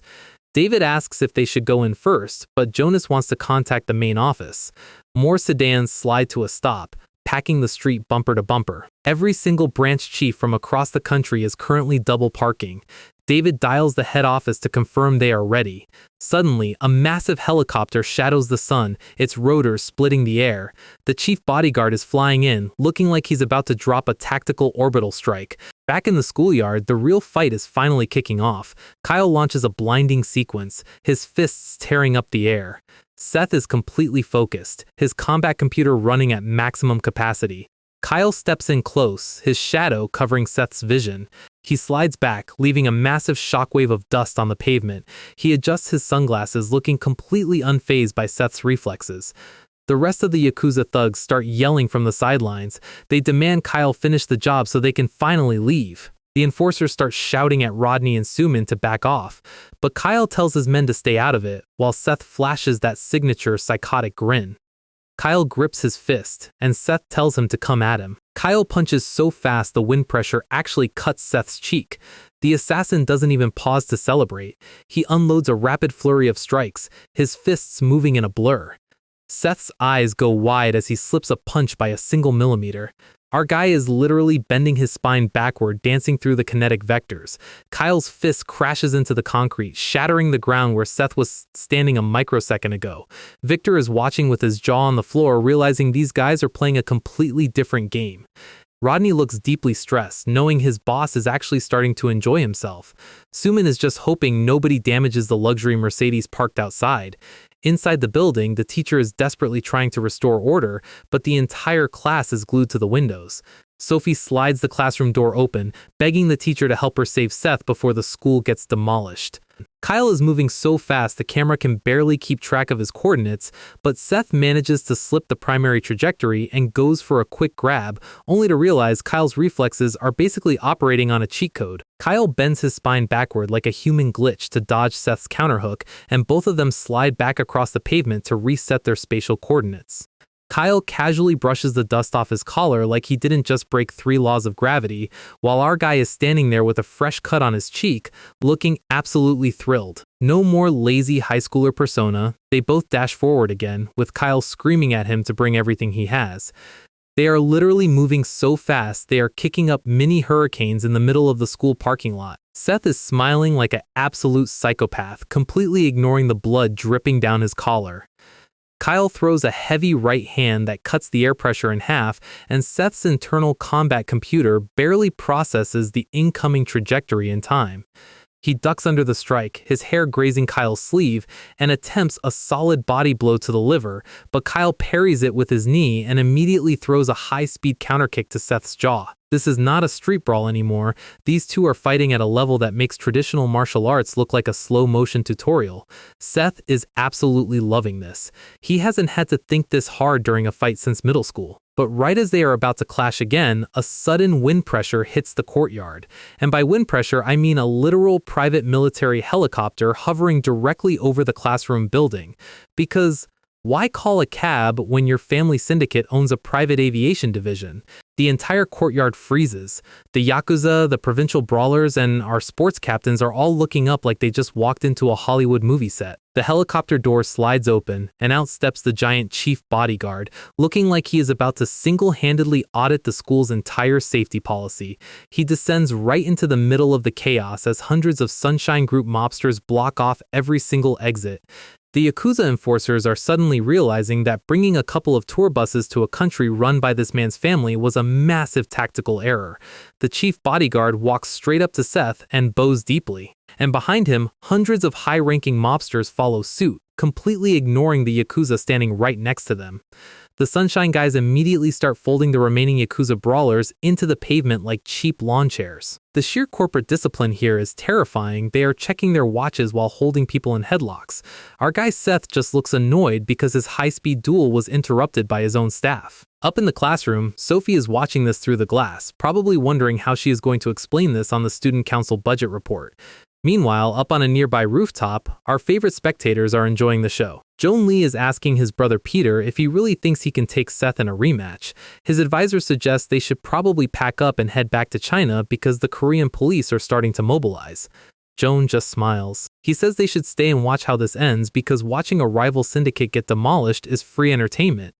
But his smile disappears in about half a second when he feels a sudden chill behind his neck. Because standing right behind them on the rooftop, looking extremely disappointed, is Seth's mother. Back on the ground, Seth is screaming at his bodyguards to stay out of his way. He tells them he has to settle this with Kyle fair and square, because his teenage pride is apparently worth a national security crisis. He steps forward, completely ignoring the security cameras that are currently live streaming his every move. And across town, in a very expensive dark room, Elder Shin is watching the feed, muttering about how they have finally caught the young chairman in a perfect trap. Seth is still yelling at the chief bodyguard to stay out of his business, asking him if he seriously thinks he is going to lose to some yakuza import. The chief bodyguard, who is usually the most stoic man alive, looks like he is about to have an absolute migraine. He tells Seth to look around him for once in his life. The entire schoolyard is littered with unconscious bodies, crashed vehicles, and enough evidence to put their entire corporate board in prison for a century. Seth just glares at him, completely unbothered by the logistics of cleaning up a small war zone. The chief steps forward, stating he will handle the yakuza boss himself, but Seth physically pushes him back with one hand. He looks his giant employee dead in the eye and tells him, very slowly, that this is his fight. The chief flinches, realizing that when the teenage boss gets that specific look in his eyes, arguing is a quick way to get your dental plan canceled. Seth turns back to Kyle, wipes the blood off his cheek, and asks him where they left off. Kyle just stands there, his sunglasses reflecting the sunset, looking like he is ready to finish the job. Ryunosuke, who has been standing in the corner waiting for his villain monologue, screams at Kyle to just get rid of him already. Kyle dashes forward, his silhouette blurring against the pavement, and Seth clenches his fist, preparing to trade high-impact anatomical strikes, but right before their fists can connect, a quiet voice from the entrance stops the entire courtyard cold. Everyone freezes mid-stride. The provincial chiefs, the yakuza, and even our wrestling behemoth look over like they just saw a ghost.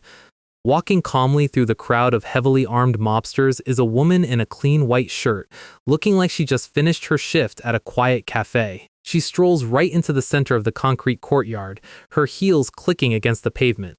Ryunosuke is sweating bullets, his brain trying to process why a random middle-aged woman just walked into a mafia negotiation. But the chief bodyguard is sweating significantly more because he knows exactly who runs this family. She looks at the chief and tells him, very politely, to take care of anyone who is currently bleeding on her son's school grounds. The chief is completely stunned, stammering like a freshman on his first day. He tries to ask what she means, but she just sighs, her eyes turning into a pitch-black abyss as she asks him since when did he start questioning her orders. The giant, scar-faced chief of staff literally flinches and stands at absolute attention. She turns to Yam, the mustached lieutenant, and orders him to patch up any of their guys who got stabbed, and then take the rest of the forces outside to block the police department from entering for exactly 5 minutes. The entire Sunshine Group army moves instantly. No questions, no hesitation, they clear the courtyard faster than a fire drill. Seth is just standing there looking like a kid who got caught playing video games past his bedtime, muttering, "Mom?" She looks at him and tells him, very seriously, that being a leader does not mean you fight with your feelings. You have to carry the burden of the entire organization, not just your personal high school rivalries. It's a genuine, heavy parental lesson delivered in the middle of a literal crime scene, and Seth actually looks like he is listening. She starts to walk past Kyle, casually letting him off the hook because her son is apparently going to handle him later anyway, but Ryunosuke's giant personal bodyguard steps in her way, shouting about who this random woman thinks she is to interfere in yakuza business. She doesn't even pause. She looks at Ryunosuke and gives him 2 very simple options. First, he can take his remaining tourist buses and leave the country quietly. Ryunosuke starts screaming about how she is a crazy bitch, but before he can even finish his sentence, she slips his guard and delivers a single, frame-perfect strike that drives his massive body straight into the pavement. The ground literally cracks under his face. She looks down at the bleeding yakuza boss and tells him, with a perfectly calm expression, that if he interrupts her one more time, she will make sure he stops breathing permanently. So, Seth's mother has officially decided that standard parenting isn't working, and she's currently giving the entire courtyard an absolute masterclass in workplace intimidation. Ryunosuke is lying there, bleeding from his neck and realizing that his entire life choices have led him to this exact moment of terror. Mom casually holds up 2 fingers and lays down the second option. Her son fights their top assassin. Winner takes all. No rules, no administrative interference, just pure physical asset liquidation. And to make things even more cinematic, she points directly at the security camera mounted on the wall. She knows Elder Shin is watching the live stream from his corporate penthouse, sweating through his expensive silk pajamas. She smiles, walking away like she didn't just turn a high school courtyard into a high-stakes corporate betting table. Then she looks at Seth and drops the ultimate emotional pressure. If he loses, he has to give up his mafia throne. Our guy doesn't even flinch. His face goes completely still before curling into that signature, wide-eyed, psychotic smile. He yells that there is absolutely no way he's losing this, because his teenage ego is worth more than the entire company's stock value. Meanwhile, inside the school staircase, Sophie and her classmate are carefully stepping down the stairs, only to find the entire corridor littered with unconscious, black-suited yakuza thugs. It looks less like a high school hallway and more like the aftermath of an absolute John Wick sequence. Sophie immediately pulls out her phone to call her dad because when local gangsters ruin your lunch break, you call a state prosecutor. Her friend is panicking in the background, probably wondering why her high school life turned into a crime drama. Her dad picks up, and the second he hears gangsters are on campus, his eyes go completely black. He promises he'll be there in seconds. Sophie tells her friend they need to get back to the classroom immediately, but before they can even turn the corner, they hear the heavy, rhythmic thud of leather shoes on the tile. It's Yam, the mustache doctor of the Sunshine Group, walking in with a full squad of elite mobsters. The classmate screams, trying to shield Sophie like she can physically stop a multi-million-won syndicate branch chief. Yam doesn't even look at them. He's completely locked in on his job. He bends down over one of the unconscious yakuza on the floor, checks his pulse with 2 fingers, and mutters a quiet confirmation. He slides back his tailored jacket to reveal a full, terrifying tactical harness packed with surgical scalpels and medical scissors. He pulls out a pristine scalpel, smiling like a maniac as he notes the guy is still breathing and needs immediate field surgery. Sophie stands there sweating, realizing that the people Seth associates with are definitely not on the school's approved PTA list. Outside the gate, the Sunshine Group has set up a massive military-style bus blockade across the main road, completely cutting off the campus from local authorities to give the young boss exactly 5 minutes of uninterrupted violence. Back in the courtyard, the arena is officially set. Kyle and Seth stand opposite each other under the sunset. Kyle's sunglasses reflect the light, his posture completely still and balanced. Seth cracks his neck, his eyes locked onto his target like a predator that just got permission to stop holding back. Ryunosuke, screaming from the dirt, orders Kyle to absolutely destroy him. Kyle doesn't need to be told twice. He casually unbuttons his jacket, reaches inside his tailored suit pocket, and slides out a curved tactical karambit blade that catches the light like a silver claw. He asks Seth if they should finally begin, his grin widening as he spins the weapon with professional ease. Sumin, the driver, runs up to Seth, looking deeply concerned about the weapon gap, and tries to hand Seth a high-density expandable steel baton. But Seth just laughs, slapping the weapon away because main characters don't need iron tools when their hands are registered lethal weapons. Up on the roof, Joan Lee watches the blockade, deciding that the Sunshine Group is way too organized to mess with today and calls for a tactical retreat. Down on the pavement, Seth and Kyle lock eyes, both of them wearing matching, borderline psychotic smiles. They launch forward, Kyle lunging with the blade while Seth leaps high into the air for a gravity-defying punch that officially ends their freshman year. Fast forward, 2 years later. Same school, completely different energy. The banners are flying high as Youngjin Athletic High welcomes a brand new batch of freshmen to the campus. Inside Class 1-5, the new kids are already whispering, tapping furiously on their phone screens. They are huddled around a desk, talking about a legendary viral video that has been circulating around the school's underground forums. The phone screen shows a grainy, high-speed recording of Seth's legendary courtyard fight against Kyle from 2 years ago. One of the freshmen sneers, claiming the entire video is obviously fake and choreographed by some internet clout chasers. But the kid holding the phone gets defensive, swearing that the video is 100% real. He explains that 2 years ago, the legendary school boss single-handedly fought off an entire Japanese yakuza division right in the parking lot. They start arguing about the physics of the video, totally unaware of the actual scale of the underworld war that happened right where they are sitting. Suddenly, the classroom door is slammed open with a loud crash that silences the entire room. A bald, scar-faced delinquent named J.K. Lee steps inside, boasting that he used to run Kyungdong Junior High and that everyone here needs to learn their place. He struts down the corridor, immediately bumping shoulders with a tall, black-haired student and demanding to know why he didn't move. The student just stares back with a cold, dead expression, looking like he has seen significantly worse things than a middle school bully. J.K. Lee gets right in his face, his veins popping as he asks if the kid has a literal death wish. But their little standoff is interrupted by the steady, heavy thud of boots clicking down the hallway. Out of the lockers steps a tall girl with sharp, cat-like eyes and a massive, wrapped wooden staff strapped across her back. She stops right in front of them, looking at the 2 boys like they are blocking her hallway traffic. She delivers a very simple, flat command, "Move." J.K. Lee's ego instantly shatters. He screams, lunging forward with a wild telegraph punch. The girl's eyes don't even twitch as she calculates the trajectory. She slides her hand down to the grip of her wrapped staff, and with a single lightning-fast rotational strike, she effortlessly counters his punch and folds him directly onto the tile. J.K. Lee is left clutching his ribs, his tough guy reputation lasting roughly 3 seconds against her. Meanwhile, back in the classroom, the student holding the phone scrolls past the video, revealing a brief, grainy clip of the yakuza holding Sophie hostage during that legendary courtyard climax. The video cuts to the final strike, the wind pressure literally clearing the screen. But the real mystery is what happened afterward. The camera shows a clean-cut young man with black hair, who took the entire legal fall for the Sunshine Group's violent incident to keep Seth's record completely pristine. We cut to a dark, concrete juvenile prison cell, where a young man with inmate number 3884 is sitting silently under a single beam of light. The massive steel gates of the detention center slam open with a loud groan, and inmate 3884 finally steps out into the fresh air. A luxury sedan honks from the dirt road. Soo-min is leaning against the hood, waving and calling him Jab with a massive grin.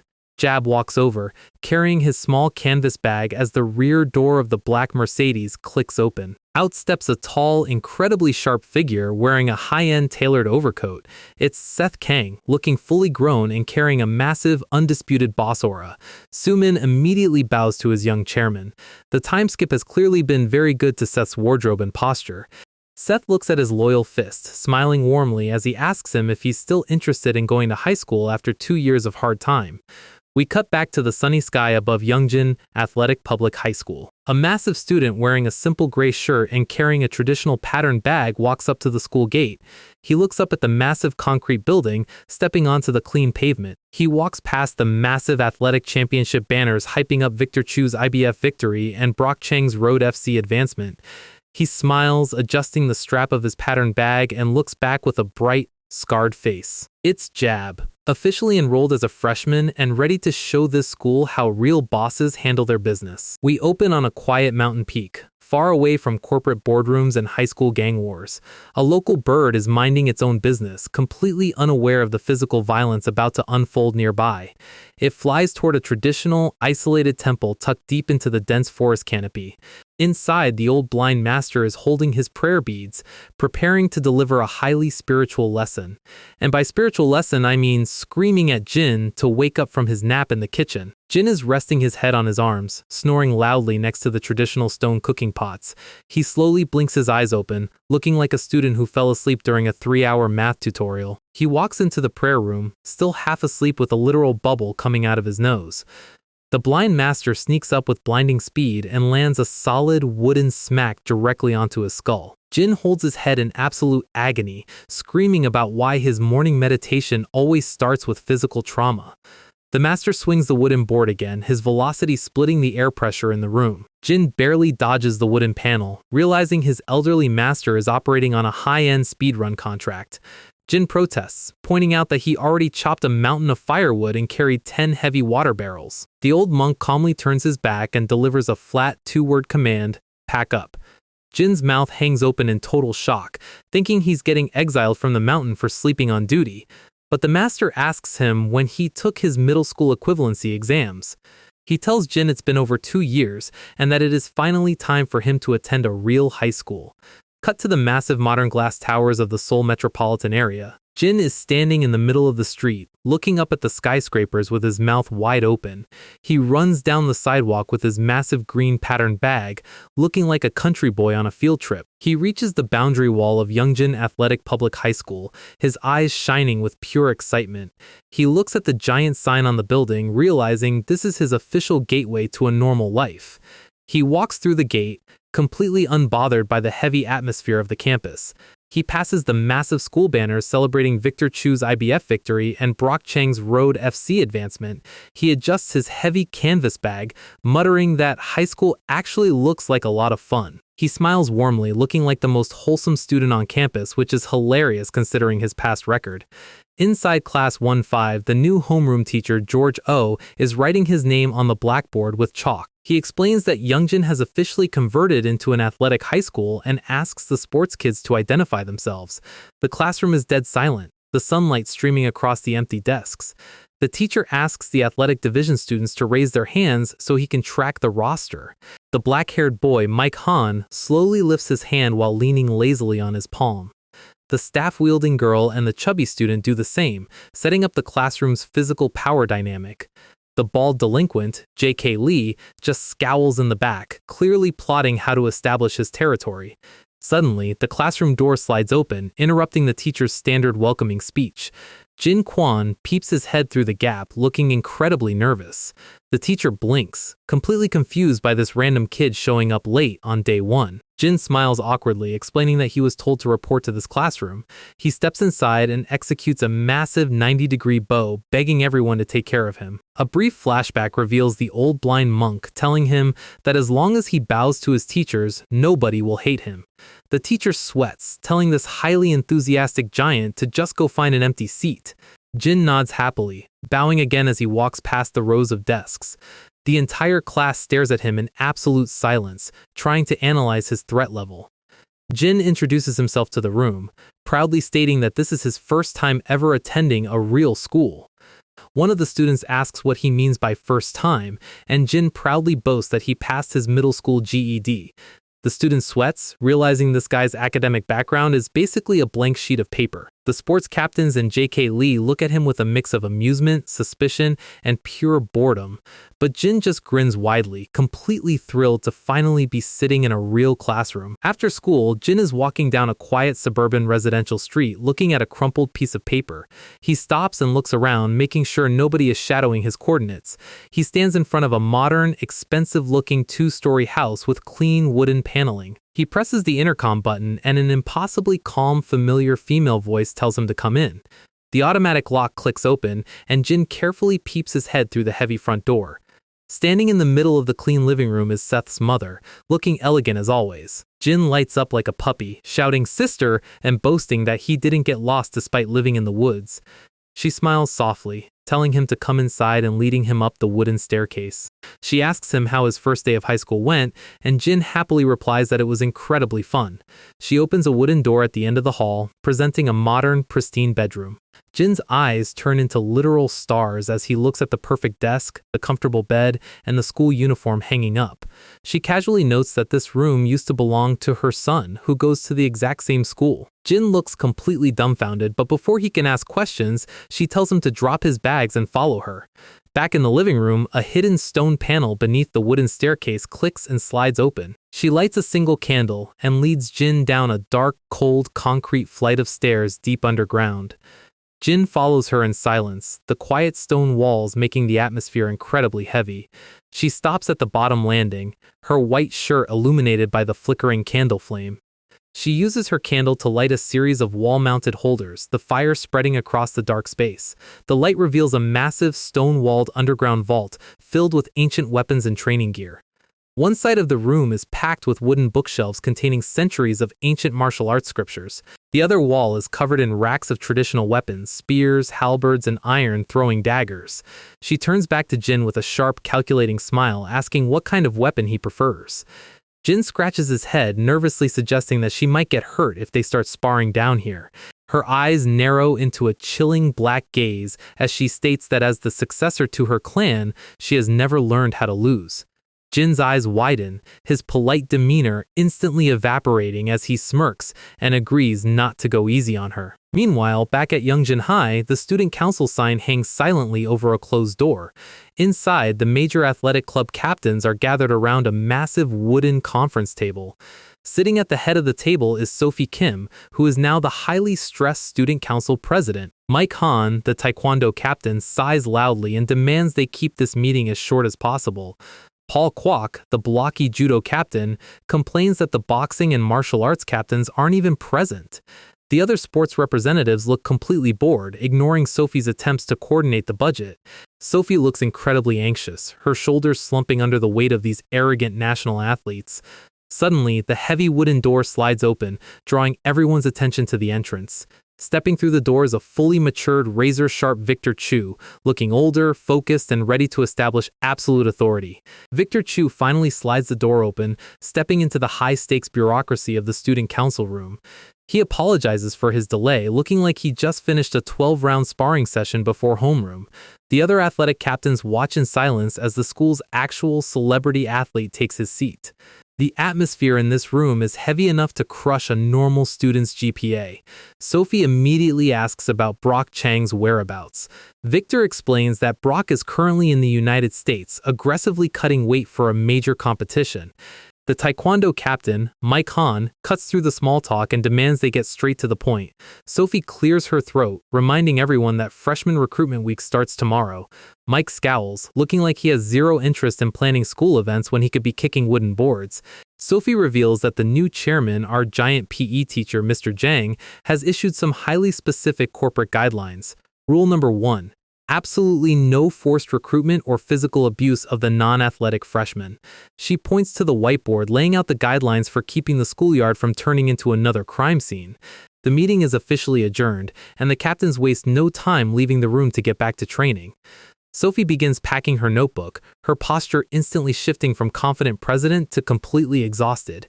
Victor stays behind, asking if she has received any sign of life from Seth Kang lately. He asks if Seth has mentioned anything about actually returning to class to finish his senior year. Sophie pauses, her fingers tightening against her notebook as the question hangs in the air. She admits she hasn't heard a single word from him in months. Victor tries to reassure her, noting that Seth made a sacred promise to his mother that he would graduate, but the mere mention of Seth's mother triggers a sudden violent spark in Sophie's head. A high-grain flashback slams into her mind, the yakuza boss, the cold steel of a blade pressed directly against her throat, and Seth standing in a pool of blood. She stares blankly into space, her pupils dilating as the memory of nearly getting her throat slit on school grounds plays on a loop. She remembers being held like a literal hostage, completely helpless while the underworld fought around her. She gasps for oxygen, her breathing turning shallow and rapid as the phantom panic settles back into her chest. Her shoulders begin to shake violently. When Victor asks if she's all right, she frantically bags her things and runs out. Victor watches her leave, his eyes narrowing as he realizes the trauma from that day is still running rent-free in her head. He sighs, admitting that her having a normal high school experience after a literal gang war would be statistically impossible. Victor's mind drifts back to his own memory of that day, recalling the absolute madness of the courtyard fight. He remembers seeing the yakuza throw Sophie to the pavement like an unwanted package, and the exact second Seth Kang officially lost his mind. Seth didn't fight like an athlete, he fought like an absolute natural disaster in a school uniform. The velocity of his fists split the air, driving the Yakuza enforcer's skull straight into the concrete. It was a level of physical dominance that completely shattered Victor's understanding of human limits. He remembers watching Seth execute a frame-perfect, brutal combination that left the Yakuza squad looking like folded laundry. It was the day Victor realized that no matter how hard he trained in a boxing gym, there was a gap he could never close. Seth stood over the broken boss, his knuckles dripping with blood, looking completely detached from humanity. And then his mother casually stepped in, grabbing Seth's hand to stop him before he officially crossed the line. Victor was left standing in the background, completely paralyzed by the sheer difference in their combat levels. He realized he was just a spectator in a war that belonged to a completely different class of monster. Back in the present, Victor looks down at his own hand, which is shaking with pure, unadulterated frustration. He clenches his fist, his veins popping as he vows to get stronger before Seth finally decides to show his face. He's holding a cold, hard-boiled egg to his massive black eye, looking like he just survived a high-speed collision. Mom looks over her shoulder, asking him if there's an issue with the home-cooked meal she prepared. Jin smiles awkwardly, rubbing his bruised eye and admitting it's his first time having someone cook a meal for him. She smiles warmly, reminding him he's not living in the mountain woods anymore and needs to get used to normal family life. Jin doesn't need to be told twice. He immediately begins shoveling rice into his mouth like he's trying to set a speed record. She tells him to eat up and build his physical density so they can have another round of night sparring. Jin literally chokes on his food, his entire life flashing before his eyes as he stares at her in absolute panic. He asks, very carefully, if she is really okay with their current, highly abusive definition of family bonding. He gestures to his swollen face, wondering if getting his skull cracked every night is standard high school preparation. Mom just smiles, turning around to reveal a massive purple bruise covering her forearm. She notes that she hasn't had to block strikes with her full physical strength in a very long time. Jin's mouth hangs open as he realizes this elegant barista is actually a battle-hungry deity who enjoys getting bruised. She walks out, leaving leading Jin to realize he is living with a woman who is significantly more dangerous than the entire juvenile prison system. Across town, at a highly luxurious high-rise apartment complex, the lights are burning bright. Sophie Kim walks into her living room greeting her father, who is currently reading the evening paper. Her dad, the state prosecutor, notes that it's election season and their office needs to maintain absolute flawless public conduct. He asks if she's eaten, and Sophie offers to pour him a hot cup of tea to settle the evening tension. The ceramic cup clicks against the saucer as she pours the steaming water. He asks her how her senior year is going, checking if the workload of student council president is getting too heavy. Sophie says it's fine, but when he asks if she's finally decided to study law, she politely declines. She tells him she respects his career, but she has absolutely zero interest in spending her entire life buried under legal briefs. She reveals she wants to enter the sports marketing field, inspired by the incredible passion of Victor and Brock. Her dad's expression instantly drops into a dead, terrifying scowl as he asks if she is referring to Sun Production. Sophie flinches. Her dad reminds her that Sun Production is a front corporation run directly by the Sunshine Group. He sighs, his voice dripping with pure prosecutorial authority as he forbids her from ever getting near Seth Kang. He tells her she can choose any other career in the world, but he will never allow her to place herself back in his danger zone. Sophie looks down in silence, her shoulders slumping as she realizes her father's legal wall is completely unyielding. The next morning, Jin is walking toward the gates of Youngjin Athletic High, looking incredibly beat up. He has a massive black eye and a thick plug of cotton stuffed up his nostril to stop a slow nosebleed. He mutters about how his sister's definition of a light morning warm-up is basically a physical assault. He crosses the street, which is currently packed with hundreds of students screaming and waving colorful sports club recruitment signs. Jin stops, looking at the absolute chaos with wide, sparkling eyes. The local clubs, karate, wrestling, basketball, kendo, and judo, are shouting through megaphones to recruit fresh meat. Jin smiles like he just walked into an amusement park, completely thrilled by this normal high school experience. He spots a massive, heavily built student standing nearby and decides to make his first official school friend. He taps him on his shoulder. The giant student turns around, and Jin recognizes him as the quiet kid who sits next to him in Class 1-5. Jin tilts his head backward, introducing himself with a massive, happy grin despite the bloody cotton in his nose. The chubby student looks incredibly shy, stammering a quiet greeting in return. Jin asks him if he's planning to join any of the sports clubs, pointing out that everyone on campus seems to have a specialty. The kid admits he is officially registered as an athletic division student, but before he can explain, a heavy hand slams into his back. It's the bald delinquent, J.K. Lee, shoving past them and demanding they get their massive bodies out of his personal walking path. J.K. Lee gets right in Jin's face, asking him what he's staring at and threatening to give him a matching black eye. Jin just tilts his head and smiles widely, completely unfazed by the threat of low-tier high school violence. Our boy Jin Kwon has spent the last 2 years in juvenile detention, and the absolute first thing he does on his return is get cornered by a local delinquent who clearly did not read the previous seasons. This is J.K. Lee, a bald-headed menace who thinks he owns the freshman hallway, and he is currently grabbing Jin's blazer like he is trying to check the fabric quality. He wants to know if Jin wants to die today, which is a very bold question to ask a guy who spars with a legendary martial arts goddess for fun. J.K. Lee tells him to follow him outside, while Jin's new classmate is currently having a high-speed nervous breakdown in the background. Jin just stares back, looking like a giant, confused potato. They reach the back of the building and J.K. Lee asks if Jin knows who he is. Jin is just happy to recognize someone from his class. The bald boss smirks and reaches into his pocket, preparing to look cool. He pulls out a cigarette and declares he was the king of junior high. Jin's face is pure, unadulterated blankness. He has literally never heard of this man. J.K. Lee's entire ego just deflated. He goes to light it, but Jin plays the concerned student role perfectly and snatches the cigarette right out of his hand. The bald man's neck veins are about to explode as he launches a wild right hook, and this is where we see what 2 years of getting beat up by Seth's mom actually does to a person. Jin slips the punch by a millimeter, casually tossing the cigarette away. The fist hits nothing but empty air, and Jin catches J.K. Lee's hand bare-handed like he's greeting an old friend. The bald guy tries to pull back, but Jin's grip is essentially a hydraulic press. He starts screaming in pain until a massive voice interrupts the courtyard. Both of them look over to see a shadow looming in the doorway. This is Henry Chang, the student representative, looking like a budget anime villain. He demands to know what these troublemakers are doing. Jin is physically offended by the word troublemaker. In his head, a troublemaker has a mohawk and chains, not a neat school uniform.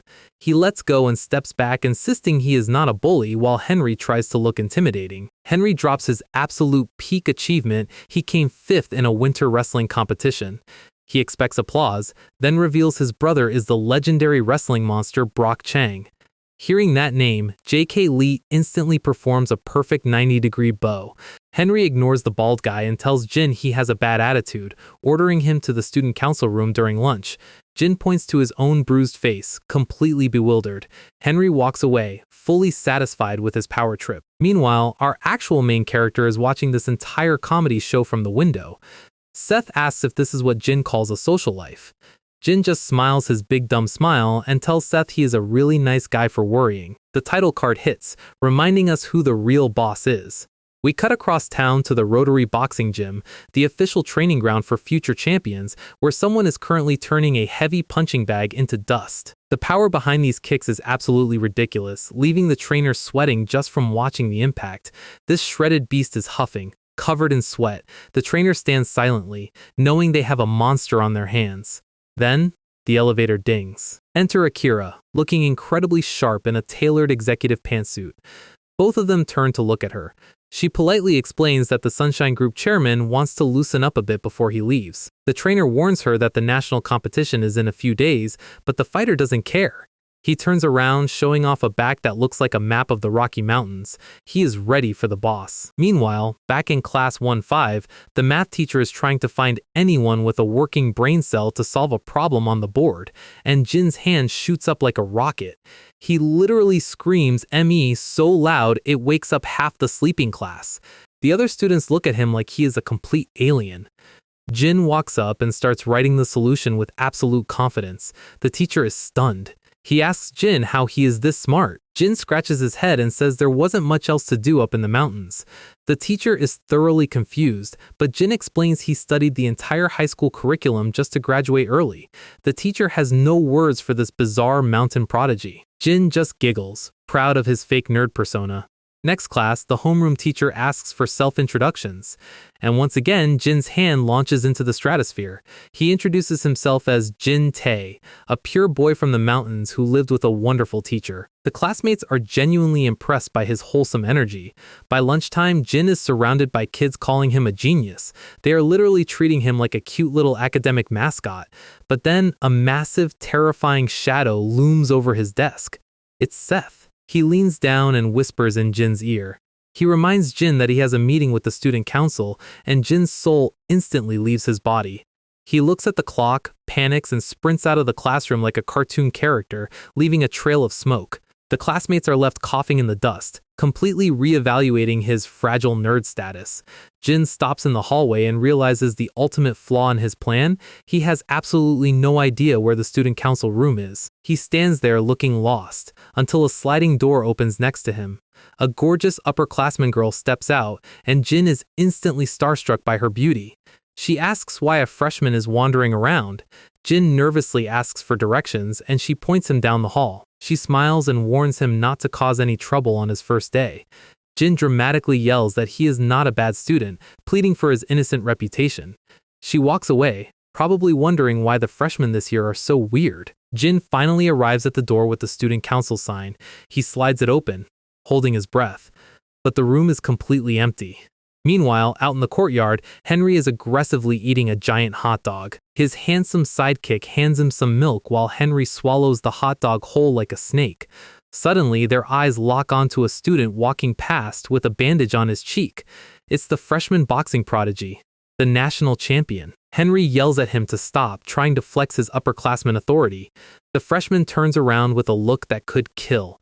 Henry demands to know his name and what he thinks he is doing.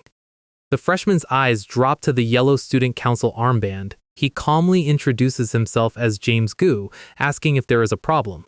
Henry tells him he needs to come to the council room for a little chat. Henry and his sidekick walk off, whispering about how they are going to humble this arrogant freshman.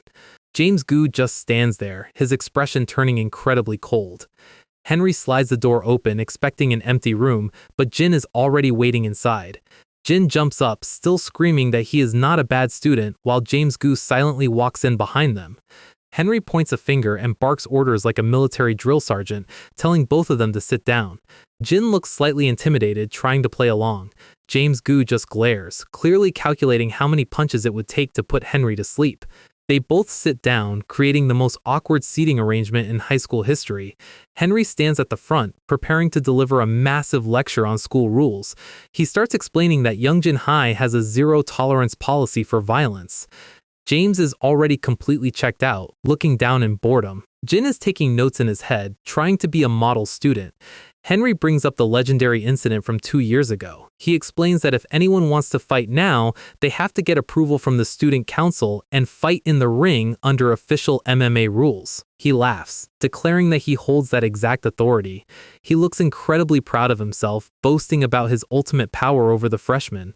But James Gu has officially run out of patience. He looks up with a terrifying bloodthirsty grin and asks Henry why they don't just have a match right now, because he absolutely hates people who talk too much. Henry's face is about to go pale, and we have a major problem on our hands. So James Gu really just walked into the student council room and decided that his first official act as a freshman was to offer to fold the student representative like a lawn chair. The lackey tries to stand up for his boss, but James looks like he is about to treat this room like a speed bag. Henry tries to play the "my big brother is Brock Chang" card, which works on literally everyone else in this school, except our guy James. The lackey is completely losing his mind at the disrespect, but James casually drops his entire bucket list. He came to this academy specifically to beat Brock Chang and Victor Chu. He gets up, stretches his legs, and asks if he can leave since the lecture was incredibly boring.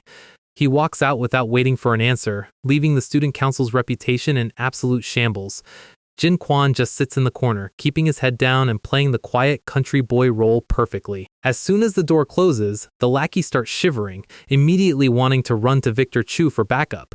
Jin politely raises his hand and asks if he is allowed to leave too. The lackey, needing to reclaim some sort of authority, points a finger and threatens to end Jin's career if he tells anyone about this. Jin looks at him with those classic, empty-headed eyes that usually mean someone is about to get hospitalized. He stands up in complete silence. The lackey tells him to get out, trying to look tough for the empty room.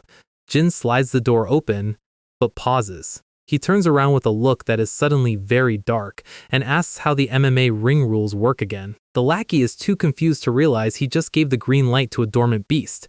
Jin slides the door shut and leaves them to their panic.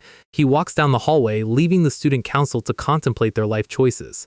James is already halfway down the corridor, looking like he has some serious business to attend to. Jin watches him from a distance, while Henry and his buddy try to peek out the door to make sure the coast is clear. Henry looks completely traumatized, whispering to his buddy that they need to handle this immediately. James is already gone, leaving a heavy tension in the air. Cut to the Youngjin High Gym, where Victor Chu is currently busy punching the leather off a red heavy bag. The power behind his strikes is insane, but he stops when Henry's lackey runs in looking like he just saw a ghost. The lackey catches his breath and tells Victor that there is a new freshman in the boxing club who needs a serious attitude adjustment. Cut to sunset. James is walking home, probably thinking about his next fight, when a shadow blocks his path. A voice calls out, and James turns around, his eyes narrowing instantly. It's Victor Chu, standing there in his captain's tracksuit looking incredibly sharp. Victor tells him that if he joined the boxing club, he needs to actually show up to practice.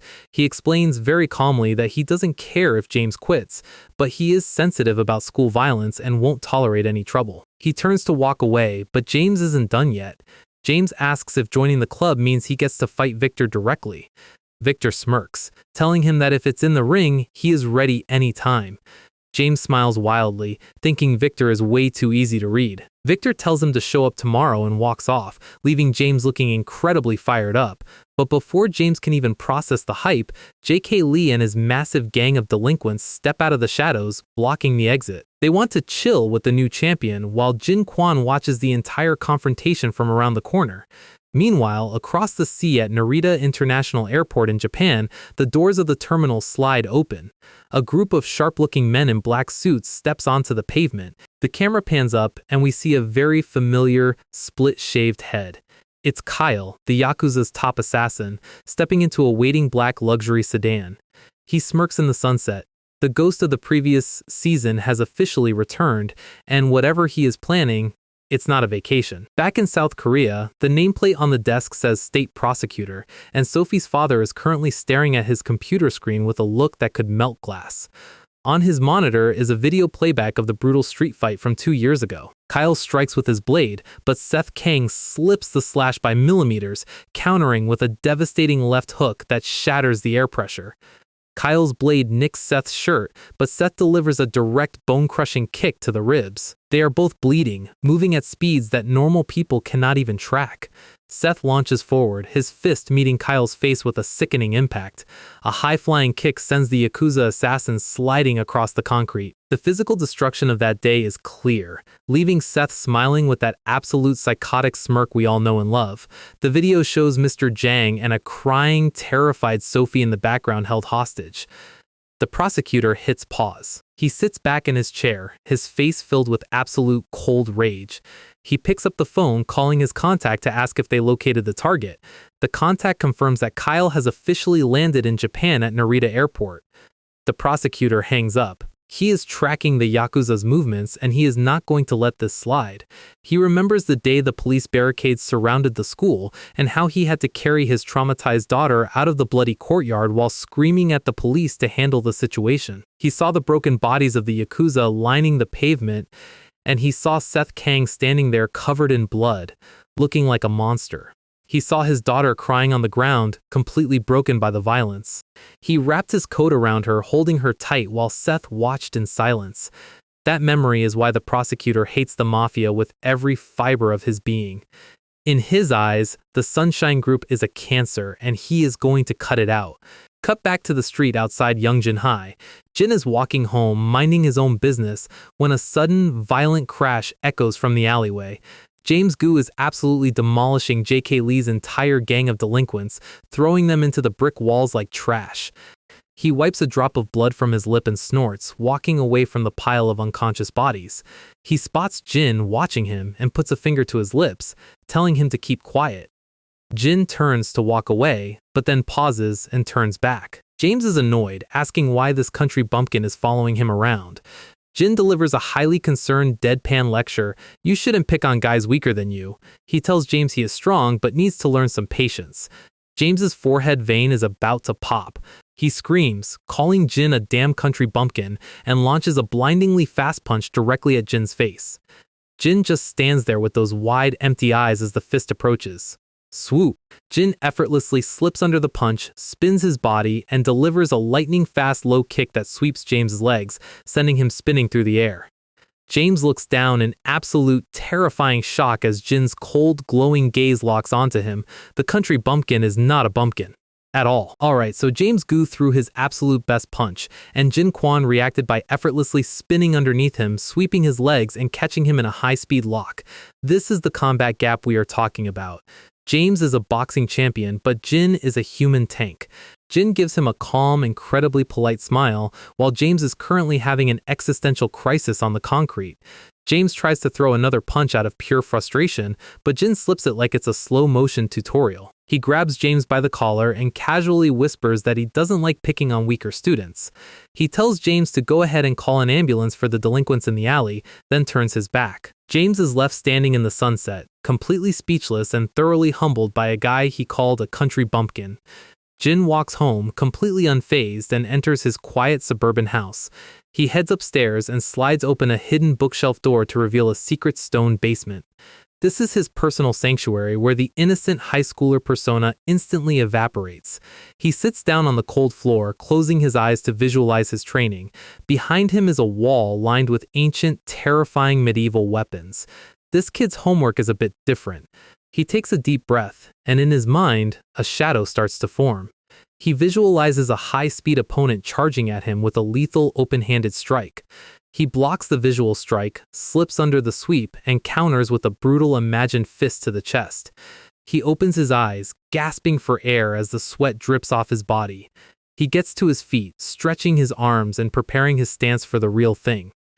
The classic title card hits, reminding us that the schoolyard is just his side quest. We cut to Japan, where a traditional high-security yakuza estate is guarded by armed suits. Inside, the ultimate underworld summit is currently taking place. The heads of the Japanese yakuza and the Chinese triads are sitting on the tatami mats, waiting. And sitting at the head of the table is our guy Seth Kang, looking like an absolute boss in his tailored suit. Joan Lee, the hot-headed vice chairman of the Mando gang, greets him with a sinister grin. He says everything is finally ready, and Seth looks back with a cold, terrifying smile of his own. Akira stands silently behind him, ready to assist. Seth pulls out a remote control, hitting a button. A high-tech holographic projector rises from the floor, casting a massive, detailed 3D model of a modern sports stadium into the center of the room. The old Yakuza bosses are staring in complete awe at the scale of this project. They realize the young chairman is not playing around. Seth explains that the Osaka stadium has finished all preparations for the upcoming event. He tells them he is hoping they will send him some highly capable contestants to keep the first match interesting. Joan Lee leans forward, his eyes burning, and asks if Seth is going to participate himself. Seth smirks, giving him a simple, terrifying yes. They discuss the rules of this tournament, and the Chinese delegation confirms they already have 4 fighters ready. Joan Lee is absolutely thrilled, stating that if Seth is in the bracket, it is guaranteed to be a bloodbath. He asks if there are truly no limits on weight classes or weapons as long as they are not guns. Seth nods, sealing the deal. The countdown is officially on, 3 months until the Osaka Stadium becomes an arena. After Seth leaves, the old Yakuza boss asks his son if they really had to attend, and his son reminds him that they are literally sitting in their own house. The Yakuza brain cell is working overtime today. Back in the secret basement, a soft voice asks if Jin is ready. And Seth's mother steps into the light, casually spinning a massive, heavy combat spear like it's a baton. Jin takes his stance and gives her a firm nod. He charges forward, his feet tearing up the concrete, but the spear tip is already in his face before he can even blink. She thrusts the heavy spear, splitting the air with a terrifying swoosh. Jin has to bend his spine backward, dodging the metal tip by a fraction of an inch. She sweeps the staff low, forcing him to leap high into the air. Jin slams his hands down, blocking the shaft as he skids across the floor. The impact travels straight up his arms, making his bones rattle. He realizes the range of her weapon is absolutely ridiculous. He launches a high-flying kick, attempting to close the distance, his foot landing a heavy blow to her shoulder.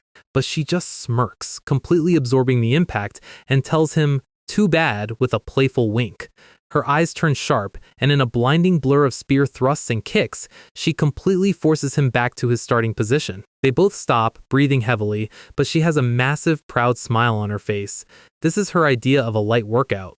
Cut to the kitchen, where she pours him a cup of coffee. She asks him how high school is, and Jin's face turns into a wholesome cartoon character as he says it's the absolute best. She asks if he is making any friends. Jin thinks about Seth and James and says yes, but she clarifies that she means a girlfriend, not boys. She asks if his old mountain master didn't give him any advice on that before he left. Jin looks completely lost, asking what she is talking about. She giggles, explaining that the old blind monk actually ordered her to seduce a strong man and bring him to the mountain back in the day. But she couldn't, because Seth's father was definitely not the type to live in a secluded cave. She tells Jin to just focus on finding a nice, average girl, while Jin just stares at his cup, completely overwhelmed by her parental advice. The title card hits, transitioning us back to the real world. Cut to a massive, packed professional MMA arena. The announcer screams into the microphone, introducing a 21-year-old Korean genius who has won all of his fights in under a minute. It's Brock Chang, looking like an absolute concrete wall with red gloves. The crowd is roaring his name. His opponent is the number 7 ranked light heavyweight in the division, a shredded blonde fighter named John Krisher. The coach tells Brock not to get nervous because this is his first time facing a top 10 contender. Brock looks down with a completely bored face and asks if this guy is supposedly stronger than Seth. The coach's eyes widen, completely speechless at the disrespect. Brock stretches his arms, stating there is absolutely no reason for him to be nervous. The two fighters stare each other down across the canvas. The bell rings. John Krisher rushes in with a high-speed strike, but Brock doesn't even move his head. The punch lands, but Brock doesn't even flinch. Brock counterattacks with a devastating low kick that echoes through the arena. The sweep completely takes Krisher's legs out, and Brock follows up with a heavy, skull-crushing ground punch. He lands a direct, high-impact fist to the jaw, finishing him with a brutal, high-flying head kick that sends Krisher headfirst into the canvas. The stadium goes dead silent for a second before the crowd erupts into cheers. Brock stands over his unconscious opponent, completely unbothered, while the medic rushes in. He looks up at his coach and asks if they can raise his weight class, because this level of competition is way too easy. Across town, Seth is sitting on his couch, watching Brock's victory on his flat-screen TV. He smirks, turns to Akira, and orders her to add Brock to the list. The tournament roster is filling up, and things are about to get very interesting. We start inside class 1 to 5, where the students are currently gossiping about Brock Chang's devastating MMA victory. They are showing clips of him on their phones like he is a cheat code, completely unaware that the guy who beat Brock is sitting in this very school. Then the door slides open, and James Gu walks in sporting a massive medical patch over his face. His classmates look at him in absolute horror, prompting James to ask what they are staring at. They instantly turn around, whistling like they were never there. The Kendo Club captain walks in next, her wooden training staff slung over her shoulder, passing right by James's desk. James is sitting there looking like his entire world was just dismantled by a country bumpkin. He walks down the hallway, trying to ignore the whispers, but he stops dead in his tracks. Jin Kwon is standing right in front of him. James literally flinches in terror, trying to act tough by telling Jin to leave him alone. He remembers the brutal beating he gave to those delinquents, and how Jin effortlessly swept him in a matter of seconds. Back in the present, James is sweating bullets. Jin just stares with those massive blank eyes and reminds him to stop picking on people who are weaker than him. The contrast between James's absolute panic and Jin's complete lack of thoughts is incredible. James clenches his fist, his entire body trembling with stress. He tries to swear at him, but Jin's reaction is just a slow, confused what? The Kendo captain watches the entire exchange from the classroom window, taking notes. Jin sits back down at his desk, sweating, complaining that he is absolutely not a bully. James is brooding by the window when the Kendo captain slides next to him. She smirks, noting that the great boxing champion apparently got folded by the new country kid. James yells at her to watch her mouth, but she points out that his hands are literally shaking just from talking about Jin. James's fist is trembling so hard it looks like a cheap massage gun. She smiles, telling him she is going to have to take care of this bumpkin herself. Cut to the school cafeteria, where the real battle begins. Jin is staring at his lunch tray like he just witnessed a miracle. He has piled a mountain of rice so high it has its own weather system. His chubby classmate is sitting next to him, equally committed to the cause. They start eating at speeds that violate several health codes, clearing their trays in seconds. His buddy is completely stuffed, but Jin stands up to go back to the cafeteria lady for round 2. Jin returns with a massive pile of bread, while his buddy looks at him in complete, exhausted defeat. Suddenly, the Kendo captain slides into their booth. She looks at Jin and says she heard he was pretty good. Jin is chewing, asking at what. She mentions James told her about his loss. She asks if Jin wants to go to the roof now or meet up after class. Jin is completely dense, asking, meet up for what? She smirks, thinking he is playing hard to get, while Jin looks at her like she has 3 heads. She tells him she'll see him after class and walks off, leaving them to their lunch. Jin's buddy suggests she might want to fight him, but Jin is horrified. Friends aren't supposed to fight. He is genuinely sad about this. Class ends, and Jin walks out of the school with a very serious face. He is contemplating his peaceful high school life when a sleek black Mercedes sedan pulls up to the gate. It screeches to a halt, drawing a crowd. The door opens, and Akira steps out, looking sharp in her senior blazer. She reaches back, holding the door open, and Seth Kang steps out in his Youngjin uniform. The dormant overlord is officially back on campus, and his face says he is ready to start a new campaign. We cut to a flashback at Sunshine headquarters where the chief bodyguard is sitting behind his desk. A knock shatters the silence, and Akira slides the door open. Seth stands behind her, looking cold and distant. The chief stands up, recognizing the shift in the young boss's aura. Seth sits behind his desk and asks his uncle what he thinks about his new administrative job. He crosses his legs, looking like a mafia don who accidentally wandered into a student council meeting. The chief stands stoically, knowing Seth is building up to something serious. Seth asks about his mother, and the chief mentions she had a student join the school a few days ago. Seth looks out the window, his eyes cold. He asks how the paperwork is going, and the chief says he doesn't mind it. Seth gets up, preparing to leave. Akira helps him put on his Youngjin Senior blazer. Seth looks at his reflection, noting that it has been a while since he wore this uniform. The chief pauses, his face turning incredibly serious, and asks if Seth really has to continue with his dangerous plan. Seth's jaw tightens. He says his father's killer is impossible to find and asks why everyone is so scared of this guy. He is furious, his eyes turning pitch black. He asks if wanting to find his father's killer is so wrong, stating that even the continental triads couldn't stop this man. He smirks, declaring that is exactly why he is going to personal lengths to draw him out. The chief tries to warn him that he isn't strong enough yet, but Seth reacts with explosive, terrifying rage. He slams his fist down, completely shattering the thick executive desk with a deafening crack. The chief flinches as the wood splinters across the carpet. Seth screams that this is the man who killed the father he never got to meet, telling the chief to stop interfering. The trauma is real, and Seth is completely unhinged.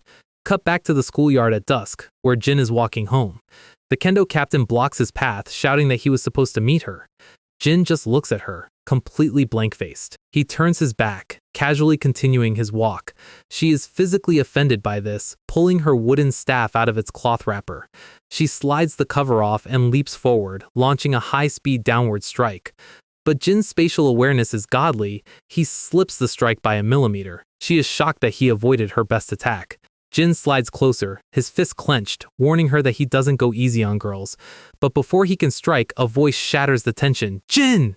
It's Akira, walking up with a warm smile on her face. Jin's face instantly shifts into his giant, goofy, fanged cartoon smile as he screams her name.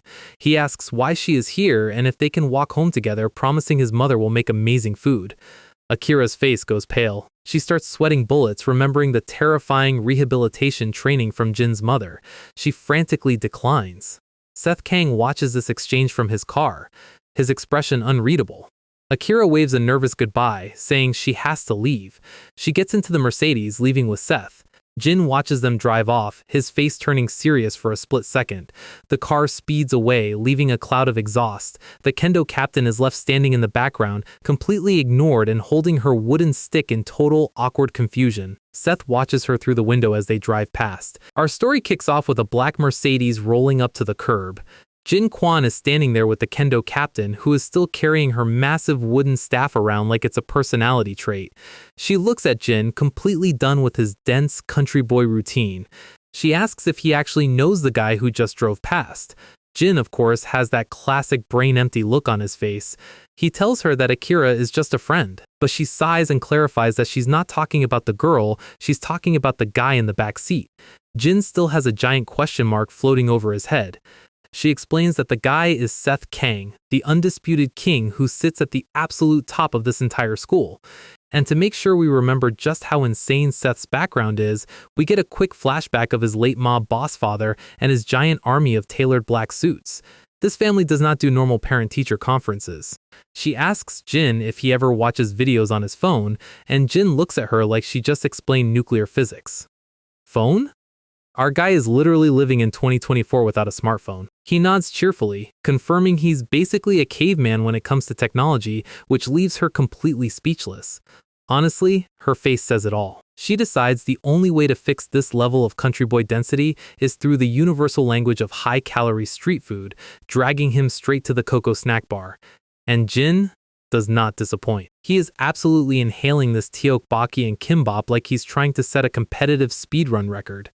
While Jin is busy destroying the menu, she pulls up her phone, scrolling through the local forums. She taps the screen and slides it over, telling him he needs to actually see this. Jin takes a break from chewing, looking down at the glowing screen, and his eyes instantly go wide. It's the viral high-definition footage of Seth Kang's high-speed courtyard war against the yakuza's ultimate weapon, Kyle. The fight choreography is absolutely ridiculous. Even on a tiny phone screen, you can feel the kinetic impact of these two monsters trading frame-perfect strikes. Jin is completely frozen, staring at Seth's psychotic smirk mid-combat. She notes that Seth is actually coming back to school for a month, just to finish his graduation requirements. Jin stays quiet, looking incredibly thoughtful as he digests this information along with his kimbap. Later that night, Jin slides open the front door of his hideout.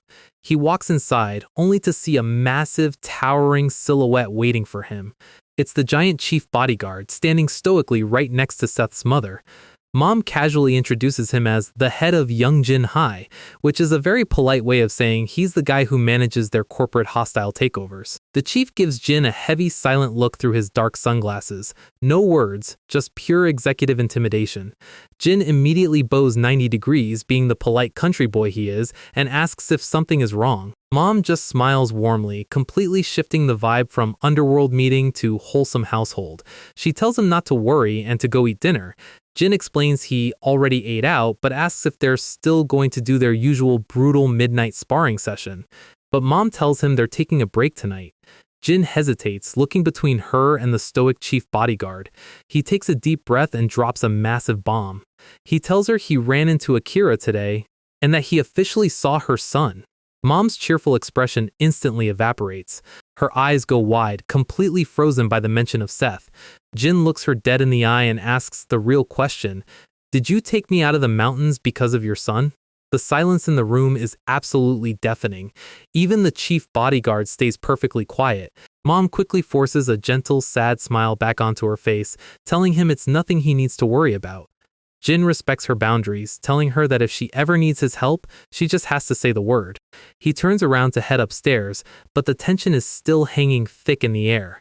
Suddenly, Mom calls out to him, stopping him on the stairs. She keeps her back turned, her voice dropping to a serious, low tone. She tells him that if he does end up meeting her son at school, she wants him to deliver a simple message. Tell him to come home. Jin asks what they're going to do if Seth says no. Mom looks back, her face partially shadowed with a chilling, intense expression that would make a yakuza boss sweat. Convince him. Jin is completely stunned. He knows exactly what convince him means when it comes from a woman who can casually shatter concrete with her bare hands. She looks down, her voice carrying a deep parental sadness. My son won't listen to me anymore. Jin stays silent, his expression hardening as he climbs the stairs. The mission is officially set. It's a battle of wills between the loyal guardian and the dormant underworld king.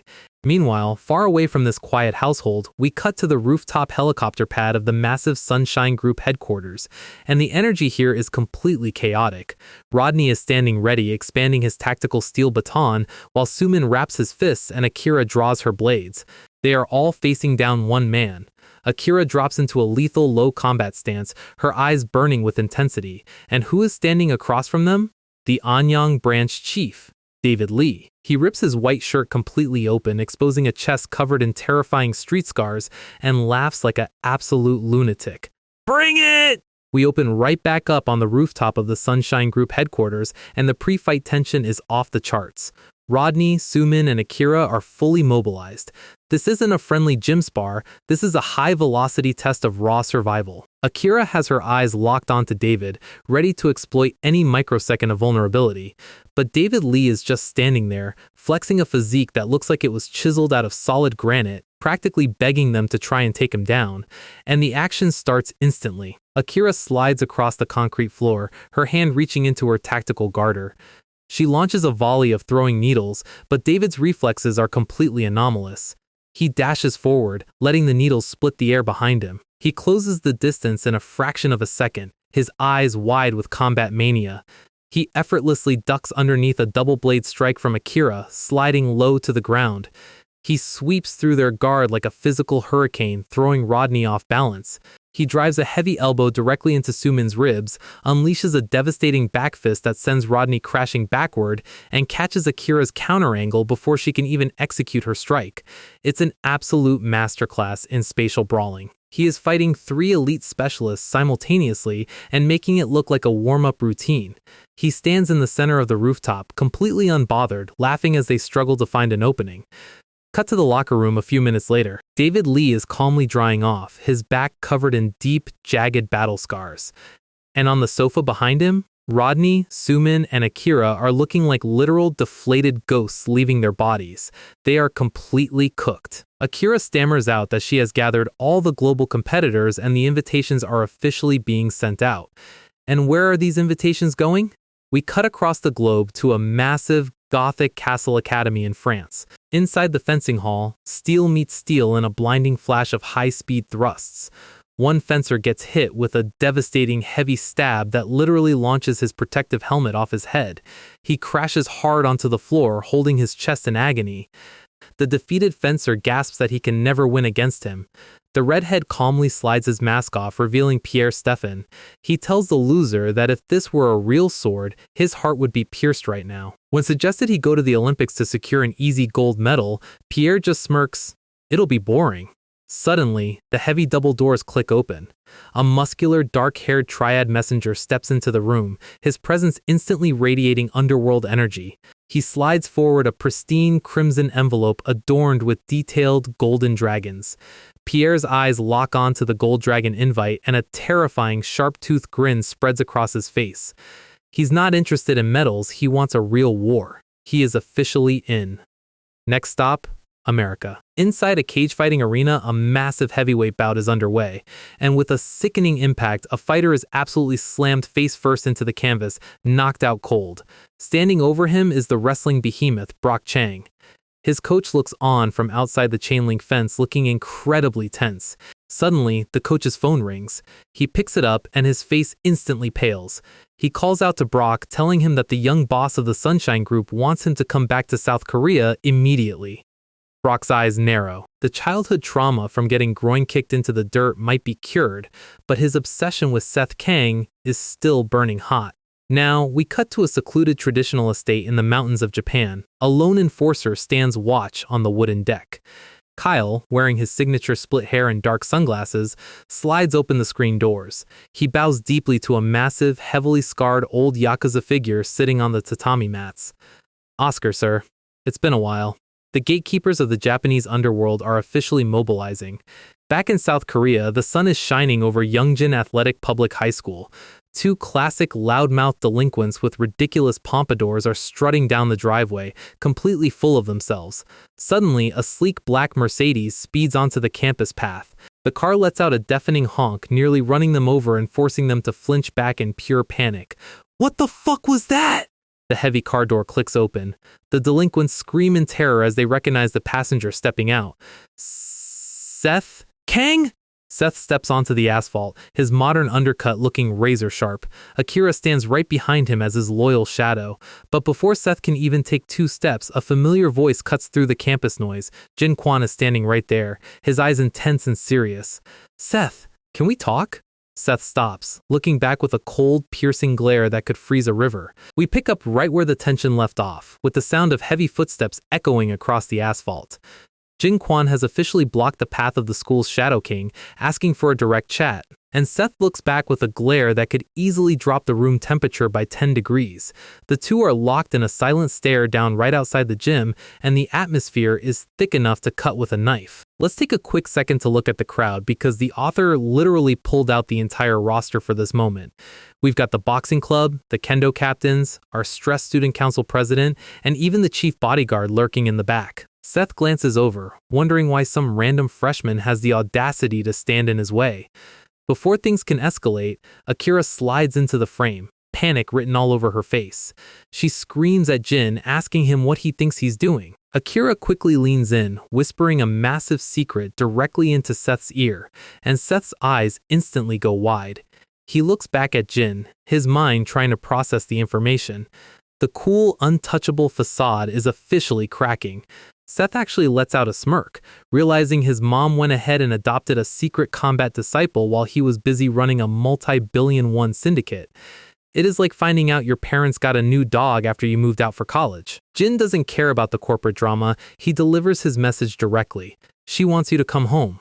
But Seth isn't interested in a family reunion. He turns his back, telling Jin to go play student somewhere else because he's busy. Jin stands his ground, the country boy politeness completely evaporating. He tells Seth he crossed the line by ignoring his own mother's wishes. Akira tries to act as a buffer, begging Seth to hold back because half the campus is currently watching them. And she's not exaggerating. The background characters are literally standing around like gray clay figures waiting for the main event. Seth's glare intensifies. He snaps back, asking Jin who the hell he thinks he is to lecture him about his family. But Jin is officially done playing nice. He cracks his neck, admitting he was going to hold back out of respect for his master, but he doesn't think he can anymore. He decides it's time to teach the boss a lesson on his master's behalf. Just as they are about to throw hands, a loud gasp shatters the silence. It's Sophie Kim running into the courtyard looking like she just completed a marathon in record time. Seth looks at her, and the author uses this crazy perspective trick, framing Seth's reaction through her panicked eyes. It is incredibly dramatic for no reason, but we love it. With the student council president officially on the scene, the street duel is off.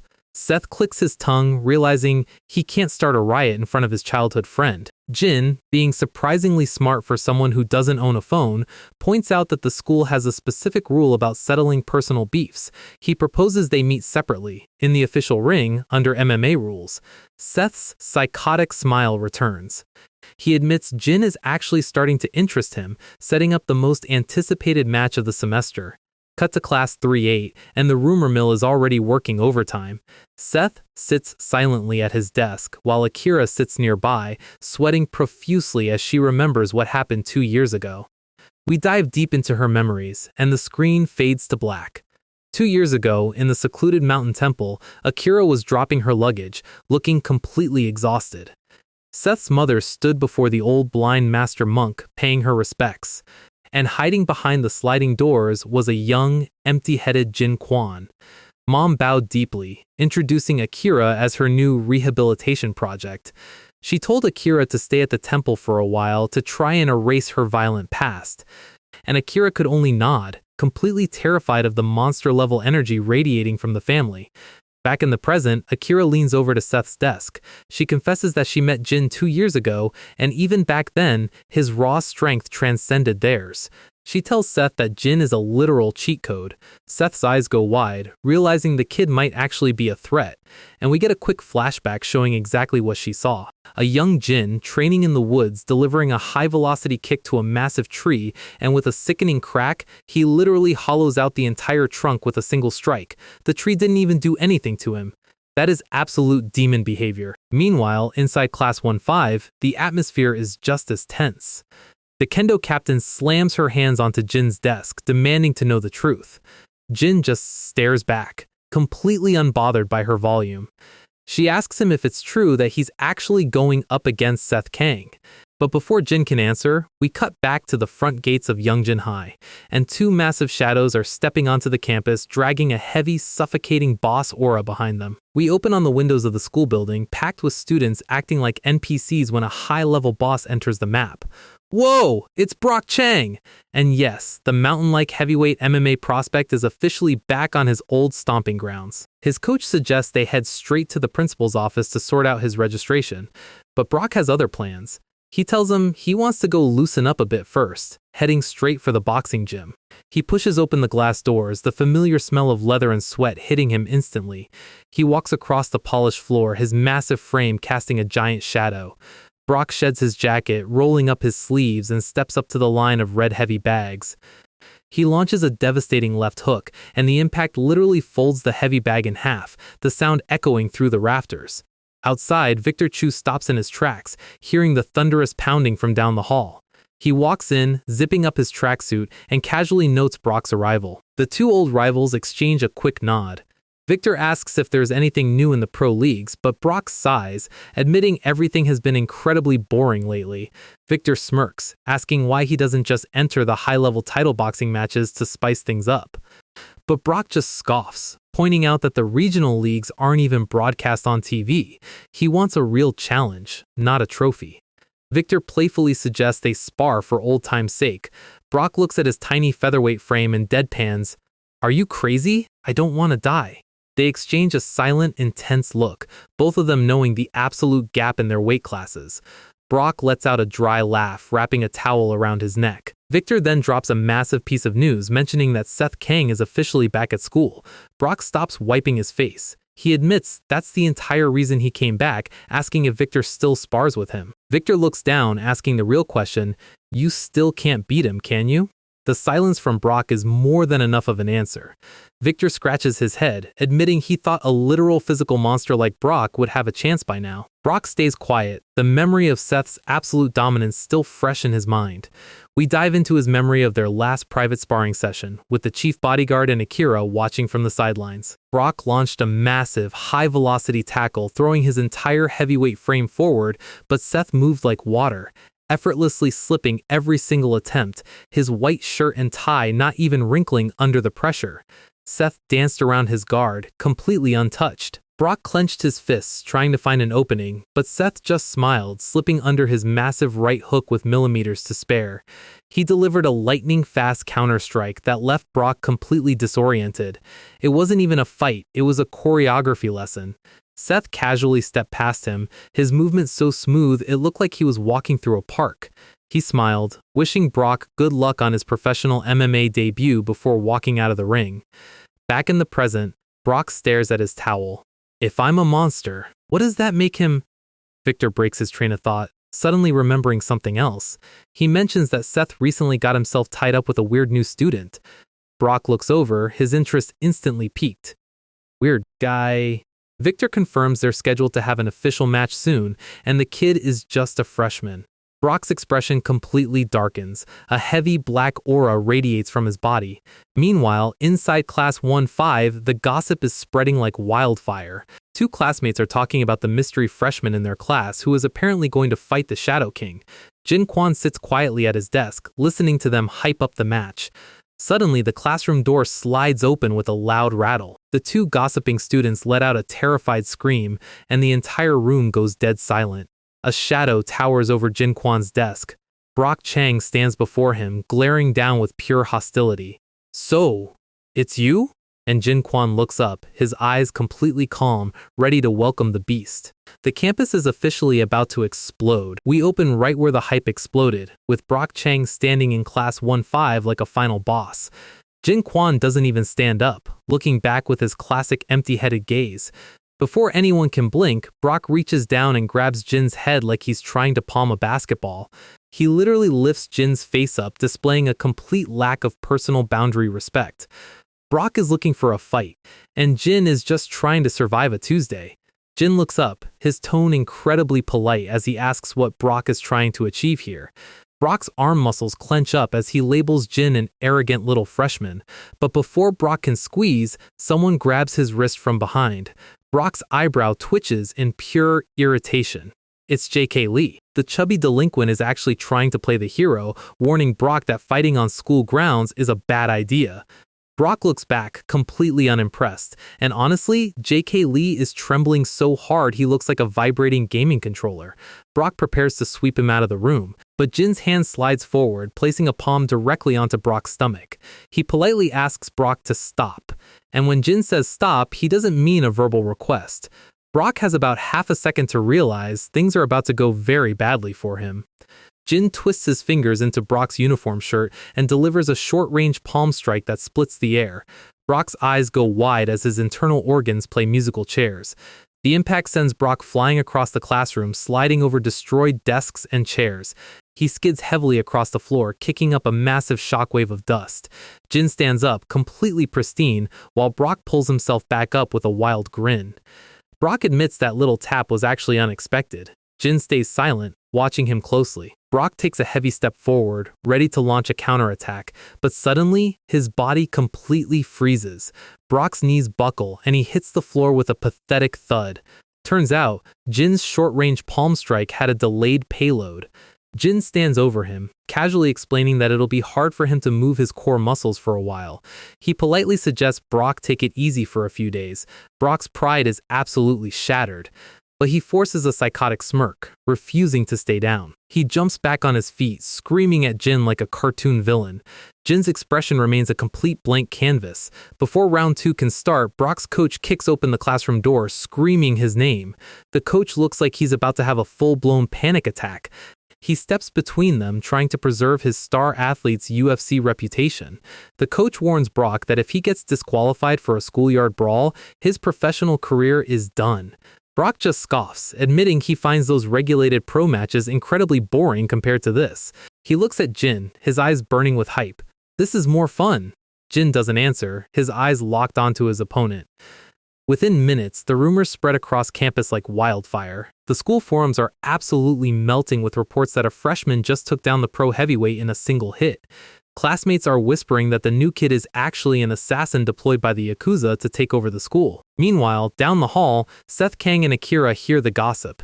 Every athletic captain on campus is officially on high alert. The storm is coming, and they all know it. Even the giant chief bodyguard is seen walking down the executive corridors, looking incredibly stoic. He knows his young boss's plans for the Osaka list are about to get complicated. Back in class 1-5, Kendo Girl is sipping her juice, sweating as she watches the door. The classroom is packed with murmuring students, and standing right in front of Jin is a loud, aggressive school administrator with giant circular gauge earrings. J.K. Lee stands by Jin's side, nervously asking if he's actually okay. Jin tilts his head. Jin looks at his bruised knuckles and deadpans. Not really. He is actually complaining about his hands hurting after hitting a giant mountain of a man. The ear-gauged administrator takes a heavy step forward. He lets out a massive shout, scattering the gossiping students from the hallway windows. He slams his clipboard down, muttering about campus idiots. He looks at Jin, labeling him a classic troublemaker. The administrator screams that he knew Jin was a menace from the first day he enrolled. Jin just gives him a chubby, vacant side-eye that is absolutely hilarious. The guy slides a document across the desk, explaining his brother ordered him to deliver this. He tosses it right in front of Jin, telling him to sign. Jin looks down at the paper. It's an official school duel acknowledgement form. Young Jin Hai really treats student fights like corporate legal contracts. Jin picks up his pen. He signs his name in bold letters, Jin Kwon. Then, he looks up and asks if they have another copy of this form. The administrator is completely bewildered, wondering if this kid actually wants to fight him next. Jin looks back, his eyes going cold and sharp. He explains he needs a second form because his next match is with Seth Kang. Hashtag Chapter 80. We open outside the school gym with hundreds of students sprinting toward the entrance like they're trying to get front row seats to a concert. Inside, Brock's coach is standing in the center of the ring looking completely exasperated. He asks Brock why he's wasting his time fighting high school kids when his pro career is on the line. Brock cracks his neck, admitting that the freshman kid is a legitimate monster. He slowly slides his white shirt off, exposing his insanely ripped, throbbing core. He notes that Seth Kang must have recognized Jin's bizarre strength as well. The coach stays silent, realizing his athlete's mind is completely made up. Suddenly, the gym doors click open. Every athletic captain on the balcony turns their head, their expressions a mix of sweat and intense focus. Walking down the corridor is Jin Kwon, flanked by his loyal Chubby Shield and Kendo Girl. Kendo Girl is still lecturing him, calling him a country boy idiot for not challenging the captains in the correct order. She asks why he went straight for Brock Chang when even UFC fighters try to avoid him. Jin stops, looking back with a perfectly calm expression. "Do you think I'll lose?" Her mouth goes dry. There is zero fear in his eyes. The coach watches them approach, mentally preparing himself for a disaster. Jin stomps his foot onto the bottom stair and leaps high into the air, his coat flying behind him like an anime protagonist. He lands inside the ring with a heavy boom. He stands tall, slipping his hands into his pockets. Brock Chang stands across from him, flexing a physique that looks like it was designed in a lab. The crowd on the balcony goes absolutely wild. The entire stadium is vibrating with hype. Up on the VIP balcony, Seth Kang is leaning against the rail, displaying a massive, creepy smirk. Akira is right next to him, sweating so hard she looks like she's melting. Jin glances up, spotting the young boss watching them. The coach acts as the referee, reminding them to keep it clean because technically, this is still a school sport. The two fighters lock eyes. The talking is officially over. The bell rings. Start! They focus in a fraction of a second. Brock launches forward, his fists splitting the air with a heavy wham. But Jin's defensive reflexes are absolute. He slips the punch by millimeters, sliding back as Brock's strike shatters the air behind him. Jin lands on his feet, looking completely untouched. He glides back, keeping his distance. The crowd is screaming in pure disbelief. Seth's smirk on the balcony grows even wider. This is exactly the kind of high-tier entertainment he wanted. Jin looks up at Seth, casually flicking his fingers in a bring-it-on motion. And we get a quick title card insert because this fight is officially legendary. But Brock is highly irritated, asking Jin why he's looking at the balcony mid-combat. Brock spits saliva onto the canvas, his dark aura flaring up. Seth whispers to Akira that Brock always possessed the best stamina on the team. This isn't going to be a quick match. Brock dashes forward again, his speed completely defying his heavyweight class. He unleashes a massive, sweeping punch, and Jin prepares his classic millimeter slip. But Brock predicts the slip, his massive arm clenching around Jin's shoulder. He grabs Jin's leg in a vice-like grip, and with a massive boom, Brock slams Jin directly onto the canvas, mounting him instantly. Jin lies flat on his back, his expression still shockingly calm as Brock slides into a ground and pound position. Brock clenches his giant fist, pouring everything into his next strike. He unleashes a brutal barrage of slams, smashing Jin's head into the canvas. The captains on the balcony are horrified, watching the sheer violence of a pro heavyweight ground and pound. Brock continues to smash his fists down, creating a literal crater of dust and wind pressure. The coach is sweating, wondering if he needs to stop the match before a student gets sent to the ICU. Brock is heavily panting, his muscles completely exhausted after throwing every ounce of his power. Steam is rising off his shoulders as he catches his breath. But Jin Kwon is still lying there, his collar intact, looking back with zero visible damage. He looks up and deadpans. "Are you finished?" Brock's eyes go wide with pure shock. Jin's gaze turns pitch black, his aura flaring up for the first time. Then, it's my turn. The monster is officially awake, and Brock is about to learn why you don't mess with a coffee barista's disciple. Our guy Jin looks Brock dead in the eye and lets him know his turn is officially over, and the vacant, empty-headed student persona is officially gone, replaced by a gaze of pure, focused malice. Brock panic jumps, raising his double-clenched fists like he's trying to squash a spider on his screen. He slams his hands down with a massive crash, but Jin doesn't even flinch. He just tilts his head, letting the strike miss by a fraction of a millimeter, and the counterattack is immediate. Jin launches a high-velocity kick straight into Brock's liver. Brock's face completely twists in agony as his ribs groan under the kinetic impact. Jin follows up instantly, executing a beautiful leaping rotation to drive his heel directly into Brock's temple. Brock crashes heavily onto the canvas, his massive body sliding across the ring. The floor literally shakes from the weight of his fall. Jin stands over him, looking like an absolute menace, while Brock struggles to even keep his head up. The crowd on the balcony goes completely wild. The students are screaming, trying to process how a national pro heavyweight just got folded by a kid who looks like he belongs in a math Olympiad. Up on the balcony, Seth Kang's smirk has officially vanished. He looks down, realizes this isn't a joke anymore. Brock, relying on pure heavyweight adrenaline, slams his fist on the canvas, forcing himself back up. He charges forward, trying to salvage his shattered pride. But Jin's combat computer is already 10 steps ahead. He executes a frame-perfect dodge, letting Brock's wild swing pass through empty space. He slips under Brock's guard, his fist clenching as he targets the chin. He launches a brutal uppercut, his fist splitting the air, and with a sickening thud, Brock's head is snapped backward. Brock lets out a gasp, his eyes going completely blank as his nervous system enters sleep mode. Jin lands on his feet, looking completely pristine. He slides his hands back into his pockets, his posture relaxed. Brock stands frozen for a fraction of a second, his brain trying to decide whether to stay conscious. And with a final heavy wham, Jin drives a short-range palm strike directly into Brock's chest.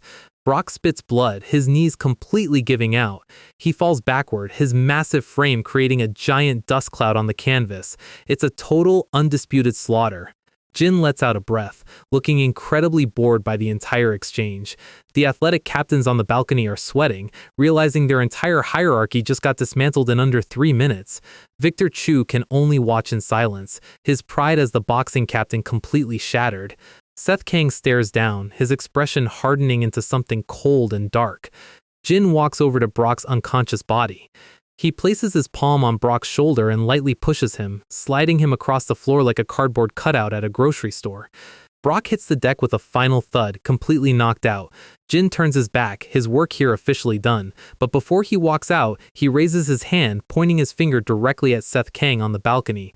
The gym erupts in a deafening roar of cheers. Jin looks back one last time, making sure Seth got the message, and Seth's psychotic smile slowly creeps back onto his face.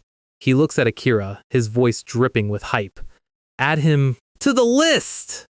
And we get a quick title screen insert because things are about to get incredibly violent. Cut to the Mercedes driving down the highway at night. Inside the car, the atmosphere is incredibly tense. Rodney, Sumin, and Akira are sitting in silence. Akira hesitates, nervously calling out to her boss. She warns him that Jin Kwon is not the type of person who will easily obey his corporate orders. She suggests it might be better if Seth directly asks his mother to intervene. Seth's eyes go sharp. Sumin asks where he should drive next. Seth cracks his neck and barks, "To my home!" The entire team in the car goes completely pale, realizing they might have to meet his mom, the literal god of war. Their faces are absolutely priceless. Nobody wants to be anywhere near that cafe when the family reunion starts.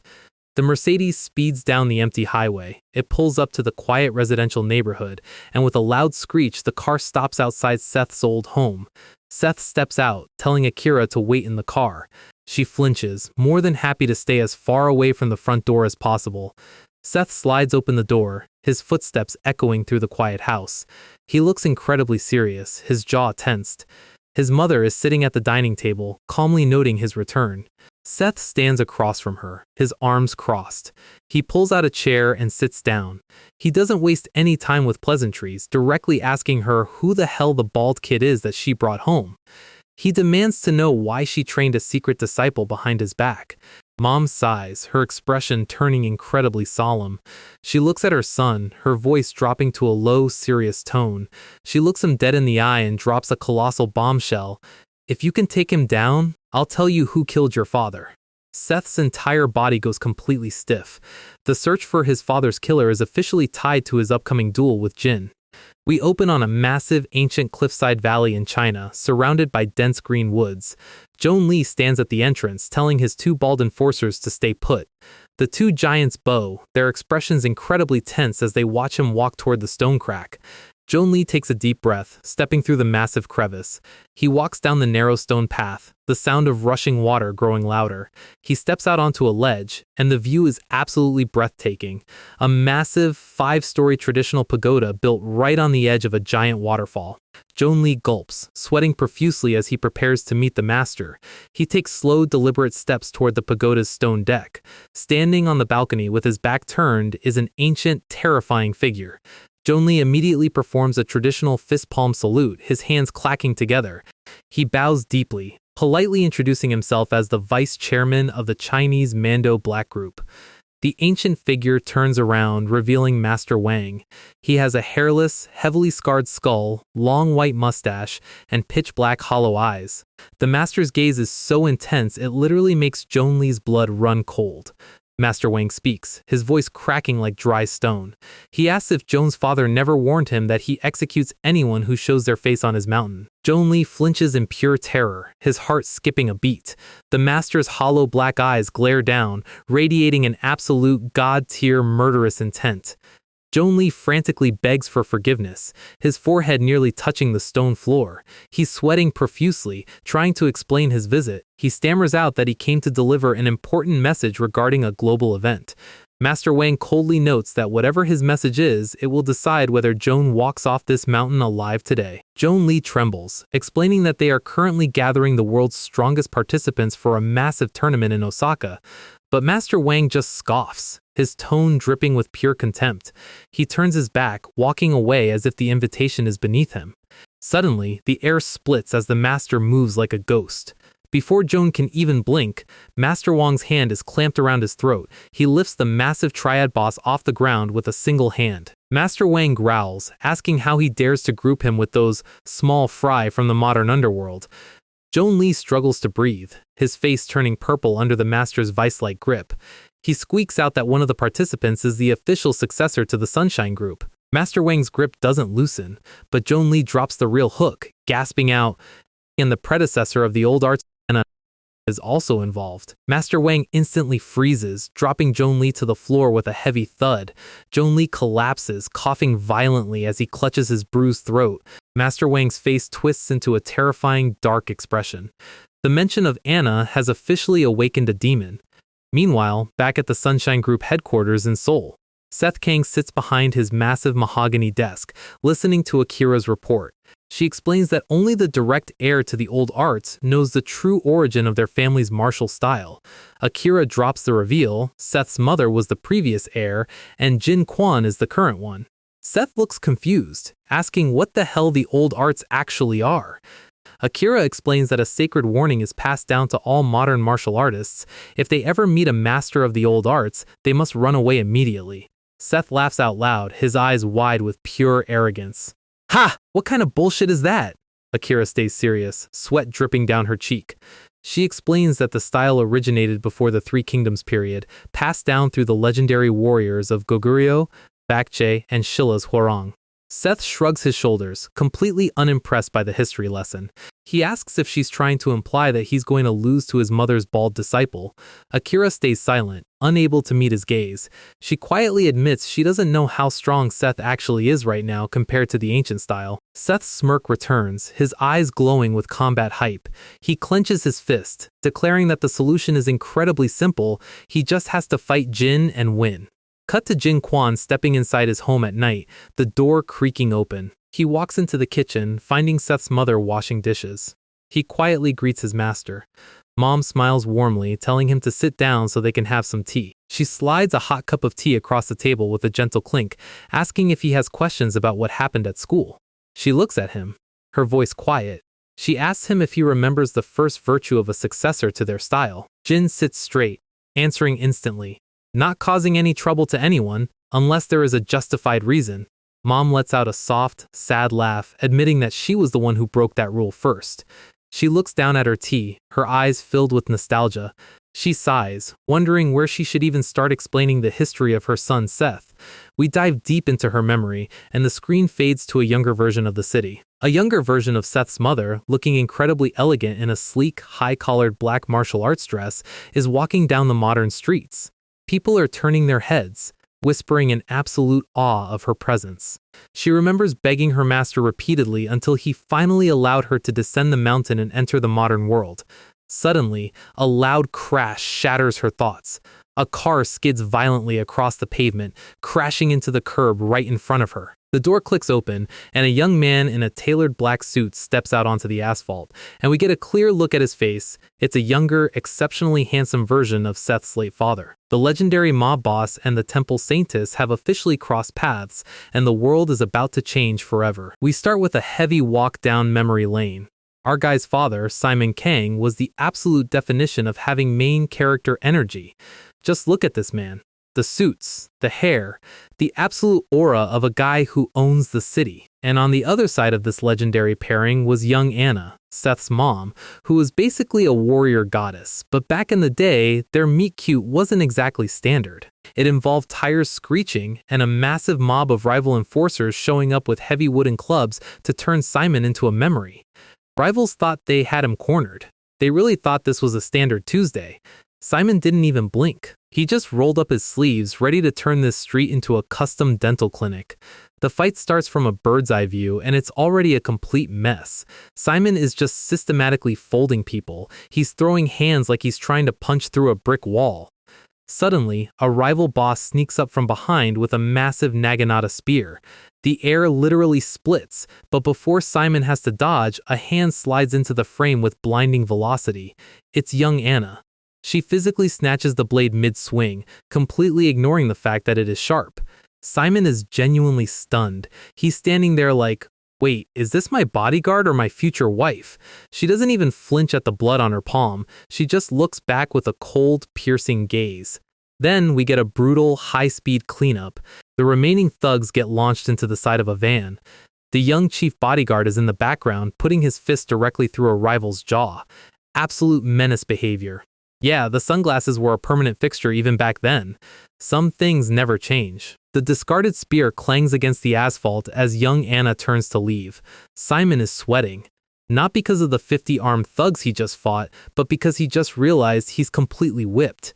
He runs after her, and next thing you know, they're sitting in a quiet cafe. Simon is talking at 100 miles an hour, probably trying to explain how his criminal enterprise is actually a very stable corporate structure. Anna actually giggles. And just like that, the legendary underworld patriarch is officially off the market. Cue the classic romantic montage. Holding hands, walking into the sunset, Simon opening the car door like a true gentleman and taking her deep into the quiet mountain woods. She waves goodbye, but as she walks back to her temple, there's this quiet, lingering warmth. They were genuinely happy, but the peace in this story never lasts. The second Anna steps back onto the temple grounds, her eyes go wide. Her master, the old blind monk, is lying face down on the concrete. Standing over him is a massive figure in white robes. It's young Master Wang. And even 20 years ago, this guy looked like a literal demon. Anna's face goes pitch black. The pure, unadulterated rage is instant. She launches forward, running along the traditional temple corridors at Mach speed, and unleashes a high-flying kick that splits the wind. Master Wang doesn't even move his feet. He just deflects the kinetic force effortlessly. The spatial gap between them is immediately obvious. Anna is fighting for her life, while Wang is basically doing a light warm-up. She tries a rapid-fire rotation of kicks, but Wang slides beneath her line of sight like a ghost. Wang smirks, realizing the old blind monk actually managed to train a decent successor. He lands a short-range physical redirect, sending Anna sliding across the courtyard. The Grand Master is wheezing on the floor, desperately begging Anna to stop. He knows she can't win this. Anna screams for her master, but Wang just stands there, completely unbothered. The absolute, crushing weight of his presence dominates the entire temple. Wang looks down at her with those hollow, glowing eyes and says, "She's not ripe yet. She's not ready to be a proper opponent." The Grand Master asks if taking his previous disciples wasn't enough. Wang coldly replies that was the past. He's just looking for a real challenge. The old monk asks if he can take him instead. Wang laughs. He says hunting an old tiger is zero fun. Anna is trembling, demanding to know who this monster actually is. Wang gives her an ultimatum. 3 years. He'll come back once she's learned more, so she better train hard. And then he just fades into the misty woods. No dramatic escape, just gone. Anna stands there in the quiet courtyard, her shoulders shaking. The trauma of that day was officially sealed. We cut back to the present. Jin Kwon is listening to this story over coffee, looking completely stunned. Anna explains that this was the origin of the ancient bloody grudge between the old arts and the Supreme Blacks. Jin is dead silent. He's starting to realize the monsters they're dealing with aren't just standard street thugs. Anna admits she spent the next 3 years training like a lunatic, waiting for the day Wang would return to slaughter her. Her master tried to stop her. He told her to leave the mountains, because fighting Wang was statistically suicide. Jin asks if Wang was really that strong. Anna's expression says everything. There was no ceiling to his power. But when the 3-year deadline finally arrived, Master Wang didn't show up. Instead, Simon Kang arrived, dropping to one knee at the temple gates with a massive bouquet of red roses, proposing like an absolute king. The Grand Master looked on with a soft, tired smile. He knew this was her escape. And that was the day she chose to leave the mountains, choosing a quiet life with the man she loved over a bloody war with gods. Jin Kwon is processing this information like a computer trying to run a heavy game on integrated graphics. Anna smiles, admitting that the time she spent with her husband was the happiest era of her life. Jin is quiet. He knows the tragedy that followed makes this memory incredibly painful. She remembers Simon as a man who shined everywhere he went. Cue the prime flashback. The Sunshine Group Tower. Simon Kang surrounded by his legendary chiefs. You see a young David Lee with that massive scarred chest, young Sumin, and the chief bodyguard looking like absolute units. He took over the entire underworld, but as any mafia fan knows, the fighting never actually stops. New rivals kept popping up, trying to challenge the throne, like this famous shipping container harbor fight where a massive triad army tried to corner him. Simon just smiled. He was never afraid. They stared each other down, the tension thick enough to cut with a blade. But before the clash could even begin, a shadow dropped from the moon. It was Anna, standing on top of a shipping container like a guardian angel of destruction. Her eyes glowed green under the full moon as she leaped down, completely decimating the entire triad division single-handed. Simon was just standing there with his hands in his pockets, smirking like, "Yeah, that's my wife." She looked back, her long hair blowing in the wind. The ultimate power couple. But back in the present, Anna's smile fades. She explains that after that harbor fight, Master Wang found out she was still alive. Jin's eye twitches. The nightmare was returning, and to make things worse, she was pregnant with Seth at the time. She had to go into deep hiding, but Simon couldn't abandon the Sunshine Group. He had to stay behind to protect their legacy. She was always worried, but Simon refused to show any fear. We see a flashback of Simon slamming his fist on the mahogany desk, absolutely furious. "Who is this damn man that my wife has to hide from?"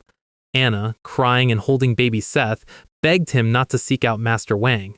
Simon yelled back, declaring he is Simon Kang and he is strong enough to protect his family. But Anna kept begging.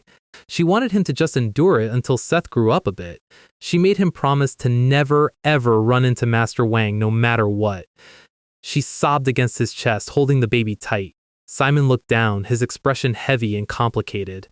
He made the promise, but his eyes showed that a man like Simon Kang could never truly let a threat to his family slide. We cut to a modern, sun-drenched desert. A heavy-duty jeep screeches to a halt outside a traditional camp. Out steps Hogaria, the Brazilian BJJ monster. The guy looks like a custom RPG character built entirely for violence. He steps into a tent, greeting a dark-haired warrior named Captiva. Captiva sits in the shadows, his long hair covering his face.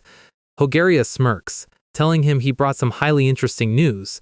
The global stage is officially being set.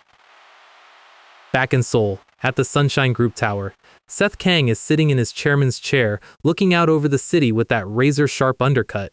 A polite knock shatters the silence. Akira enters, bowing deeply, and reports that Joan Lee from the Triads just called. Seth looks back, his eyes narrowing. Really? Akira drops the bombshell. Joan thinks he found that man, the reclusive owner of the Supreme Black style. Seth straightens up. This is the closest lead they've ever had. She notes that the Supreme Black is likely the only style Seth's mother would ever fear. Seth asks what the Supreme Black actually is, wondering if it's just another variant of the Triads.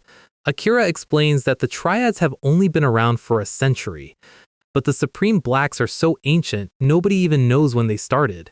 Seth flinches, telling her to get to the point.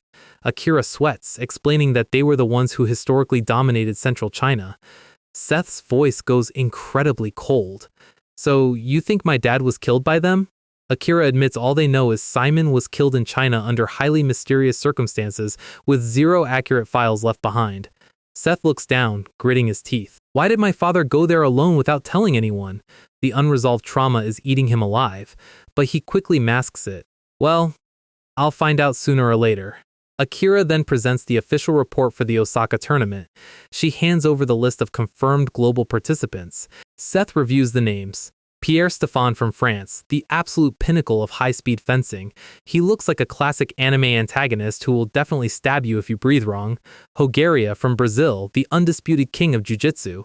And 3 elite competitors from China, including Joan Lee himself. We see a massive splash page of the contenders. The sheer physical density in this lineup is insane. Seth asks if that's everyone.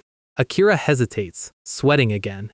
She drops the final name. Sakurai Ogara, the absolute patriarch of Japanese traditional combat, a monster so dominant that even the legendary Kayama couldn't defeat him 5 times in a row. Seth's eyes go wide. And then, he smirks. This is exactly what he wanted. Akira notes that several other global factions are practically begging to be added to the bracket. Seth's voice is absolute steel. It doesn't matter how much money or resources they have to spend.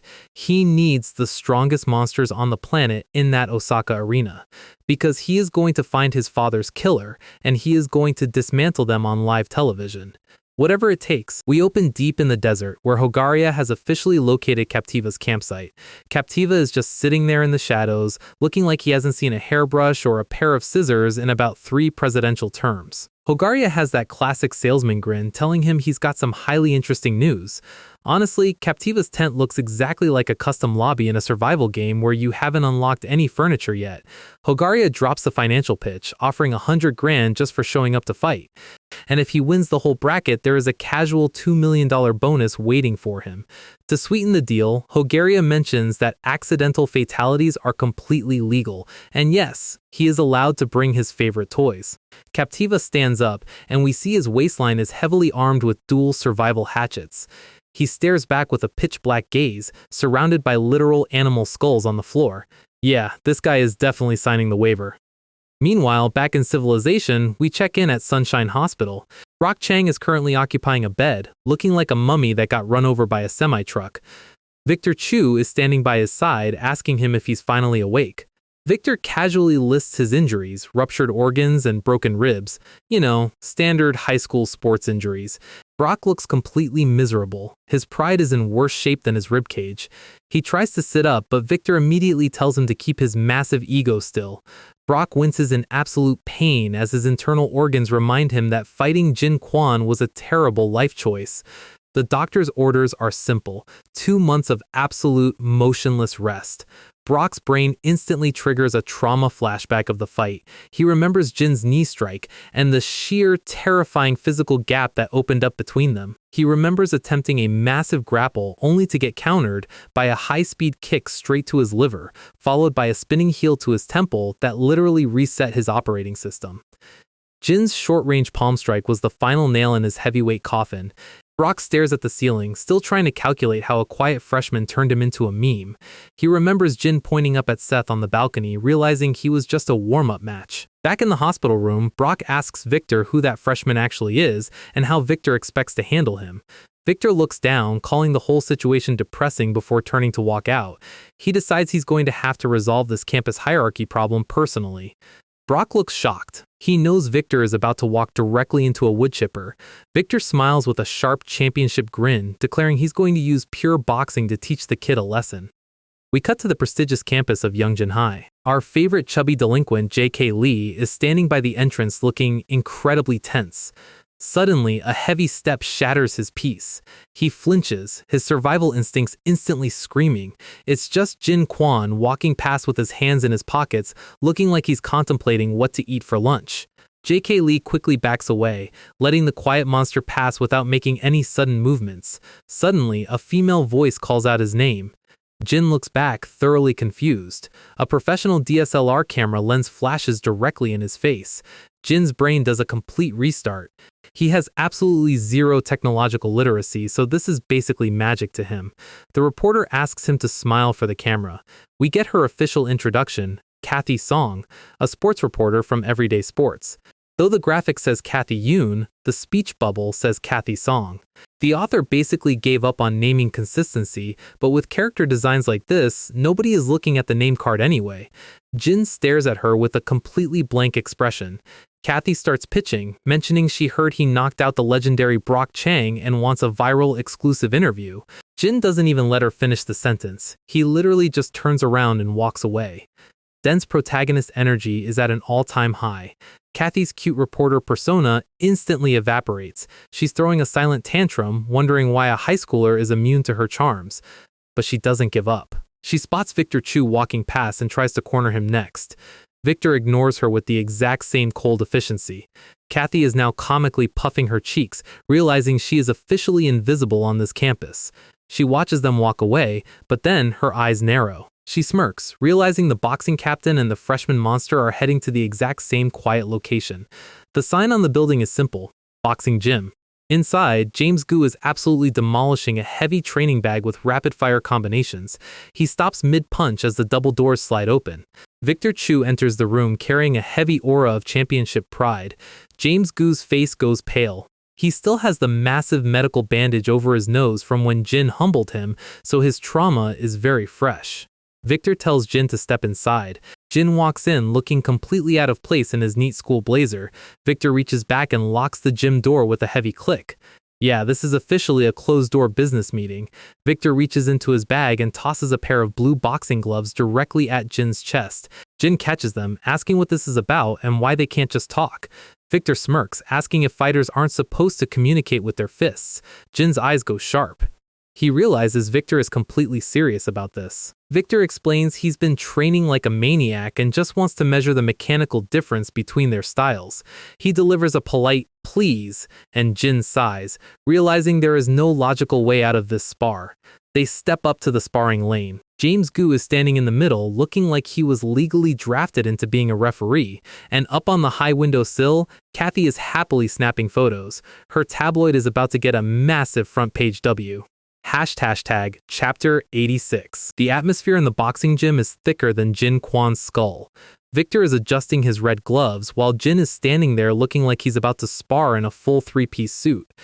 Jin is dead silent, his eyes locked on Victor's feet. Victor tells James to act as the official referee for this match. James looks completely exhausted, rubbing his neck but realizing he doesn't have the legal authority to say no to the captain. James hands the blue gloves to Jin, and they share a brief, incredibly awkward moment of mutual silence. James is standing there thinking, why am I always the middleman in these psychotic situations? Victor tells Jin he should be honored. After all, it's not every day an IBF Asian champion offers a free sparring lesson to an unranked freshman. Jin doesn't even answer. He just stares back with that classic empty-headed gaze.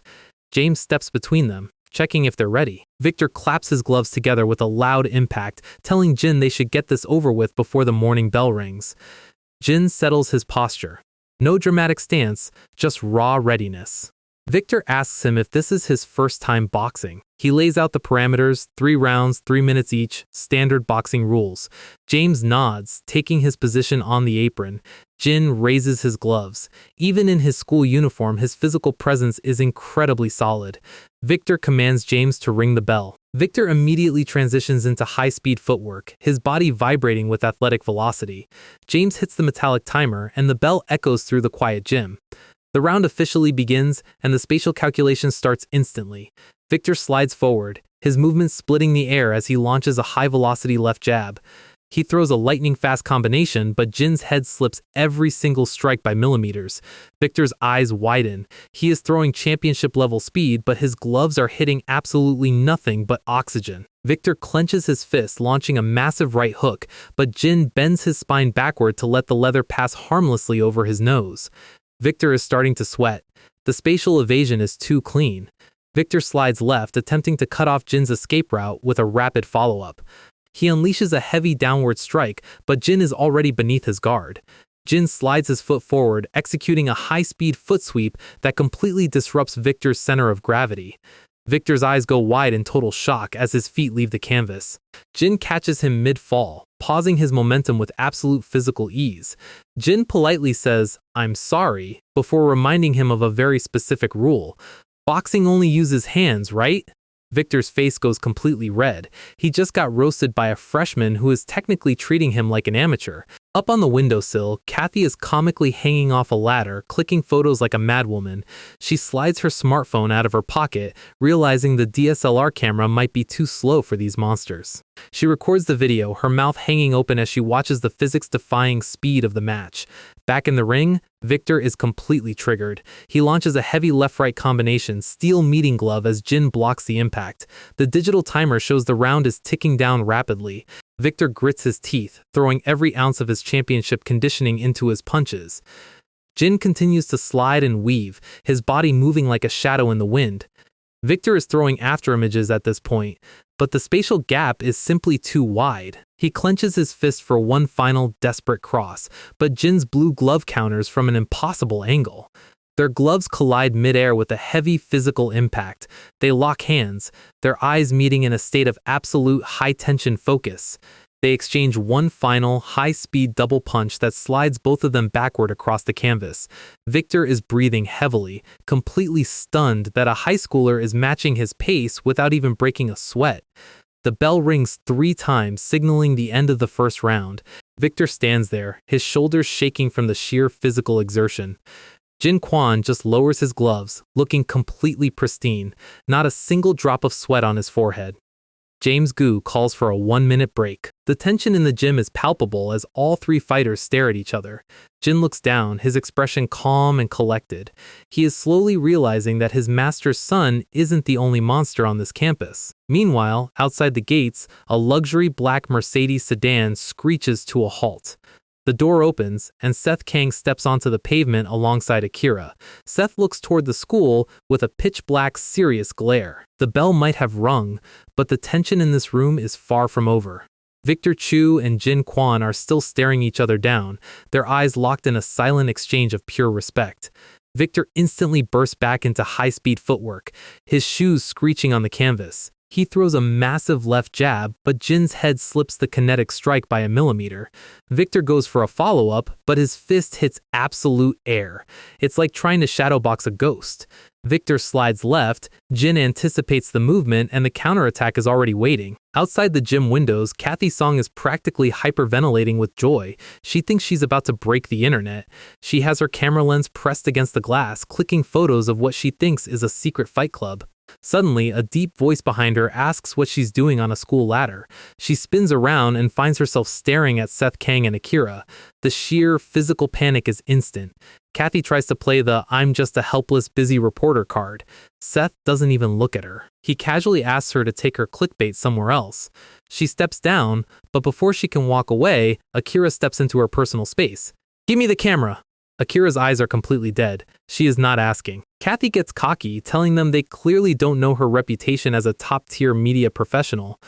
Akira doesn't care about her Twitter followers. She lunges forward and swipes the camera in a single high-speed blur. Kathy is left staring at her empty hand like a magician who just failed their own trick. Akira calmly slides the SD memory card out of the slot. W secretary behavior, honestly. Kathy goes full Karen mode, screaming about her constitutional rights as a journalist. Seth just turns his back, completely ignoring her like she's a pop-up ad on a bad website. She threatens to tell the principal, which is hilarious because, well, Akira is happy to drop the punchline. "The guy you're yelling at, he literally bought this school." Kathy's brain officially short-circuits. She watches them walk toward the gym doors, her jaw hitting the pavement. She whispers Sunshine Group in absolute terror. Yeah, she just realized she was trying to sue a mob boss. Seth is completely focused on the gym now. The corporate side quests are officially over. Inside, the final trade of the round is happening. Victor throws a left, but Jin blocks the impact, the shock traveling straight up his forearms. Victor's eyes go wide as he realizes his glove is completely pinned. Jin slides his foot forward, cutting off the escape angle. He drives a heavy right straight into Victor's ribs. The impact sends the Asian boxing champion sliding halfway across the gym floor. Victor is gasping for oxygen, his body physically screaming at him to stop, but he forces himself back into stance. The pride of a champion is a hell of a drug. He leans against the ropes, his breathing ragged, his forehead dripping sweat. Jin closes the distance, his eyes completely dark. He raises his fist for the final payload, leaving Victor completely defenseless against the upcoming strike. Suddenly, James Goose screams for them to stop. They both freeze, the kinetic tension hanging in the air.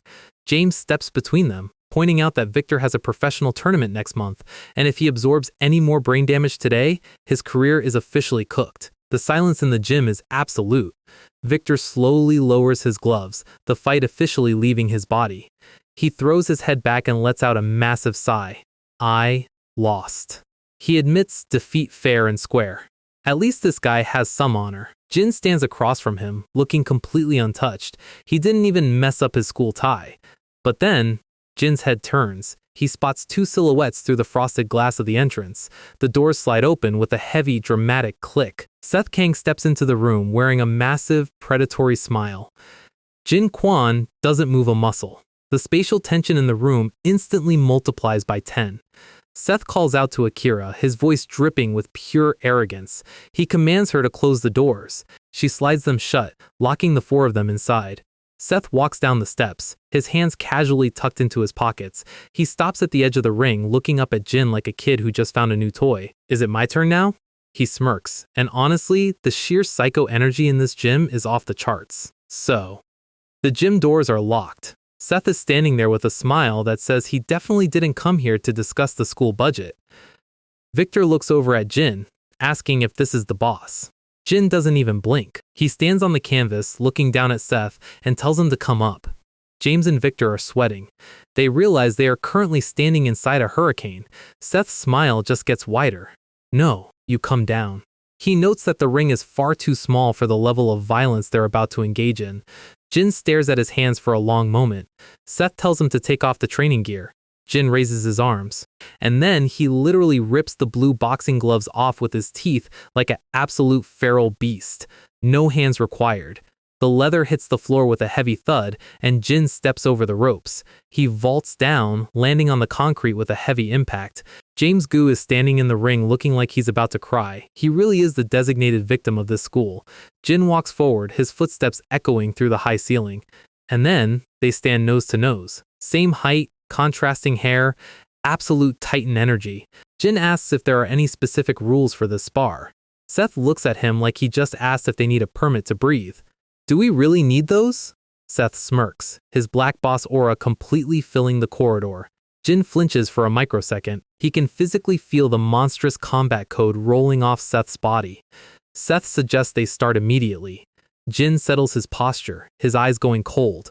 A punch is thrown. The air screams as Seth launches a lightning-fast left, but Jin slides his upper body back, dodging by a fraction of an inch while countering with a high-speed kick. Seth blocks the kinetic impact with crossed arms, sliding across the concrete but maintaining that terrifying smirk. Jin doesn't let up. He closes the distance instantly. Seth is loving every second of this. He finally found someone who doesn't break after one punch. Meanwhile, outside, Kathy is stomping away, muttering about how she's going to sue the Sunshine Group on Reddit. Suddenly, a massive shadow looms over her. She screeches to a halt. Inside, they are trading blows at a speed that makes Victor's boxing look like slow motion. It's pure weaponized physics. Seth blocks a high kick, the impact shaking the gym's foundation. Kathy is looking back through the glass in absolute horror. He's actually fighting? But then a giant hand taps her shoulder. Reporter song! She spins around and finds herself staring at the chief bodyguard. Yeah, the sunglasses are still on. She's officially cooked. Seth is locked in a close-quarters grapple, his teeth bared in a wild, manic grin. They slide across the concrete, their shoes tearing up the floor. Seth aims a high-impact hook straight at Jin's temple, but Jin blocks the strike, the kinetic shockwave splitting the air around them. Outside, the chief bodyguard tells Kathy he needs her to write a very specific article. Come to my office in a bit. He is basically drafting her into the Sunshine Group's PR department. Kathy sweats, realizing she has zero leverage to decline. Inside, the grapple gets incredibly personal. Seth has Jin by the tie, and Jin has Seth by the collar. Suddenly, a massive roar shatters the room. Stop! Everyone freezes. Even Seth looks back with an irritated click of his tongue. The chief bodyguard steps into the gym, telling them that's enough. He reminds Seth that they are currently at a school, and they need to respect the rules. Seth is furious. Rules? Are you joking? I literally paid for those sunglasses you're wearing. The chief doesn't budge. He points out that Seth was the one who made him the principal of this school, so he has to enforce the rules. Honest, dry administrative logic. Jin slowly lets go of Seth's collar, adjusting his tie with a cold, serious glare. I'll see you outside after school, Seth. Just the two of us. He walks toward the exit in absolute silence. Seth yells after him, his voice dripping with pure arrogance. Hey, Baldy! Who's stronger? My mom. Or you? Jin stops at the doorway. The silence in the gym is absolute. He looks back over his shoulder, his eyes burning with pure, unyielding resolve. I don't lose to anyone. He walks out, and Seth lets out a wild, manic laugh. School is officially about to get incredibly violent. We open in Japan, specifically at the sleek skyscraper headquarters of the headed ghost gang. Inside, the elite global fighters are gathering, looking like a selection lobby in a gacha game where everyone picked the villain option. The doors slide open, and Joan Lee, the vice chairman of the Mando triads, steps inside. He has that classic smug triad smirk, telling them they're surprisingly early. The yakuza bosses don't even look at him. The atmosphere in this room is pure ice. Joan walks over, his footsteps echoing on the polished marble floor. Suddenly, a voice behind him offers a casual hello. It's Pierre Stéphane, France's fencing champion. He looks like a generic fencer who spends way too much money on hair products. Pierre looks around the table and casually asks the yakuza sunglasses man to fetch him some tea. He sits down, acting like he's currently lounging at a 5-star resort in Paris.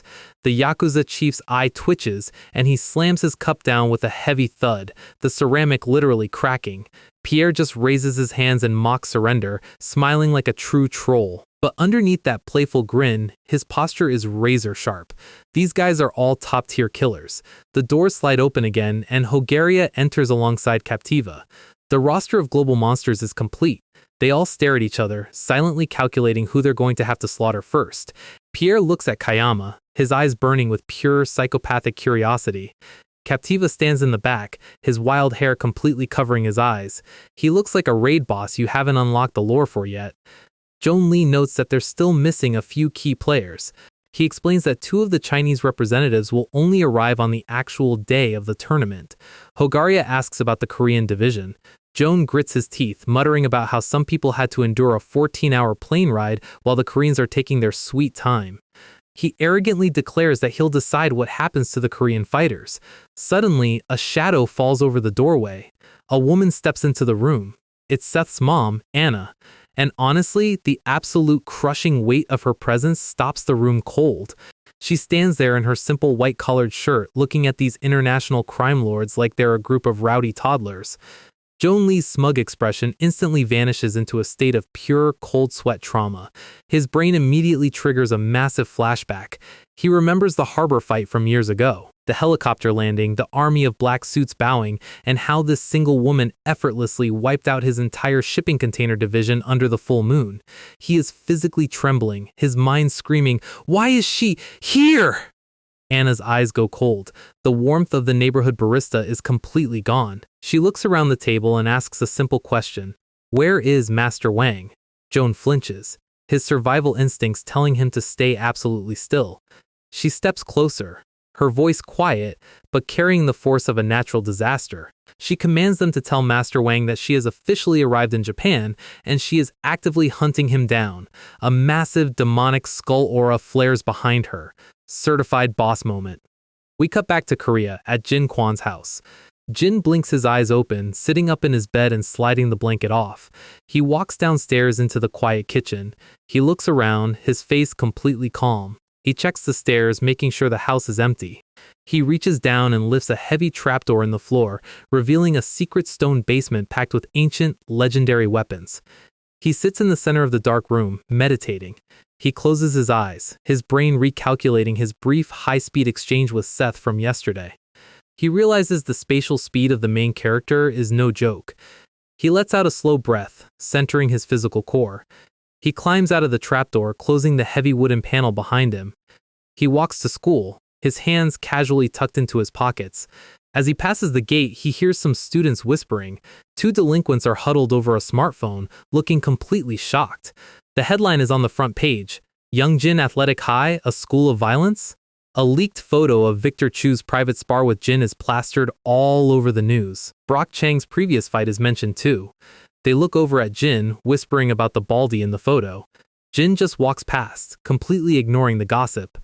But beneath his calm exterior, he knows the school's reputation is officially in ruins.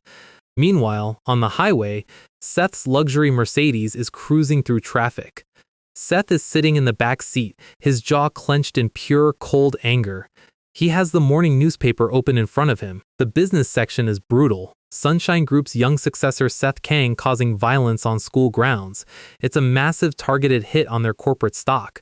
The Sports Daily is even worse, questioning if the school should lose its government athletic status. Seth rips the newspaper in half with his bare hand. "So this is how you're going to play, Uncle?" The Mercedes drives off. And up in the chairman's office, the chief bodyguard is standing by the glass window, silently watching the car leave. We check in at the state prosecution office where Sophie's father is reading the exact same newspaper. His eyes are burning with pure fury. He's looking at Seth's name in print. Suddenly, a polite knock shatters the silence. His clerk steps inside, carrying a thick, confidential brown paper package. He hands it over, explaining that an anonymous report has just been delivered regarding the Sunshine Group. The prosecutor rips the package open, and his face goes pale. It's the Sunshine Group's classified financial statements. Suddenly, his office phone rings. He hits the speaker button. A deep, familiar voice speaks through the static. "I'm the chairman of Youngjin High." It's the chief bodyguard. And he gets straight to the point. "Please arrest Chairman Kang."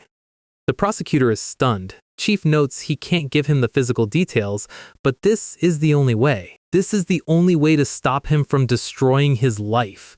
The chief is willingly throwing his own boss into a federal cell, choosing Seth's survival over his loyalty to the syndicate. That's a true guardian. We cut back to the classroom where Jin is resting at his desk.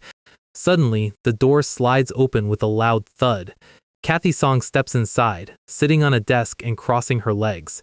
She's wearing the school uniform now, trying to blend in. She smirks, asking him if he's the one who beat Victor and Seth yesterday. Jin just closes his eyes, completely ignoring her like she's a low battery warning. Kathy gets annoyed, demanding he tell her what happened. Suddenly, a massive shadow blocks the doorway. It's the chief bodyguard. Jin, step outside for a second. The classmates are sweating, whispering about how the baldy is now getting summoned by the principal.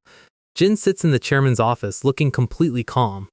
Jin asks him why he wanted to see him, noting that his daily school life is going fine. The chief reaches into his suit jacket. He slides a sealed white envelope across the table. Read this. Jin pulls the letter out, and his eyes instantly go wide. He reads the contents in absolute dead silence. The chief watches him, his sunglasses hiding his expression. Jin asks if there is something going on with his master. The chief admits, she went to Japan. She's going to fight there, risking her life. Jin looks up, completely blank. Really? The chief is stunned by his reaction. Aren't you worried about her? Jin just shrugs. Not really. If it's master, she won't be in any real danger. The chief's jaw literally drops behind his sunglasses. He's realizing Jin has absolute unshakable confidence in his mother's monstrous power. Jin stands up, bowing politely. If there's nothing else, I'll go back to class. He walks toward the door, but stops at the threshold. I know what you're worried about, Principal, but Master is incredibly strong. Don't worry too much. He flashes a warm, reassuring smile. We cut to the airport highway where the Mercedes is heading toward Terminal 1. Seth is leaning back in the seat, his eyes closed. Sumin is driving, looking through the rearview mirror. Sumin's eyes narrow as a white SUV aggressively swerves behind them. The SUV launches forward, attempting a high-speed PIT maneuver. Multiple dark vehicles screech across the lanes, completely blocking the highway. Sumin slams on the brakes, his hand gripping the wheel. Boss! Someone is tailing us. Seth opens his eyes, his slate blue hair framing a cold, serious expression. They pull up to the IC airport terminal. Seth, Akira, and Sumin step out of the car. Suddenly, 3 white vans screech to a halt right in front of them, blocking their path. Seth glares at the barricade. Who the hell are you? The door of the lead SUV opens, and Sophie's father steps onto the pavement, surrounded by a massive squad of federal agents. Seth's eyes go wide. He realizes the legal system has officially arrived. The prosecutor looks directly at Seth, his voice dripping with pure authority. Seth Kang, we need to talk. And just like that, the highway is officially locked down. So, our guy is officially in the hot seat. Sophie's dad is currently giving him the ultimate parent-teacher conference from hell. He slides over a folder that definitely doesn't contain a report card.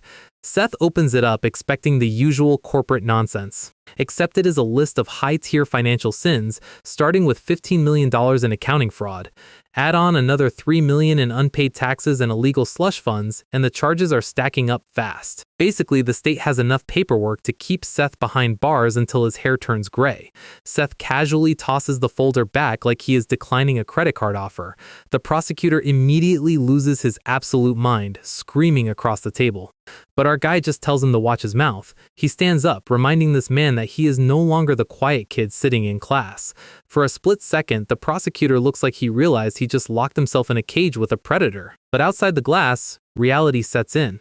Without an official warrant, keeping a billionaire mafia heir locked up is a legal nightmare, so they have to let him walk. With one massive catch: a travel ban. Seth is officially grounded by the federal government. Outside, the full moon is looking exceptionally dramatic over the precinct. Sumin and Akira are already waiting with the getaway car. Sumin drops the bad news. Calvin Shin was definitely the one who snitched. Seth looks like he is currently planning a very violent family reunion. He asks about the Japan prep. Akira looks like she is about to deliver news that will end her career. She is sweating absolute bullets because his mother is already in Japan, and she is the one who likely ordered the entire school board takeover. Seth's brain short-circuits. Mom is playing chess while he is trying to play checkers. He asks Sumin if there is a way past the travel ban.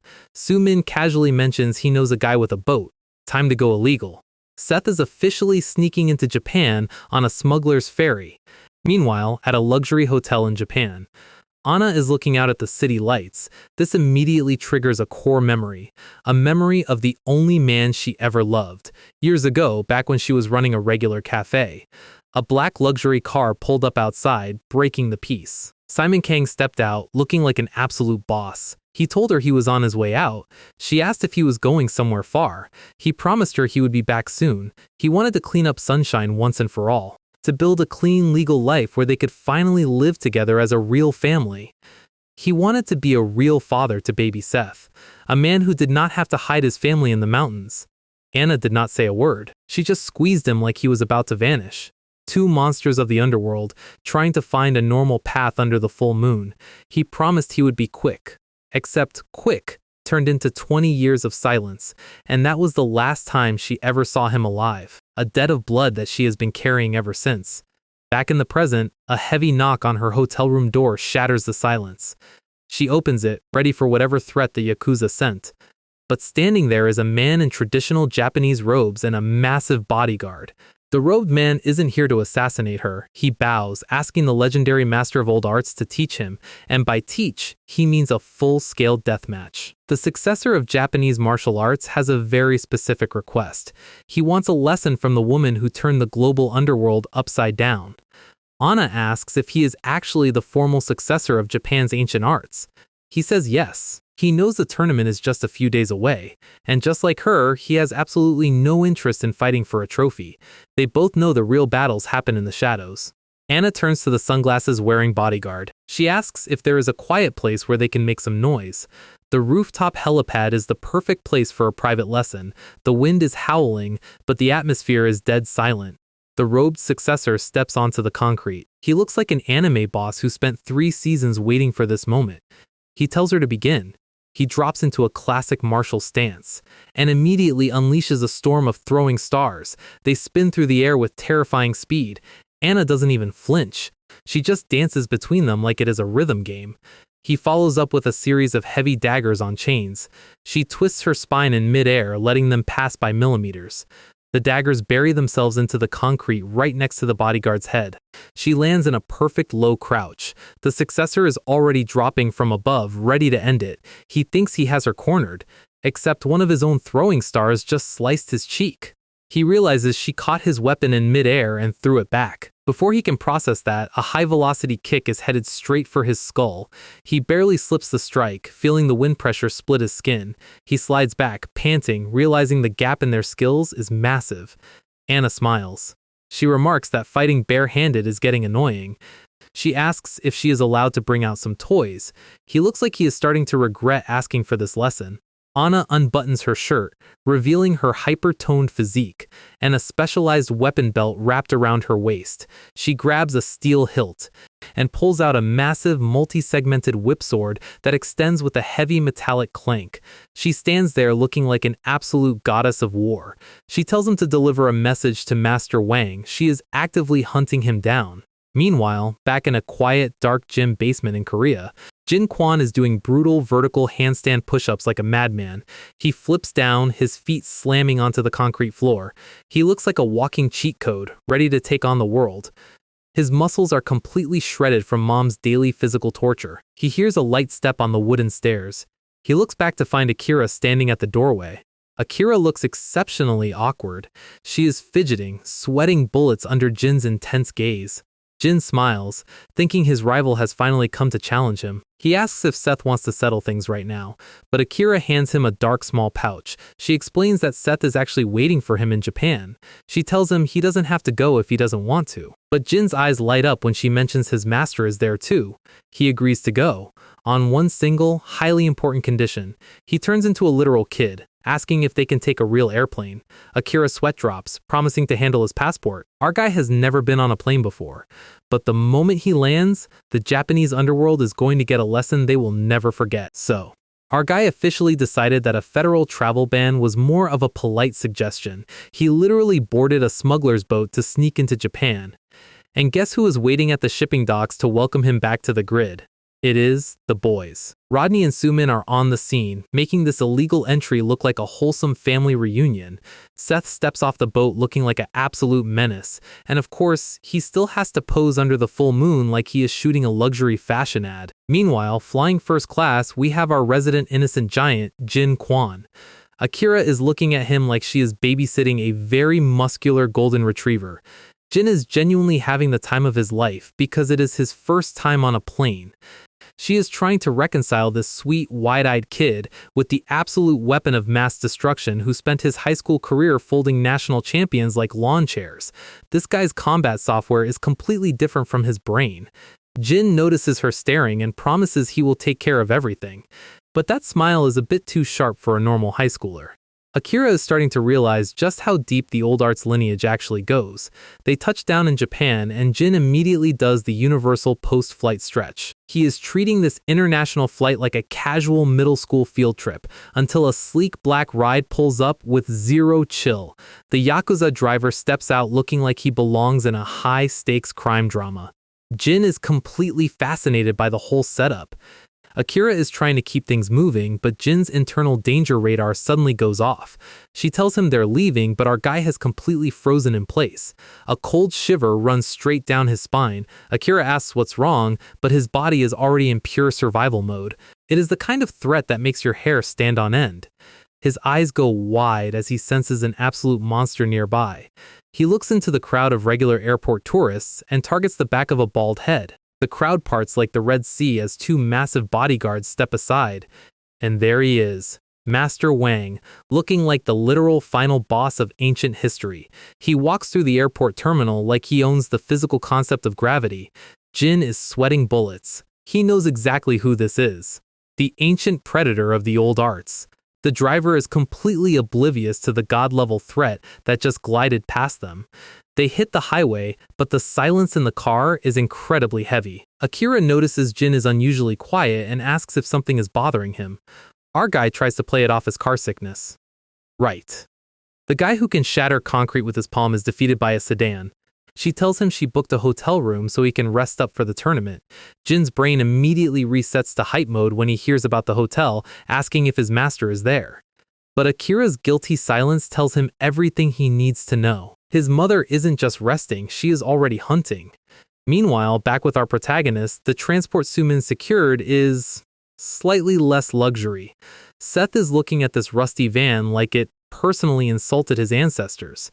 Sumin's defense is basically that it was the only thing he could get on short notice. They drive off, and Seth immediately demands the keys because he has standards. Rodney asks if our guy even has an international license to drive in Japan. Turns out Rodney is always prepared. This man is a walking logistics W, so they are driving down the highway in a vehicle that looks like it belongs in a Scooby-Doo episode. Seth is getting impatient, asking how much longer the drive is. He closes his eyes, mentally prepping for the absolute chaos ahead. The van speeds toward the stadium under the night sky. The Osaka Dome is officially in sight. The stage is set. The security at the gates is incredibly tight, with guards yelling for them to stop. But Rodney just taps the side door and tells them to move. The guards realize who is in the van and immediately clear the barricades. Our guy's boots finally touch the pavement. He looks up at the massive dome under the full moon, and right on cue, a very unwelcome voice echoes through the parking lot. It is Joan Lee, smiling like he has been practicing this arrogant entrance in the mirror for weeks. Seth glares back, completely unfazed. The tension in the air is thick enough to cut with a blade. Joan Lee boasts that they are about to start the show. And then, a luxury sedan door clicks open. And the ancient monster himself steps into the light. Master Wang has officially arrived. Hashtag chapter 94. Now let's run that back and look at the tactical details of this arrival. Sumin's flashlight grip is a standard tactical hold, proving he is not just a brawler. The contrast between Seth's illegal smuggling run and Jin's first-class flight is hilarious. The boys' reunion is wholesome if you ignore the massive federal crimes they're committing. Seth is purely focused on the end goal. No small talk, just results. And yes, he is still posing under the moonlight. The artist has a literal contract to make this man look cool. Now, look at Jin Kwon again. His cartoonish excitement is peak comedy. Akira has the exact face of a corporate employee who is not paid enough for this. But can you blame the kid? A plane ride is a major milestone when your life is spent in a basement. Akira is looking at him and remembering his true nature, the raw physical density of his strikes during training. The martial arts physics in this series always emphasize spatial control and kinetic redirection. He is not just a brawler, he is a walking battlefield computer. And yet, here he is, acting like he is on his way to an amusement park. That sudden gear shift from cute to terrifying is his biggest weapon. Akira knows he is going to be the wild card of this entire Osaka tournament. They land at Narita International Airport and Jin immediately stretches out. He is literally raising his arms in a victory pose in the middle of the terminal, and then the yakuza escort arrives to pick them up. This guy's haircut is a crime, but his physical posture says he knows how to fight. Jin has absolutely no filter, pointing and asking questions like a curious toddler. Akira is trying to keep him contained before he accidentally triggers a turf war, but the universe has other plans for their arrival. Look at the micro-tension in Jin's neck. His body reacts to the danger before his brain does. He senses a level of lethal output that shouldn't exist in a public airport. The breathing technique is quiet, deep, prehistoric. His survival instincts are on absolute high alert. He looks past the regular travelers in the terminal and locks his gaze onto the center of the crowd. The physical spacing here is a masterclass in visual storytelling. Master Wang's design is brilliant. The hollow eyes, the long white mustache. He doesn't walk, he glides. That is the physical sign of ancient mastery. Jin realizes his master was not exaggerating. This is the peak of the executioner style. The sedan moves out, but the mental battle has already begun. Jin's silence in the backseat is louder than any punch. Car sickness. Sure, bud. We all know you're just mentally prepping to fight a demigod. Akira's gentle tone here shows she genuinely cares about his mental state. But Jin only cares about finding his master and finishing his training.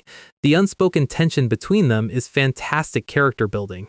He knows she is hiding the real danger of Anna's campaign. Now, back to the comedy relief. This gray van is an absolute tragedy. Seth's reaction is the most relatable thing in the entire arc. Sumin is lucky he is a top-tier brawler because his logistics skills are a complete L, but they have to make do. A mafia boss riding in a rust bucket is peak irony. Rodney's face is pure judgment as he asks about the driving license. Always have a teammate who reads the manual. Rodney is a walking W. They are moving toward the arena in style. Well, lack of style. Rodney knows the physical toll of what is coming and tells Seth to rest. Seth is calculating every single variable, preparing for the clash. The slow build before the storm. The Osaka Dome is basically the coliseum of the modern criminal underworld. The security guards are definitely not paid enough for what is about to arrive. Rodney's casual attitude at the window is a major flex. They move the barricades like they are opening the VIP section of a club. Seth's boots touch the pavement.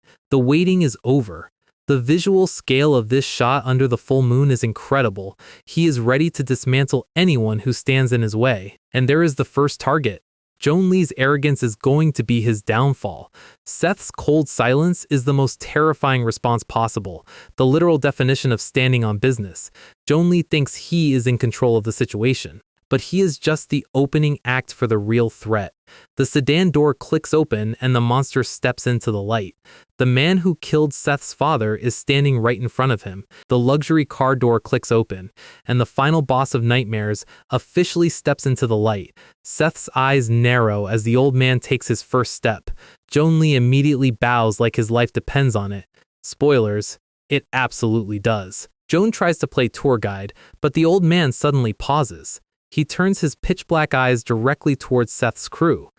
It is the kind of gaze that makes you feel like your natural lifespan just dropped by 10 years. He asks Joan Lee if that boy is also participating, noting he reeks of blood. Joan Lee stammers, completely sweating through his designer suit as he tries to explain. The old man scoffs, clearly unimpressed by the teenage Don. Seth doesn't move a muscle, but Sumin is definitely sweating, asking what the old man is muttering about. Wang scoffs and turns back around. He scowls, hoping his long travel is actually going to be worth his time. Seth wipes his face, muttering about how rude this grandpa is. Let's go! Our guy has heard enough. Cut to the Royal Hotel in Japan. Jin Kwon is sitting in full meditation mode, trying to find his inner peace, but the moment he closes his eyes, the image of those pitch-black pupils flashes in his mind. Master Wang's aura is a physical weight, even from miles away. He gasps, breaking his posture, sweat dripping down his face as he breathes heavily. Suddenly, a knock at the door. He opens it, and standing there is his master, Anna. He is relieved to see her, but she looks slightly too amused. Before he can say anything, he senses a third presence in the doorway and gasps. Standing behind her is a guy wrapped in more bandages than a mummy. It is the elite Japanese successor, or what is left of him. Jin is completely bewildered by the sight. Anna explains she brought some help for his practice and training, specifically a friendly sparring partner. The successor looks like he has seen the end of the universe and did not like it. Let's see how he ended up in this condition. The successor draws his weapon, ready to defend his honor. Anna doesn't even flinch. The air splits as the blade passes through, the heavy chain sickle swinging wildly. Anna uncoils her segmented whipsword with a series of heavy metallic clinks. Eyes lock. He attempts a vertical leap, aiming for her blind spot with the sickle. She bends her spine backward, letting the steel pass harmlessly over her nose. The chain snaps back, but she is already sliding underneath. He attempts a wall run to redirect his momentum, but Anna has already predicted his trajectory. The air splits as her segmented blade intercepts the chain mid-air. She grabs the steel links barehanded, pulling him down. The impact shakes the whole floor as he is slammed hard against the chain link fence, groaning. He tries to recover, but his weapon is gone. Anna flips her sword hilt with a quick hand movement and wraps the segmented blade directly around his neck. Complete and utter domination. He surrenders on the spot. Jin stares blankly. So, he is my sparring partner? Anna smiles warmly while the poor successor stands there, deeply reconsidering his life choices. Chapter 9. Back to the underground arena meeting, the successor bows and says he cannot fight, so Jin will take his place. Jin steps forward, looking exceptionally serious. Master Wang stares at him with a creepy grin. He scoffs in Chinese, laughing at the idea of a high school kid representing Japan. Do you know who I am, kid? The ultimate power trip. Jin looks down, completely deadpan. Why? You don't think you can take me on, Master Wang? Absolute king behavior. The old man's eye twitches. Wang smirks. What an interesting boy. Behind him, the axe-wielder Captiva is watching. He decides he will save the best for last. Suddenly, the red-haired French fencer steps up. Pierre Stefan challenges Master Wang directly, mocking him for being an elder. Master Wang's grin gets even wider. He loves when the food talks back. Meanwhile, Jin is distracted by a massive shadow behind him. It is the dark-skinned, bearded giant, looking ready to crush some skulls. He calls Jin out for trying to pick a fight with his master. You're mine. He wants the kid's head. Jin turns his head, giving him the classic "do you mind?" glare. Joan Lee steps in to finalize the matchups. Let's look at the official bracket. First up, we have Seth facing Hogaria, the scarred green-haired brawler who looks like a discount Zoro who got lost on his way to Wano country. And Jin Kwon is matched against the barbarian giant. The first match starts tomorrow at noon. For today, everyone needs to rest up. Cut back to South Korea, Youngjin Athletic Public High School. The state prosecutor is staring at his computer monitor in complete disbelief. He is looking at the exact same bracket. He realizes his daughter's friend is in a literal death tournament. A knock at the door, and the chief bodyguard walks in. Sophie's dad immediately demands answers, stating he confirms Seth is in Osaka. The chief stands tall, completely unbothered. The prosecutor asks what they are trying to do. The chief slides a tablet across the desk. Please have a look. The prosecutor's eyes widen as he reads the files on the global killers. It's a game that puts their lives at risk. The prosecutor asks if they can stop this. The chief bows slightly, explaining he will try to pull some strings with the Japanese police, but it won't be easy. He adds a final, chilling warning.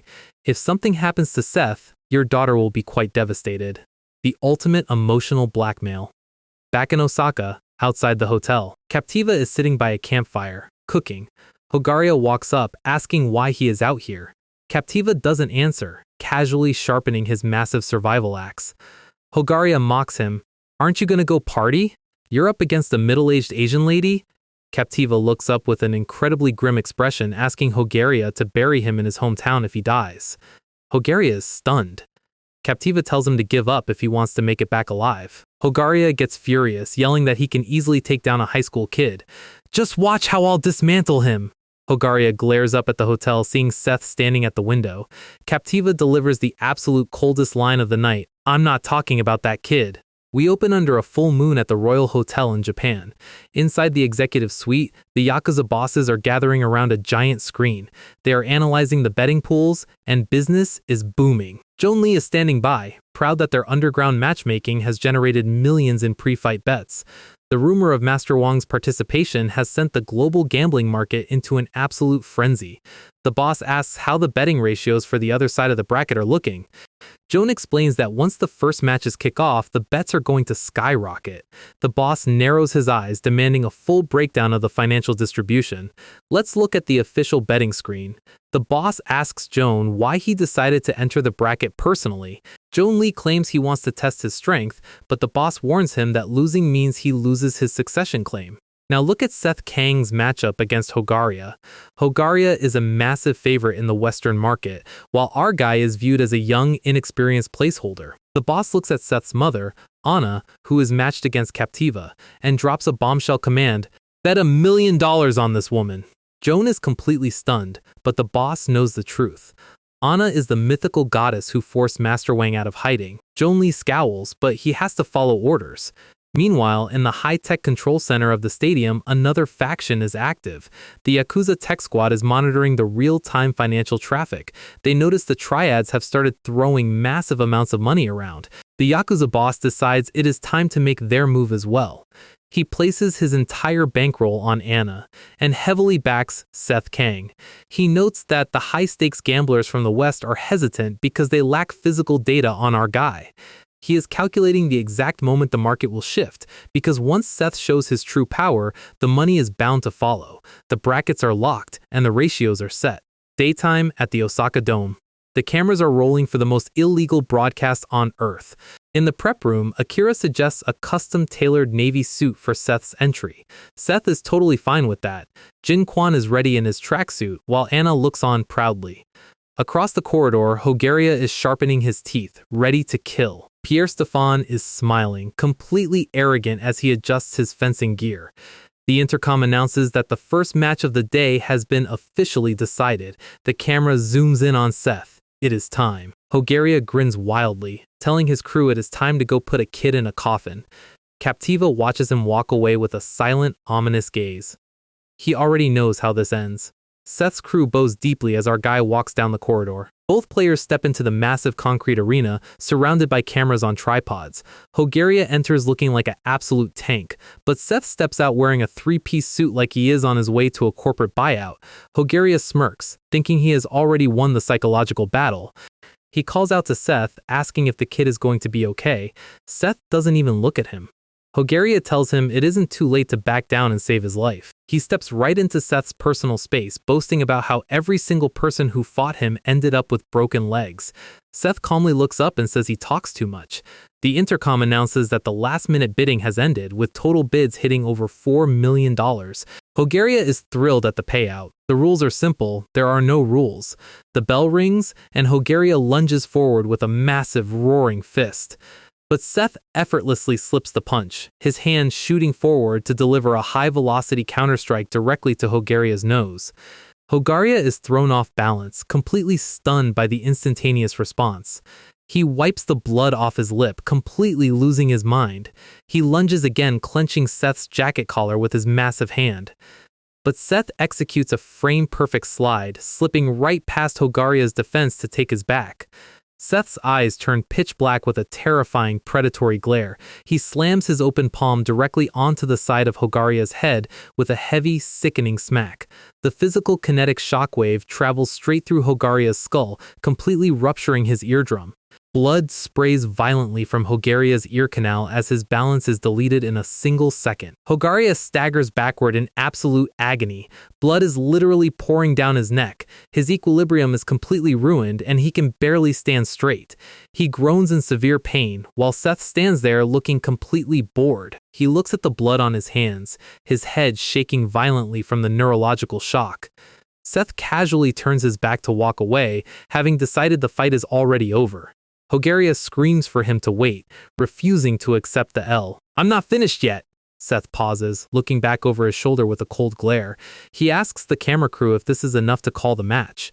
He wants to go home. He didn't sneak into Japan to play with amateurs. In the VIP waiting room, everyone is watching the live broadcast in absolute silence.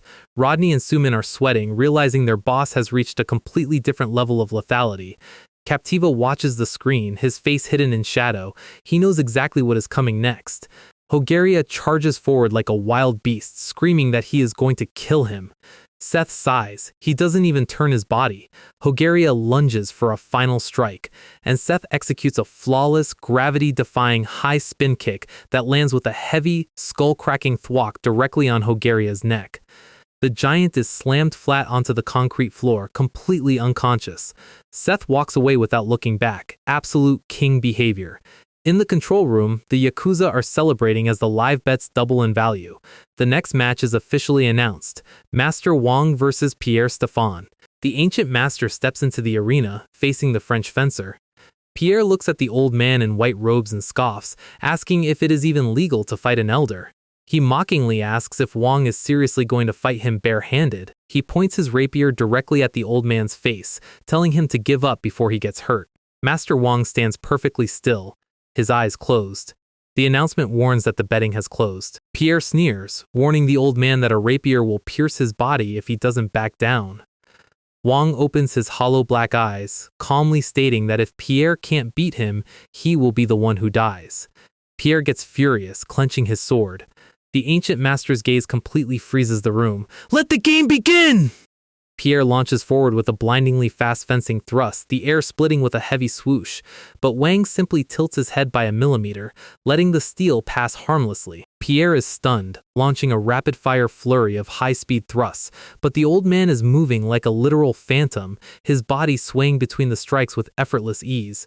Watching the TV, Sumin's mouth hangs open in horror. Seth narrows his eyes, realizing the old man's spatial prediction is absolute. Is that even possible?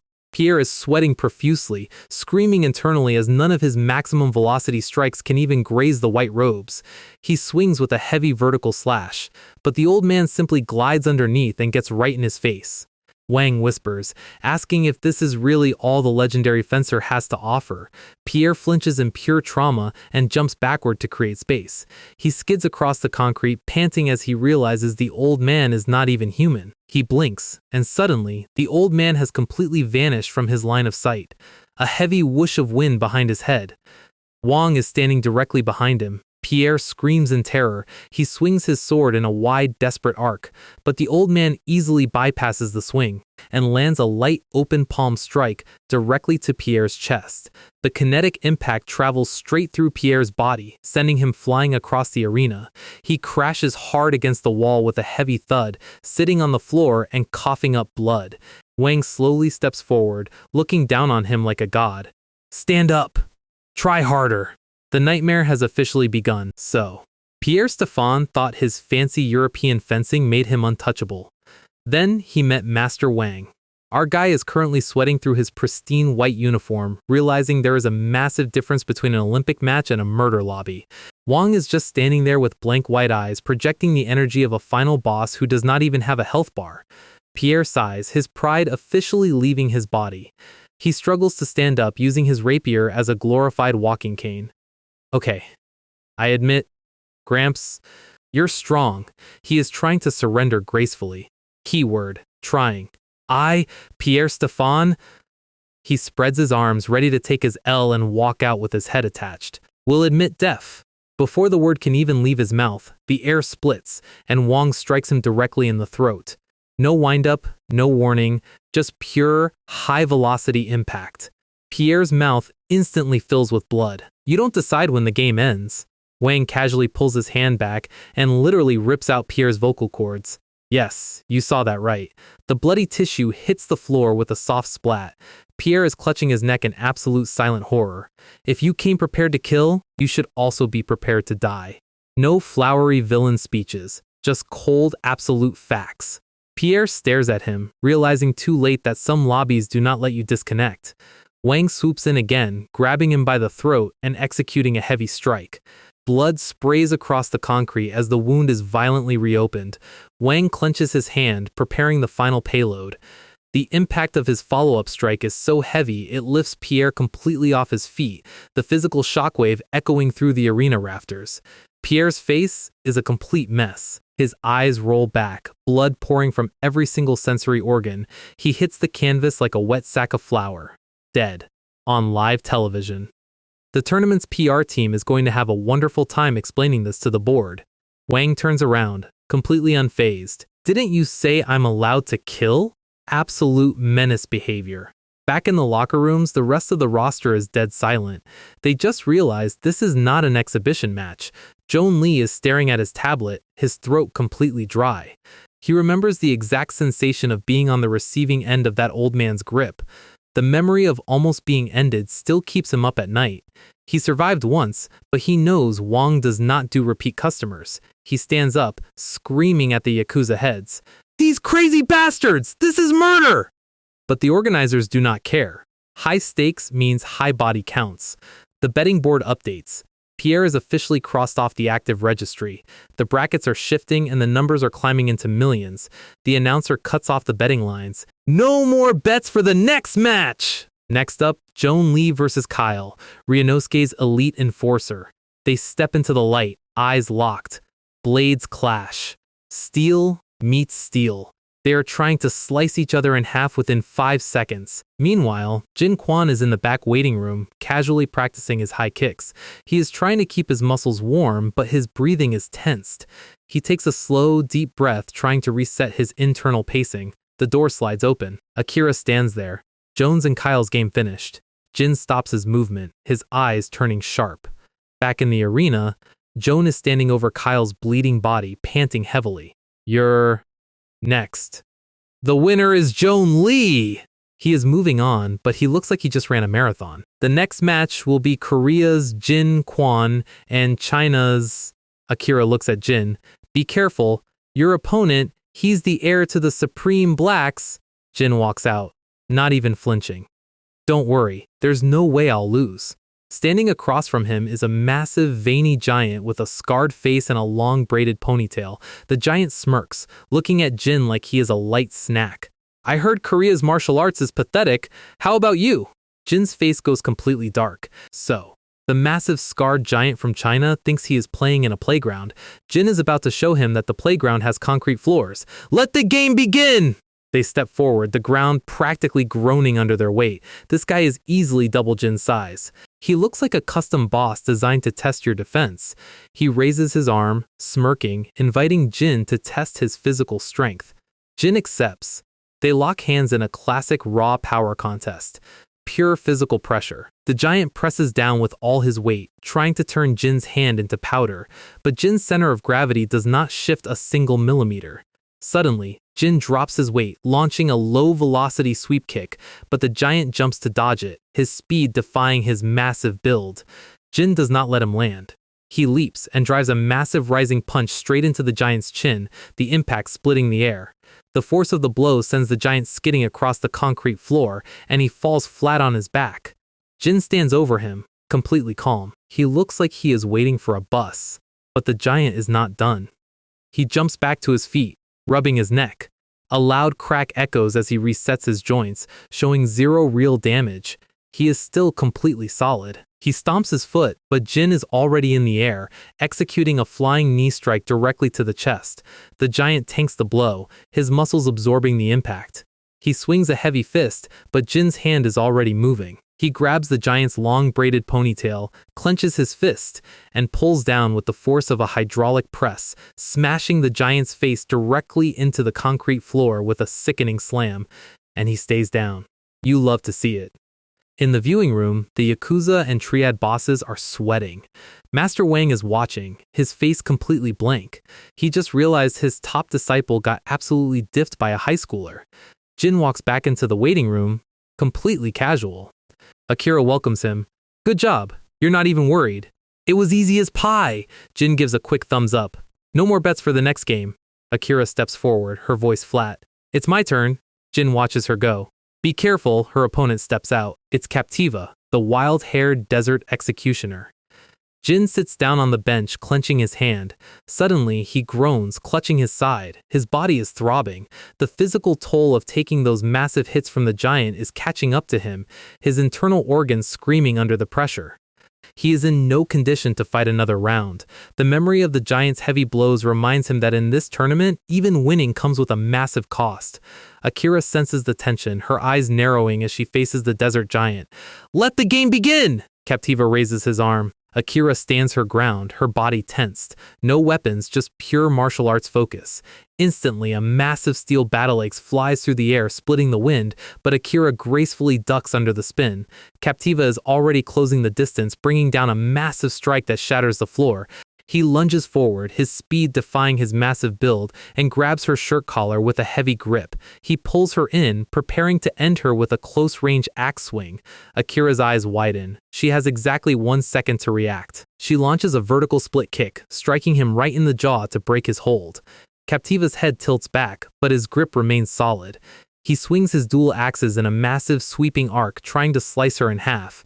Akira flips backward, her feet barely scraping the ceiling. She lands, a fresh cut bleeding on her cheek. Across from her, Captiva stands in the smoke, eyes burning through his hair. This isn't a schoolyard brawl anymore, so. Akira just took a nasty scratch to her cheek, and Captiva is standing across from her, looking like he has not washed his hair since the first season of this show.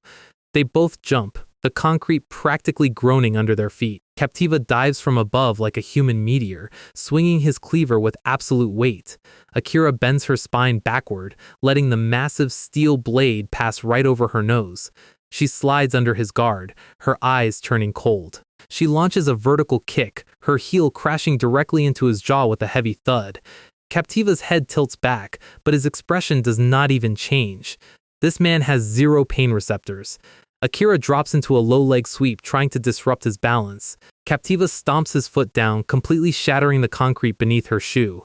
He grabs his dropped weapon, his movement splitting the air. Akira crosses her arms, blocking his downward axe swing with a heavy metallic ring. The blade drives deep into the floor, pinning her against the stone.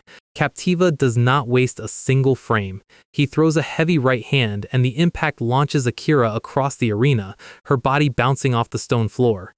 She struggles to sit up, blood running down her chin. This is officially a boss fight. She reaches into her belt, pulling out her specialized whip sword with a series of metallic clicks. The steel links expand, scraping against the floor as she slides back into a defensive stance. She is bleeding, but her eyes are still locked on the target. Captiva stands in the smoke, completely silent. He dashes forward, his massive body kicking up dust. He swings, but Akira's whipsword is already moving. The steel links coil through the air like a snake and cleanly slice through Captiva's entire hand. The severed hand holding the cleaver flies off in a spray of blood. Any normal person would stop to scream. Captiva is not a normal person. He just uses his stump as a tactical distraction and throws a massive left hook directly into her neck. The impact slams her against the concrete wall with a heavy thud. He squeezes her throat, pinning her like a toy. He unloads a brutal body punch straight into her stomach. Akira collapses to her knees, coughing up blood. Her physical health bar is officially in the red. Captiva stands over her, his bleeding wrist stump dripping onto the floor. He is still looking to finish the job. Suddenly, a voice cuts through the arena noise. "Stop!" Seth's mother, Anna, steps into the frame, her eyes glowing with that familiar, icy green hue. "It'll be your neck." She stands between them, completely relaxed. Captiva's eyes go wide. He can feel the physical density of the air shifting. Akira is huffing on the floor, barely keeping consciousness. Jin Kwon is watching from the balcony, his face completely serious. Up in the VIP box, Master Wang is smiling creepily. He is currently sitting on his dead disciple like an ergonomic gaming chair. Bro literally bought the premium custom model. The announcer declares the winner. And the winner is Korea's Anna Jin! The Osaka Dome is completely silent. Back in the syndicate control room, the bosses are looking at the betting boards. Anna Jin's odds are skyrocketing, sitting right next to Joan Lee. Seth Kang and Jin Kwan's numbers are also climbing into millions. The Anyang chief, David Lee, grins with his golden grills. How about the next round? The next rounds are going to start with the games that have the lowest bidding. Then Chairman Kang and that child? Then that lady and Joan Lee will probably be next. Then what about the old guy? He'll be last! Then in the end, those two will face each other! The chief looks at the screen, his glasses reflecting the light. Who knows? We'll have to wait and see. Night over Osaka. The full moon is looking exceptionally ominous. Inside the high-tech control room, the atmosphere is incredibly tense. Ryunosuke and Joan Lee are standing in the center. Joan reaches out for a handshake. Good game. I've learned more thanks to you. Ryunosuke shakes his hand, but his expression stays dark. Same here. But I heard you often practice with Chairman Kang? You want to know how strong he is? Well, yes. Ryunosuke looks down, his glasses shadowed. At first, we were on the same level 2 years ago. A memory triggers, Seth Kang absolutely dismantling Ryunosuke and his entire yakuza squad. He was not on his level then, and he is definitely not on his level now. Ryunosuke is just admitting it out loud. He looks back at Joan. Shouldn't you be more interested in how strong Anna is? If it was her, even 10 of me wouldn't be enough to win her. Joan's face completely freezes. He is breaking into a silent sweat, realizing the absolute gap between modern brawlers and the ancient warriors. Joan takes a step back, his boots squeaking against the polished floor. He bows politely and walks out of the room in silence. The door clicks shut behind him. Ryunosuke stands there alone, his jaw tensed. He collapses back into his executive chair, letting out a long, heavy sigh. Suddenly, his posture goes completely stiff. He looks at the monitors. The security cameras in the hallway are flickering out one by one. Static fills the screens. Heavy footsteps echo outside. The door handle creaks. The sliding door opens, and Master Wang steps inside, his long braid trailing behind him. Don't be so frightened, Ryunosuke is sweating through his collar. What brings you here? Wang smiles. I would like you to get rid of a dead body from my room. Ryunosuke flinches. I don't like having students who lose. Yes, he literally executed his own disciple just because he lost to Jin Kwon. Talk about a strict parent. Aside from that, Wang's grin stretches across his face, his yellow teeth showing. I'd like to know where the other contestants are. A massive pitch-black aura of bloodlust flares behind him, completely filling the room. Ryunosuke's jaw is trembling. For what? I just need to know, do I need another reason? Ryunosuke tries to stand his ground. I'm not allowed to disclose that information.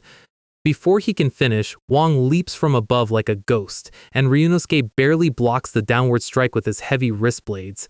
Wang's hand slips through his guard and slams Ryunosuke's face directly into the control panel, shattering the glass. It had been a while since I had the thirst for blood. Now I can't fall asleep. And the next match is in 2 days.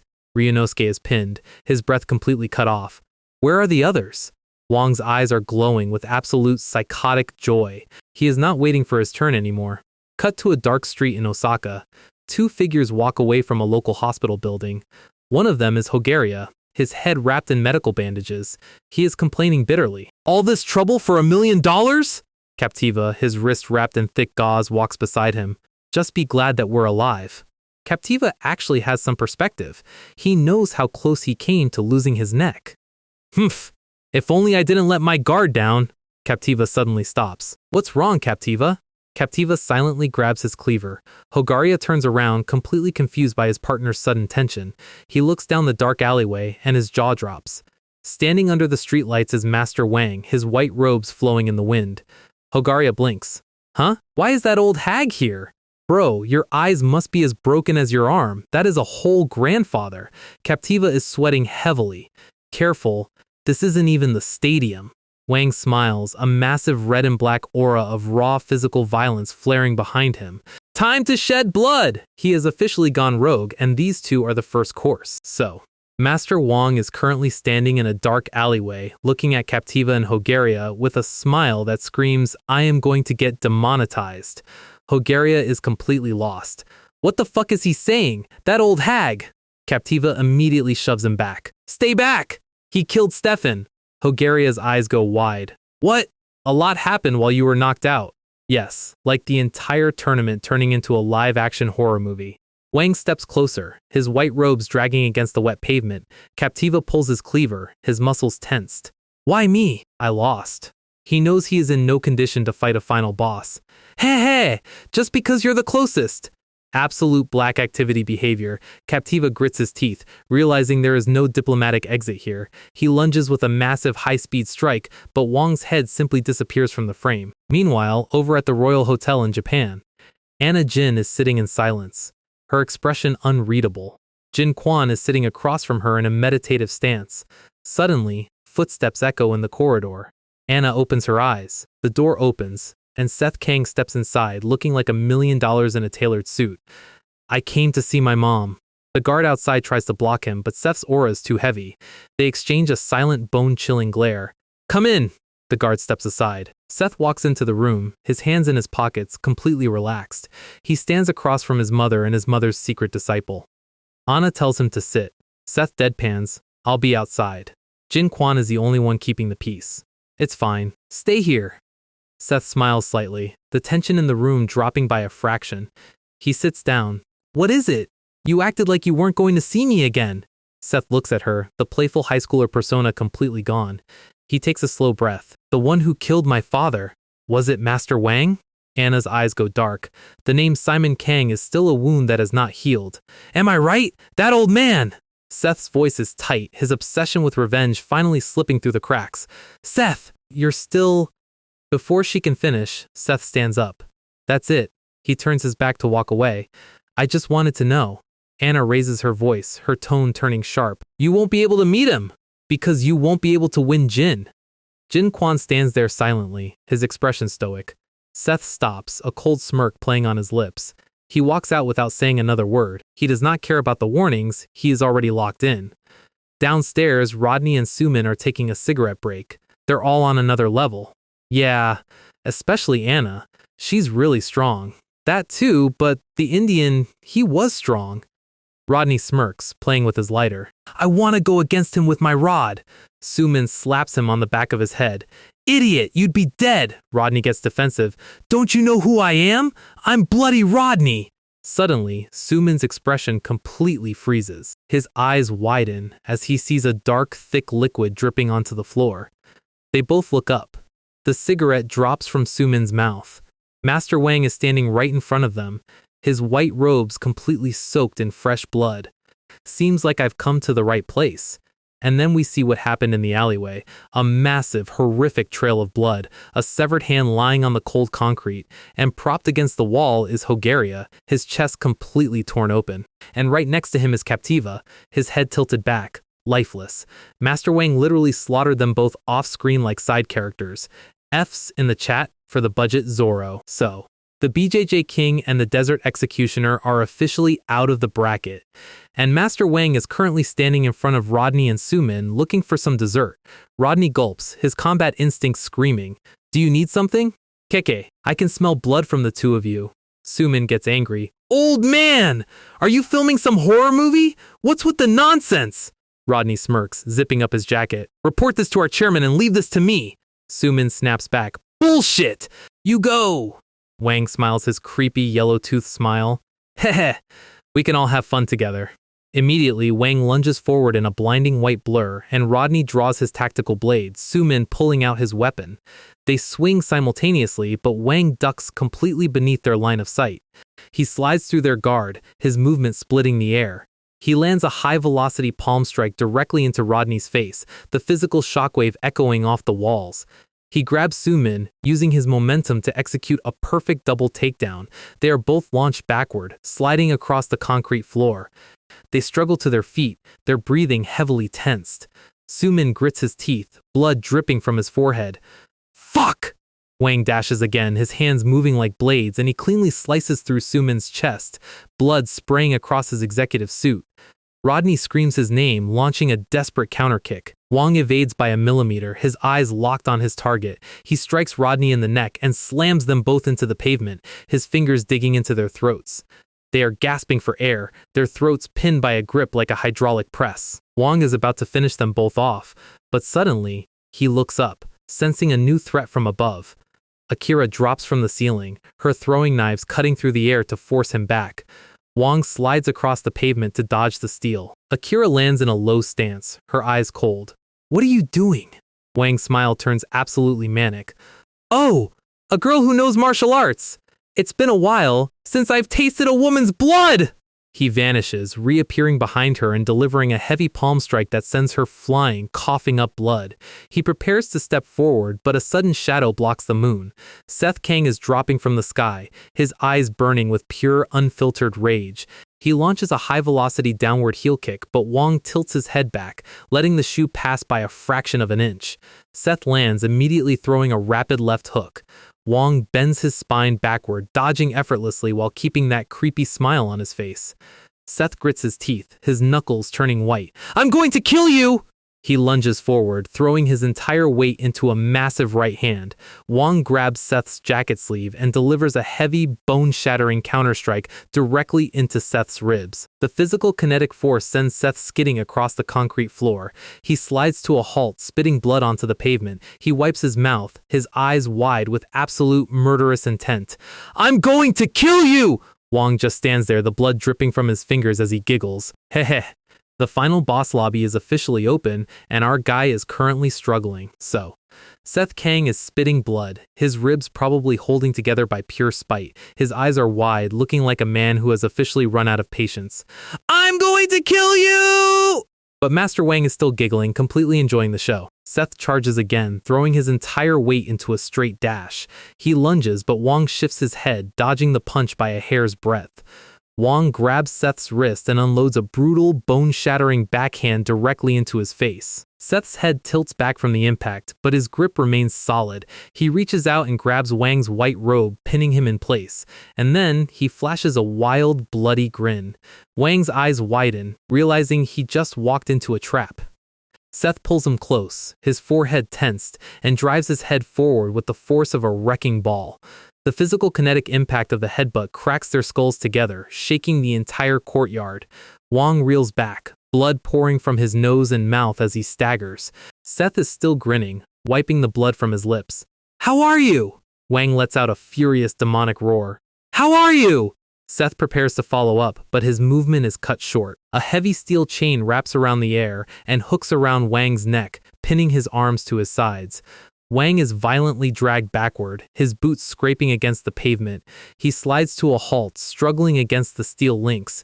He glares into the dark alleyway. Walking out of the shadows are Jin Kwon and Anna Jin. Jin is holding the other end of the heavy chains, his face completely serious. Wang chuckles, his white robe stained with his own blood now. They step into the light, flanking the exhausted Seth. Seth's breathing is heavily tensed. "I'm going to be the one to kill him." Anna Jin looks at him and instantly drops a mother's reality check. "You just got killed by him." Ouch. F in the chat for our guy's ego. Seth can only look down in silence. Anna turns to Wang. "Why don't we end things here?" Wang's grin stretches across his face. "My blood's boiling with excitement. How long has it been? But did you just interfere? It may boil, but I'll make it die down." They exchange a glare so heavy it practically cracks the concrete. Wang looks closely at Seth. So he's his son. They look alike. He raises his bloody claws, a dark shadow flaring behind him. "I took out his heart with this hand. I took out his heart when he was alive." The memory is displayed in a horrific silhouette, Simon Kang, the legendary underworld king, having his chest physically torn open while still breathing. Seth's eyes go wide, his entire body shaking with pure, unfiltered rage. He screams, his vocal cords tearing. "You bastard!"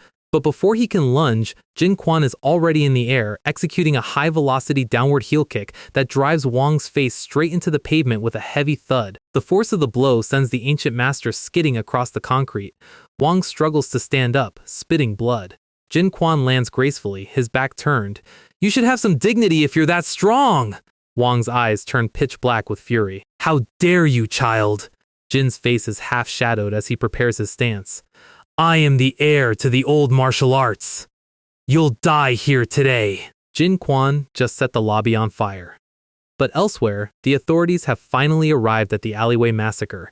They find the mutilated bodies of Hogaria and Captiva propped against the wall. "This is an emergency!"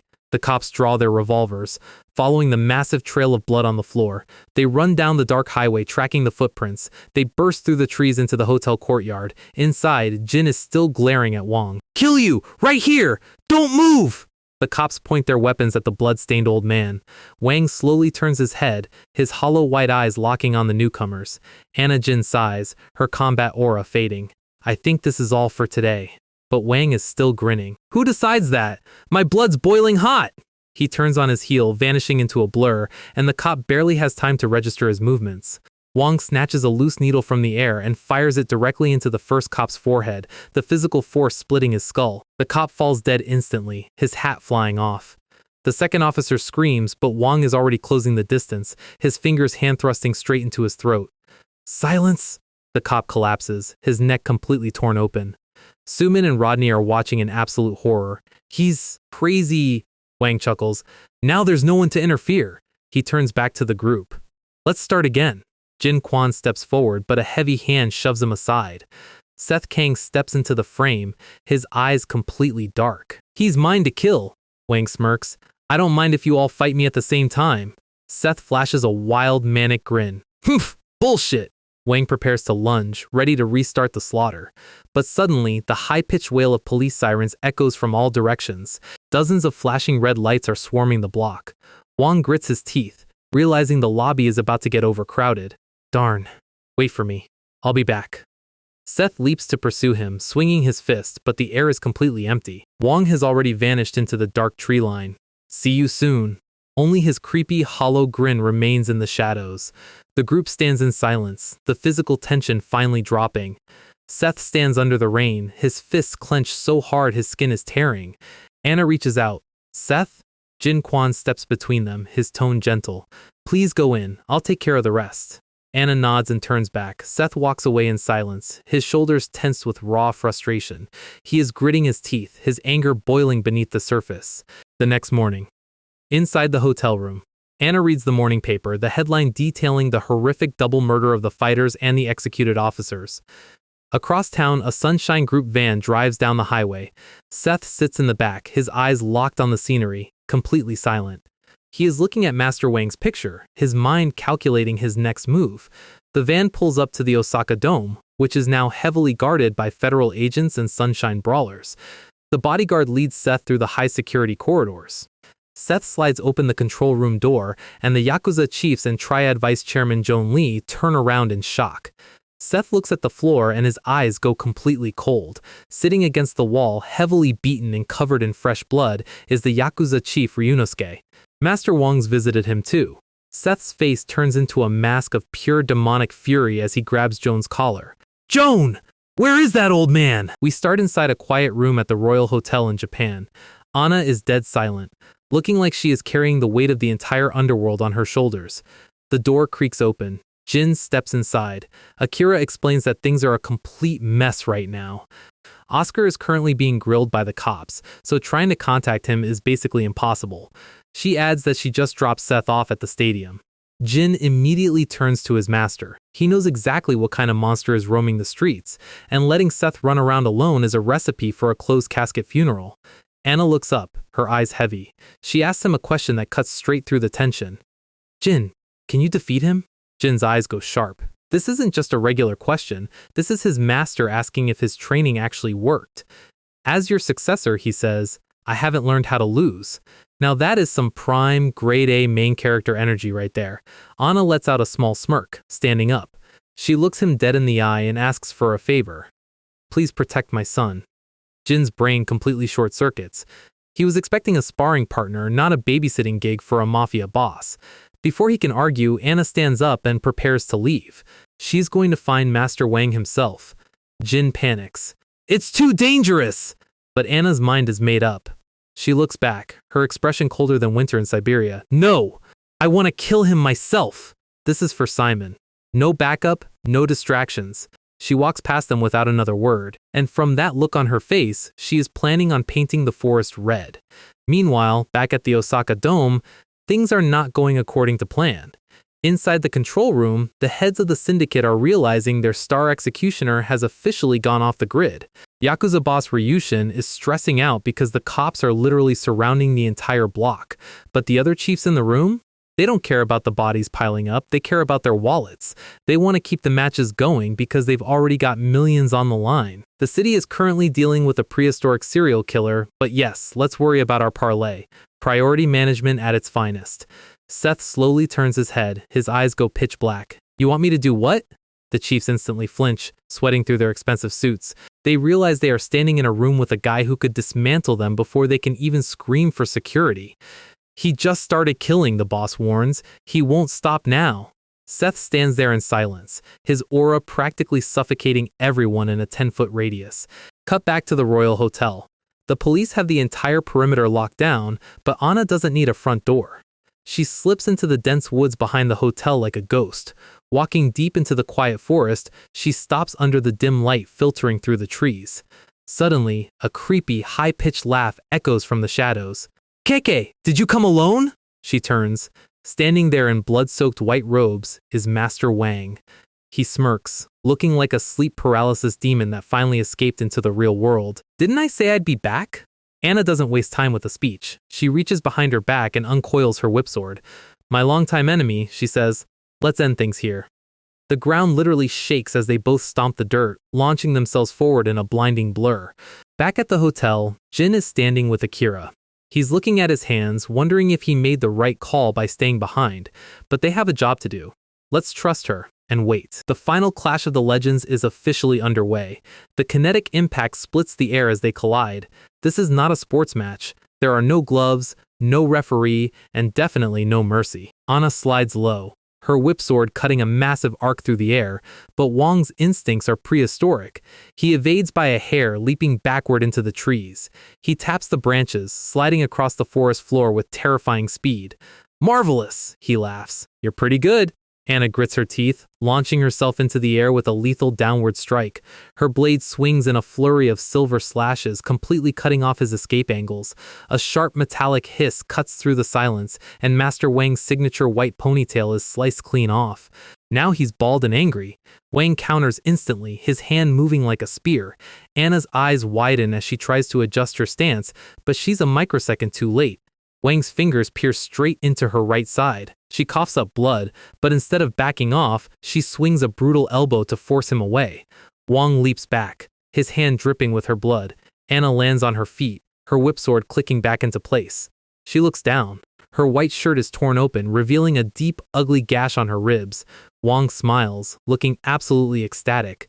Finding an opponent like you is the best miracle that has ever happened to me. Anna pulls herself up, her voice dripping with disgust. Don't act like you're doing martial arts. You're just a killer. Wang just laughs. Martial arts has its own rules. He gets into a low stance, his long white hair blowing wild. I'll fight you with respect. Anna readies her sword, her aura flaring with glowing green light. They jump. The impact of their clash creates a massive blinding shockwave that clears the entire forest canopy. Meanwhile, back at the stadium, Jin and Akira finally arrive. Jin's expression is cold. He has a mission, and he's not planning on failing his master. They walk down the corridor, their footsteps echoing against the concrete. Akira knocks on the control room door and steps inside. David Lee is standing by the screens. Where's Seth? Jin asks, his voice flat. David Lee doesn't say a word. He just points to the security monitors. Akira gasps. On the screen, Seth is already standing in the center of the arena, waiting for his match. Akira is panicked.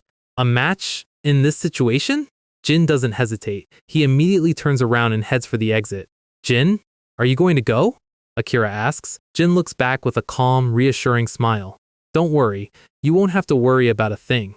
He walks out, the door creaking shut behind him. He heads down the dark tunnel leading straight to the bright stadium lights. Every step he takes, his focus sharpens. He steps onto the sand of the arena. Seth is standing there looking back at him. They lock eyes, the young Dawn and the mountain disciple.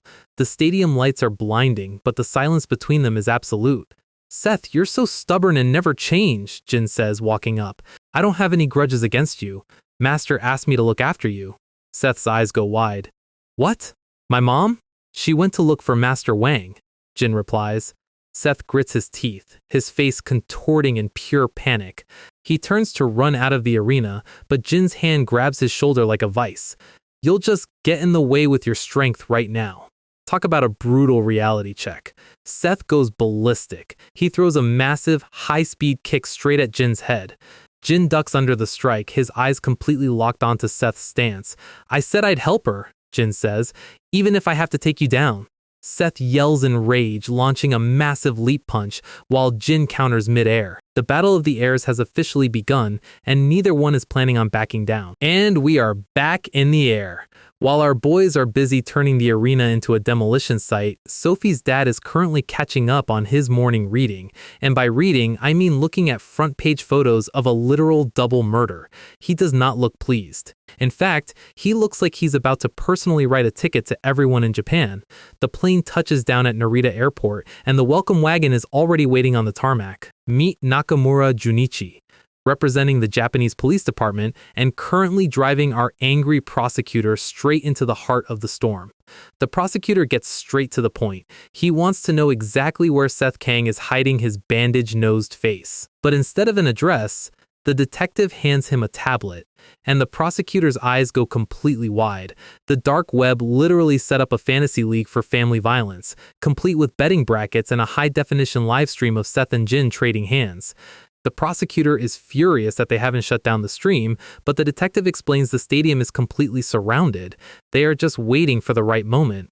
Our prosecutor is done playing nice though. He tells him right now that the second this ends, he is packing Seth and the rest of the Koreans into a suitcase and flying home. Back in the arena, the fight is moving at a speed that is honestly offensive to the laws of physics. Seth launches a wild sequence of gravity-defying kicks, but Jin is sliding underneath the visual frames like he's playing on zero ping. They slide across the sand, their shoes tearing up the dirt as they reset. Seth is breathing heavily, his tie completely gone. He warns Jin that if anything happens to his mom, he is going to end him. But Jin does not flinch.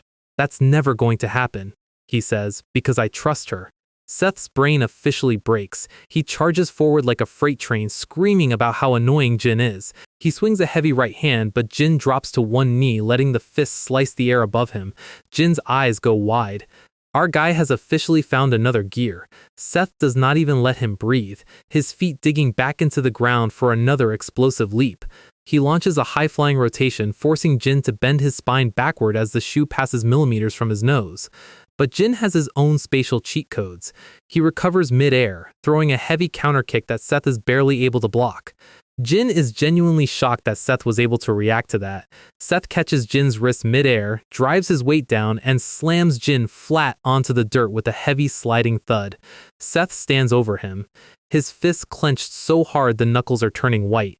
"You're not as good as you say!" he roars, his eyes burning with absolute desperate fury. Meanwhile, deep in the quiet forest, the dirt is stained with a sickening amount of blood.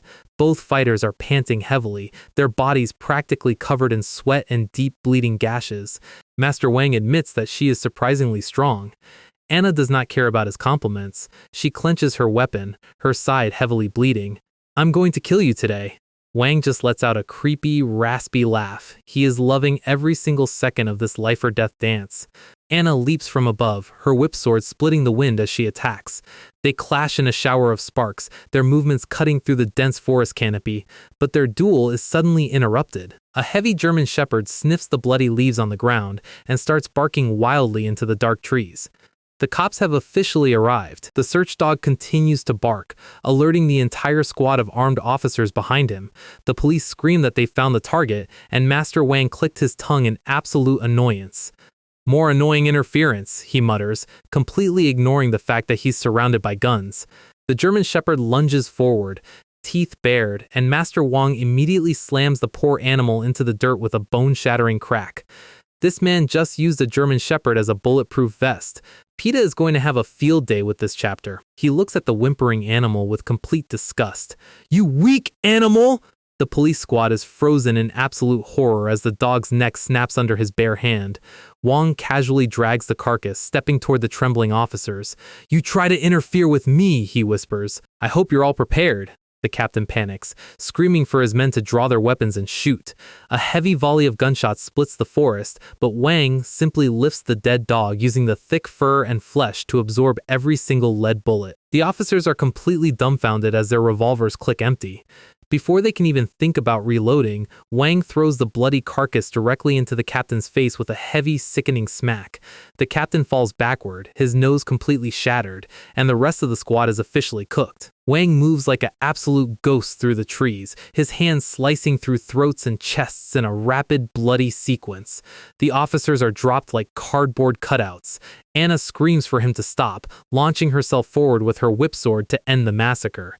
Wang dodges her blade, jumping backward with a creepy grin. She recovers instantly, her eyes locked onto his throat. She slides low, her blade clanging against his stone-hard forearms. Wang laughs, flipping his stance as he prepares to strike back. He slides across the dirt, his long white hair trailing behind him. Meanwhile, the heavily beaten captain is crawling on the ground, his hands shaking as he reaches for his dropped revolver. He screams in terror, aiming his gun into the dark foliage, and pulls the trigger. But he doesn't hit the monster. The bullet flies straight past Wang and punctures Anna's shoulder in a sudden sickening spray of dark crimson. Nice shot, officer. Remind me never to queue up for a lobby with you. Friendly fire is officially enabled. Anna gasps in pain, her grip on her sword slipping. Master Wang turns his head, looking completely disappointed. She falls to one knee with a heavy thud, clutching her bleeding shoulder. Trying to ruin my fun, Wang growls, his white eyes locking onto the trembling cop. The captain's face goes completely pale as the ancient executioner steps into his visual frame. A single agonizing scream echoes through the forest canopy before everything goes dead silent. The quiet is broken only by the sound of blood dripping onto the wooden boardwalk. The forest path is littered with the bodies of the entire police squad, and Anna is slumped against a tree, barely holding on to consciousness. Her breathing is shallow, her lips stained with blood as she stares up at her husband's killer. Wang looks down at her, sighing. It's too bad. This is ending so soon. Stop talking, she spits. Hurry and attack! But Wang is done. He tells her to come find him again once she is healed up, and then he drops a detail that makes her entire body freeze.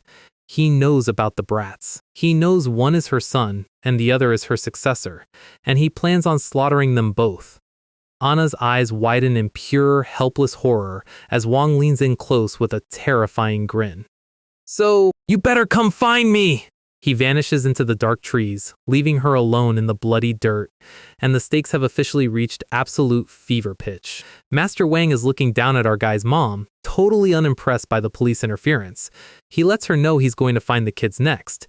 Then he just vanishes into the trees, leaving her bleeding on the forest floor. Meanwhile, outside the Osaka Dome, a white van screeches to a halt. Out steps Sophie's dad, looking like he's about to personally audit the entire stadium. He is not in a good mood.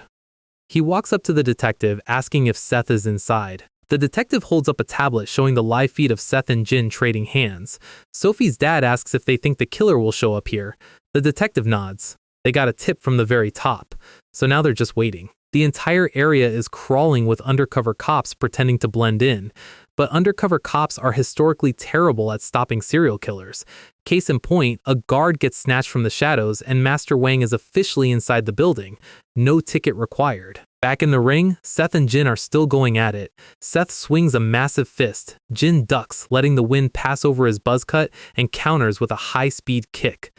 Seth blocks it with his forearm, forcing Jin to skid back across the dirt. Seth is completely losing his mind, screaming at Jin to stop running. They stare each other down, both of them absolutely exhausted. Suddenly, the stadium lights flicker. Both of them freeze, realizing the temperature in the room just dropped to 0. A silhouette drops straight from the ceiling like a cursed geriatric Spider-Man. The impact shakes the entire concrete floor, throwing up a cloud of dust. Seth's eyes go wide. Wang steps out of the smoke, smiling his creepy, yellow-toothed smile. Jin looks like he just saw a ghost. The three-way standoff is officially live. Seth screams, demanding to know what he did to his mother. Wang just chuckles. What do you think? Seth completely loses his sanity, lunging forward with a straight punch. Jin yells for him to watch out, but Wang is already moving. His hand strikes like a spear, grazing Seth's neck in a sudden spray of red. Seth doesn't even flinch, clenching his fist to swing again, but Wang slips the punch easily. Jin leaps in to cover his blind spot, throwing a heavy kick that Wang dodges with a microstep.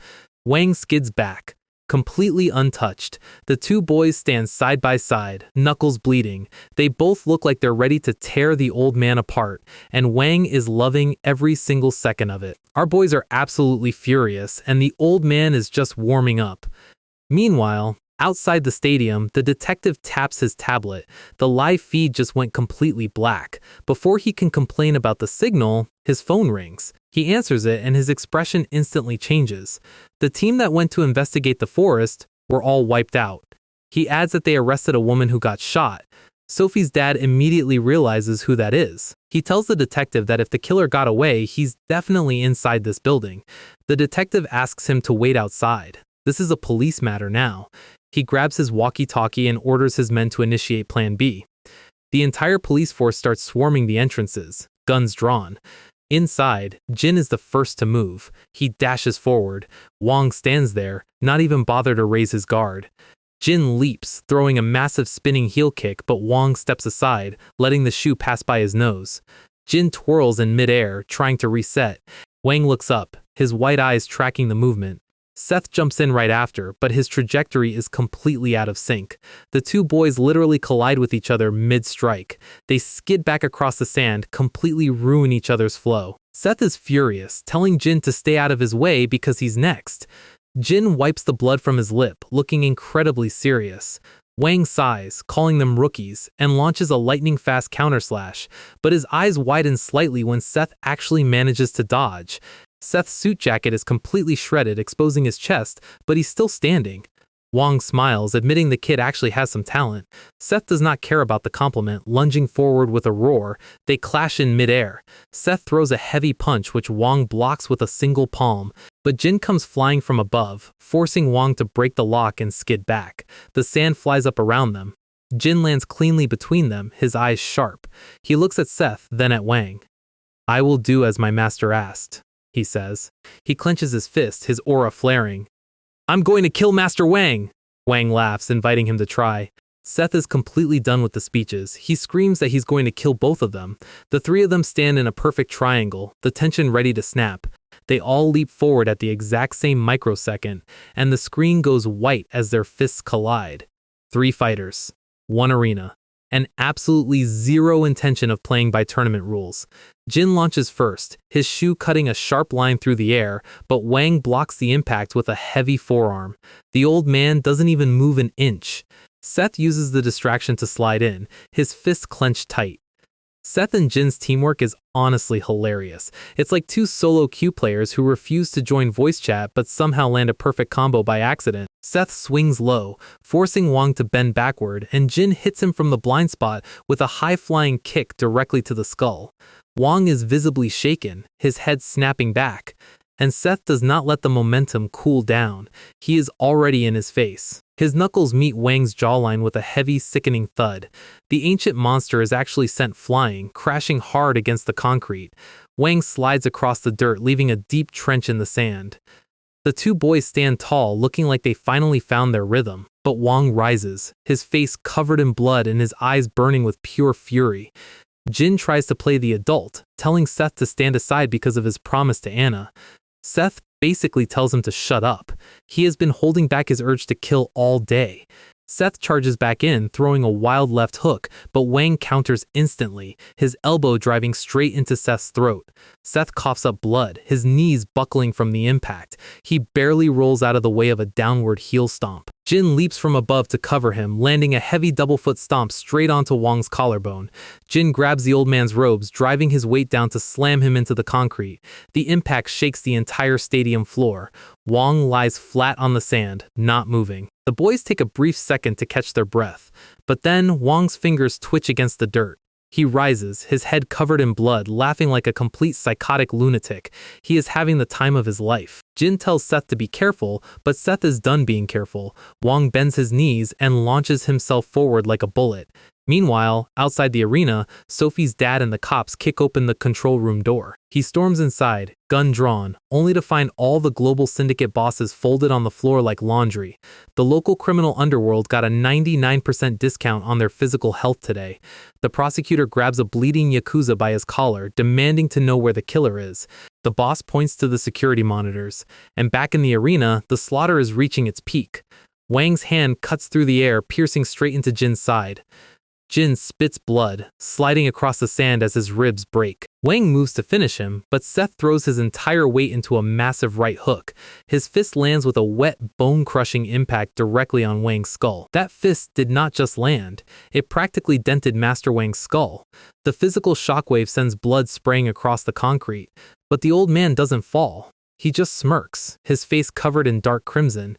He tells Seth he is even better than his parents. Seth's eyes go completely wide with raw, unadulterated fury. Behind them, Jin is holding his bleeding side, barely able to stay upright.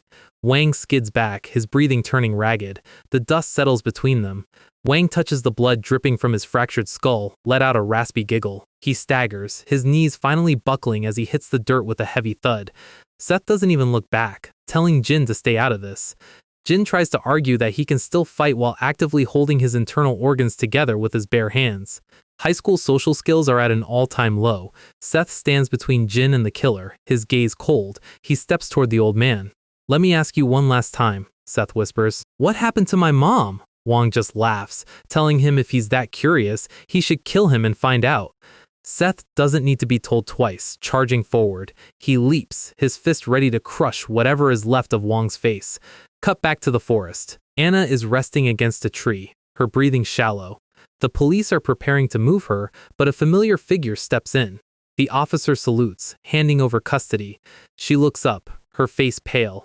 Her ally helps her up, telling her they need to go to the hospital. "No," she says, her eyes burning with desperate panic. "To the stadium." She knows exactly what Wang is planning. Back at the dome, the speed of the fight is blinding. Seth and Wang trade a rapid sequence of slashes and kicks, neither of them backing down. Wang ducks a high kick, but Seth's fist is already coming down from above. It grazes Wang's cheek, and the old man counters with a sweep to throw Seth off balance. Seth hits the dirt, coughing up more blood. Wang moves in for the kill, but Jin throws himself forward, grabbing Wang's leg with both hands to pin him down. Wang is stunned by the kid's sheer resilience, and Seth uses the opening to launch himself back onto the monster's chest. He mounts him, his face completely shadowed with psychotic rage. He clenches his fist and starts delivering a brutal, relentless ground and pound. Knuckles meet bone with a sickening wet smash. He doesn't stop. Each strike lands with a heavy, hollow thud, completely turning Wang's face into mashed potatoes. "Dai! Yayo, you bastard!" he screams, his knuckles completely stained with red. Suddenly, Jin's hand grabs his wrist, stopping the next blow. Seth looks back, furious, but Jin's face is solemn. "Stop it, Seth," Jin whispers. "Master Wang is already dead." Seth stares down at the lifeless body. The eyes are hollow, the chest still. The only man who knew the truth about his father's murder is gone, and Seth's unhinged scream echoes through the empty stadium. "Who said you could die already?" The vengeance was complete, but the answers are lost forever, and the road ahead has never looked darker. So, the absolute peak of the underground tournament just ended, and the Japanese SWAT team is currently having a massive collective panic attack. Our guy Seth has officially crossed the line into a pure, unhinged boss state, and the command center has officially lost its patience. The order is simple: shoot to kill if he so much as twitches. But Seth isn't even looking at them. He is looking at the man who ripped his father's heart out. The sirens are screaming, the boots are heavy on the concrete, and Seth is currently speedrunning a complete psychological break. Jin Kwon lunges forward, grabbing his bloody hand midair. He tells him it is over. Master Wang is dead. The monster is gone, and they need to find Seth's mother. But Seth's brain has officially stopped accepting new information. He screams at the corpse, asking who gave it permission to die, and then he starts swinging again. Just absolute wet impacts echoing through the silent dome. He is literally trying to beat a dead man back to consciousness just so he can kill him again. It is brutal, it is tragic, and it is the exact moment you realize our guy has completely lost his anchor. His mind is playing tricks on him, hearing the old man's voice laughing at him, while Jin can only watch in absolute silent horror. Seth grabs the collar of the dead man, lifting him up like a broken doll. His eyes are pitch black. He throws the corpse across the sand, slamming it into the concrete wall, following up with a violent, air-splitting stomp. But no matter how hard he hits, the dead do not answer questions. He is screaming into the void, completely consumed by the dark. Jin is frozen. The pure gravity of Seth's rage is literally keeping him in place. Then the stadium doors rattle. The front line has officially breached the arena. Dozens of red laser sights paint Seth's chest. Jin grits his teeth looking at the tactical squad. Seth doesn't even flinch. He tells them to shoot, promising to dismantle the corpse 100 more times before he drops. The SWAT leader is sweating. This was supposed to be a standard containment, not a horror movie. Seth delivers another heavy blow to the lifeless body. The commander panics, raising his weapon. He gives the order to open fire, but a shadow slides in. Jin Kwon steps directly into the line of fire. He looks back at Seth, reminding him of his promise to Anna. Seth grits his teeth, calling him an absolute idiot. Before the triggers can be pulled, a quiet voice cuts through the tension. Anna steps out of the dark tunnel, supported by Detective Nakamura. She is heavily bruised, bleeding, and her clothes are torn, but her presence still freezes the entire room. Seth's unhinged aura instantly evaporates. She walks up, gently placing a hand on his shoulder. She looks down at the pulverized remains of Master Wang. Jin quietly confirms that the ancient enemy has flatlined. Anna doesn't say a word. She just slides her hand down, uncoiling her segmented metal whip sword with a heavy metallic clink. Seth stares, his eyes wide. She drives the cold steel straight through Master Wang's chest. The SWAT team is stunned. Jin is speechless. She looks directly at the police, calmly stating that she is the one who killed him. Seth realizes what she is doing. She is taking the murder charge to save her son. The blade is deep in the chest of a dead man, and the silence in the arena is absolutely deafening. Anna stands tall, her voice steady as she claims the kill in front of a dozen armed witnesses. Seth is completely paralyzed. For all his god-tier reaction speeds, he has no counter-strategy for his mother's sacrifice. Nakamura looks like he just swallowed glass. He knows exactly what is happening, but the command center is already screaming through his earpiece.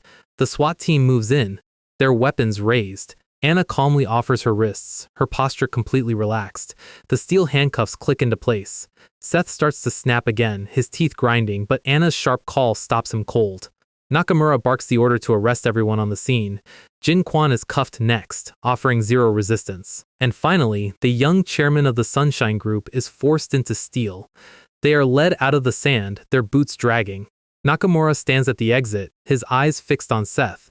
Seth walks past him, his head low, his slate blue hair draping over his eyes. No words, just the heavy rhythm of steps on concrete. Anna stops for a brief microsecond, quietly asking Nakamura to take care of the kids. The detective doesn't answer. He just stands there, his face twisted in absolute silent frustration. He clenches his fist so hard his knuckles go white. Cut to Japan's police headquarters. Nakamura is currently in a massive shouting match with his chief. He argues that this wasn't the agreement, they promised to extradite the suspects, but the chief is on absolute maximum cope.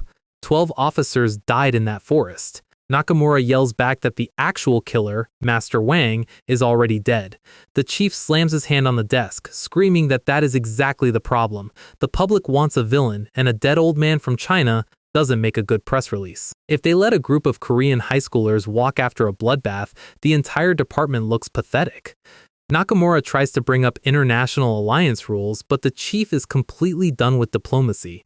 National pride is on the line, and they are not sharing the spotlight. Nakamura grits his teeth, begging him to at least let Seth and Jin go. The chief sighs, noting he might be able to slide Jin out of the system, but Seth is a different story. Our guy didn't just walk into the country, he bypassed international border security and organized an illegal deathmatch in their biggest stadium. You can't just sweep that level of main character behavior under the rug. Seth is going to pay for his sins on Japanese soil. End of discussion. Meanwhile, at Narita International Airport, a luxury door slams shut. At the General Hospital, Rodney and Sumin are currently recovering in their beds. They are sighing in relief about being alive when the sliding door opens. The chief bodyguard steps in, and their souls instantly leave their bodies. Jake looks down at them with absolute terrifying calm, calling them complete imbeciles. He pulls out his phone, dialing a Japanese congressman named Genzo, reminding him of a few multi-million-won favors the Sunshine Group has sponsored over the decade. He keeps his voice low, his demands polite, but lethal. He hangs up, turns to his bandaged brawlers, and calmly notes they are dead the second they land in Korea.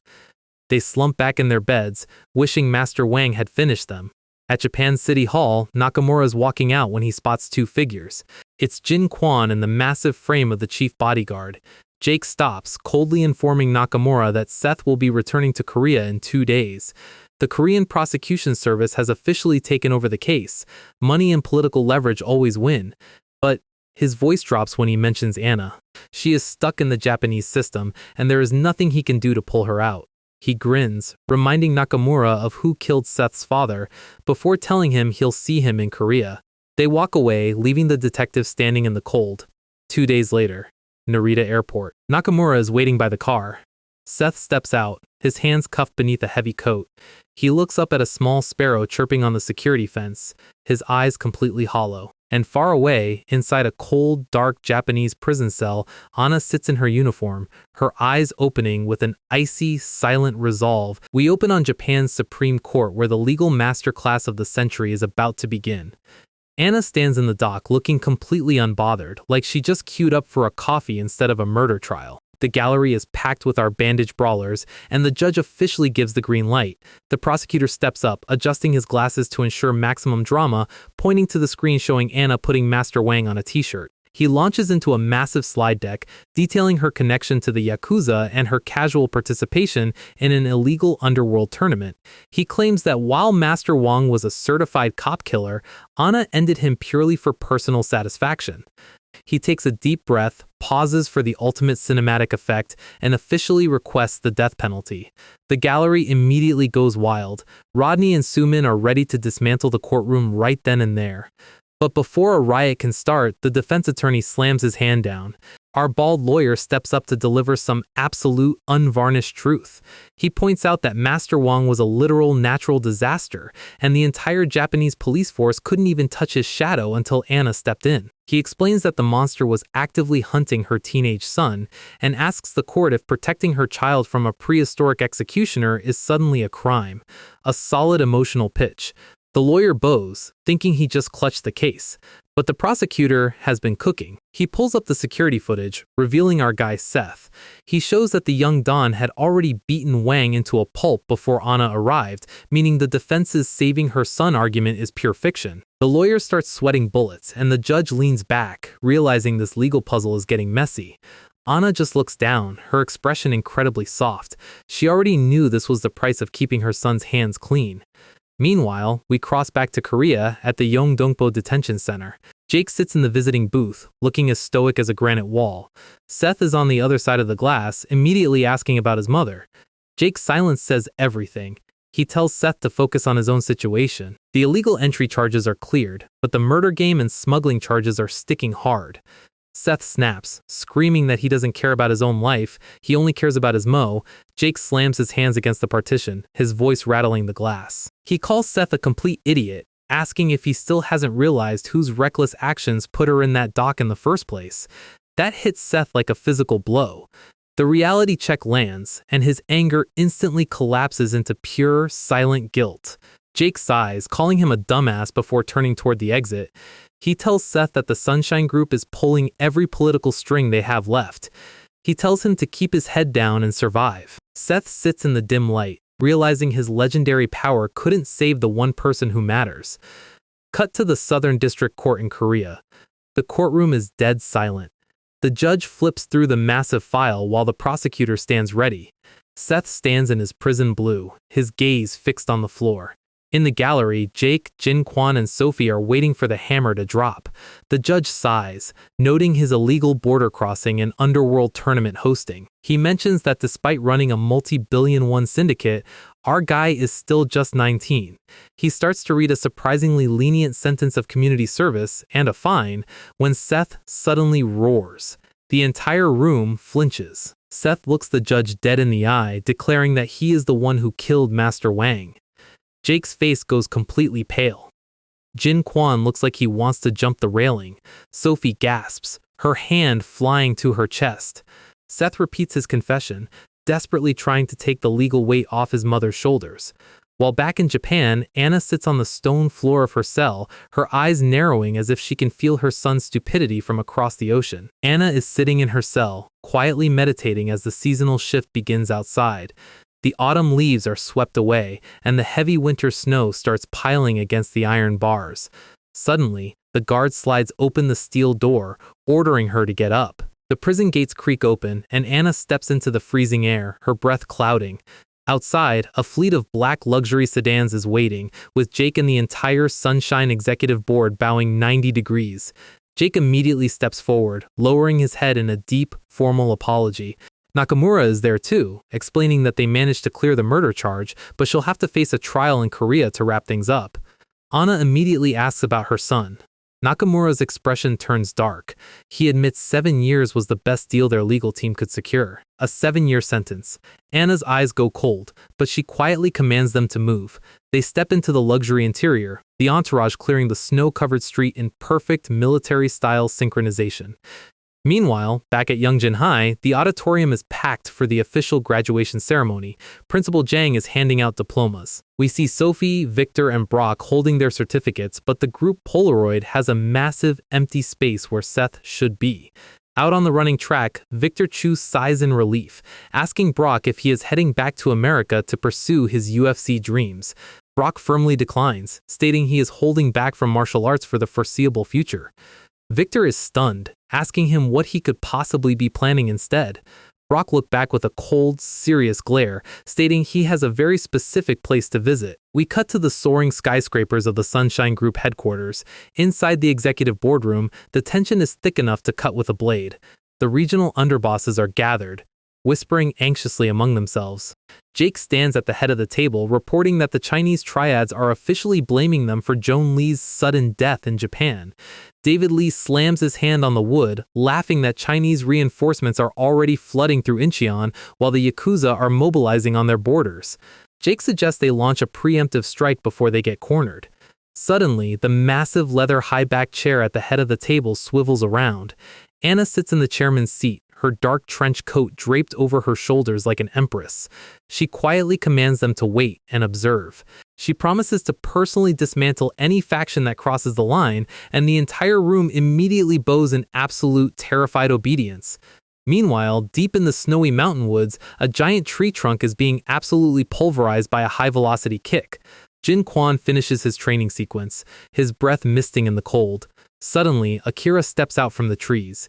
Jin's warrior face instantly collapses into a blushing, chibi-style smile until he looks behind her. Brock Chang steps out of the shadows, looking like an absolute mountain of muscle. Jin panics, hilariously asking why they are together, but Brock cuts him off, asking if this mountain temple will actually make him stronger. Jin Kwon's expression instantly resets. A dark, hyped smirk spreads across his face as he welcomes the challenger to his training ground.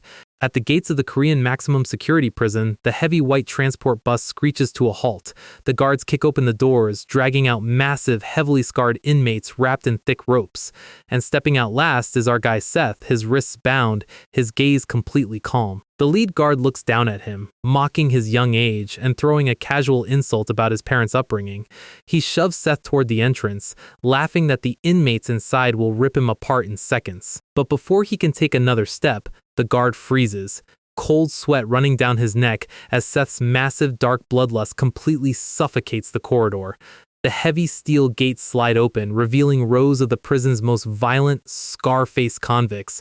And in perfect bone-chilling unison, the entire prison population bows 90 degrees to greet their new sovereign. Standing at the end of the line, Seth looks back with a terrifying predator-level smirk, realizing that 7 years in this place is going to be very interesting.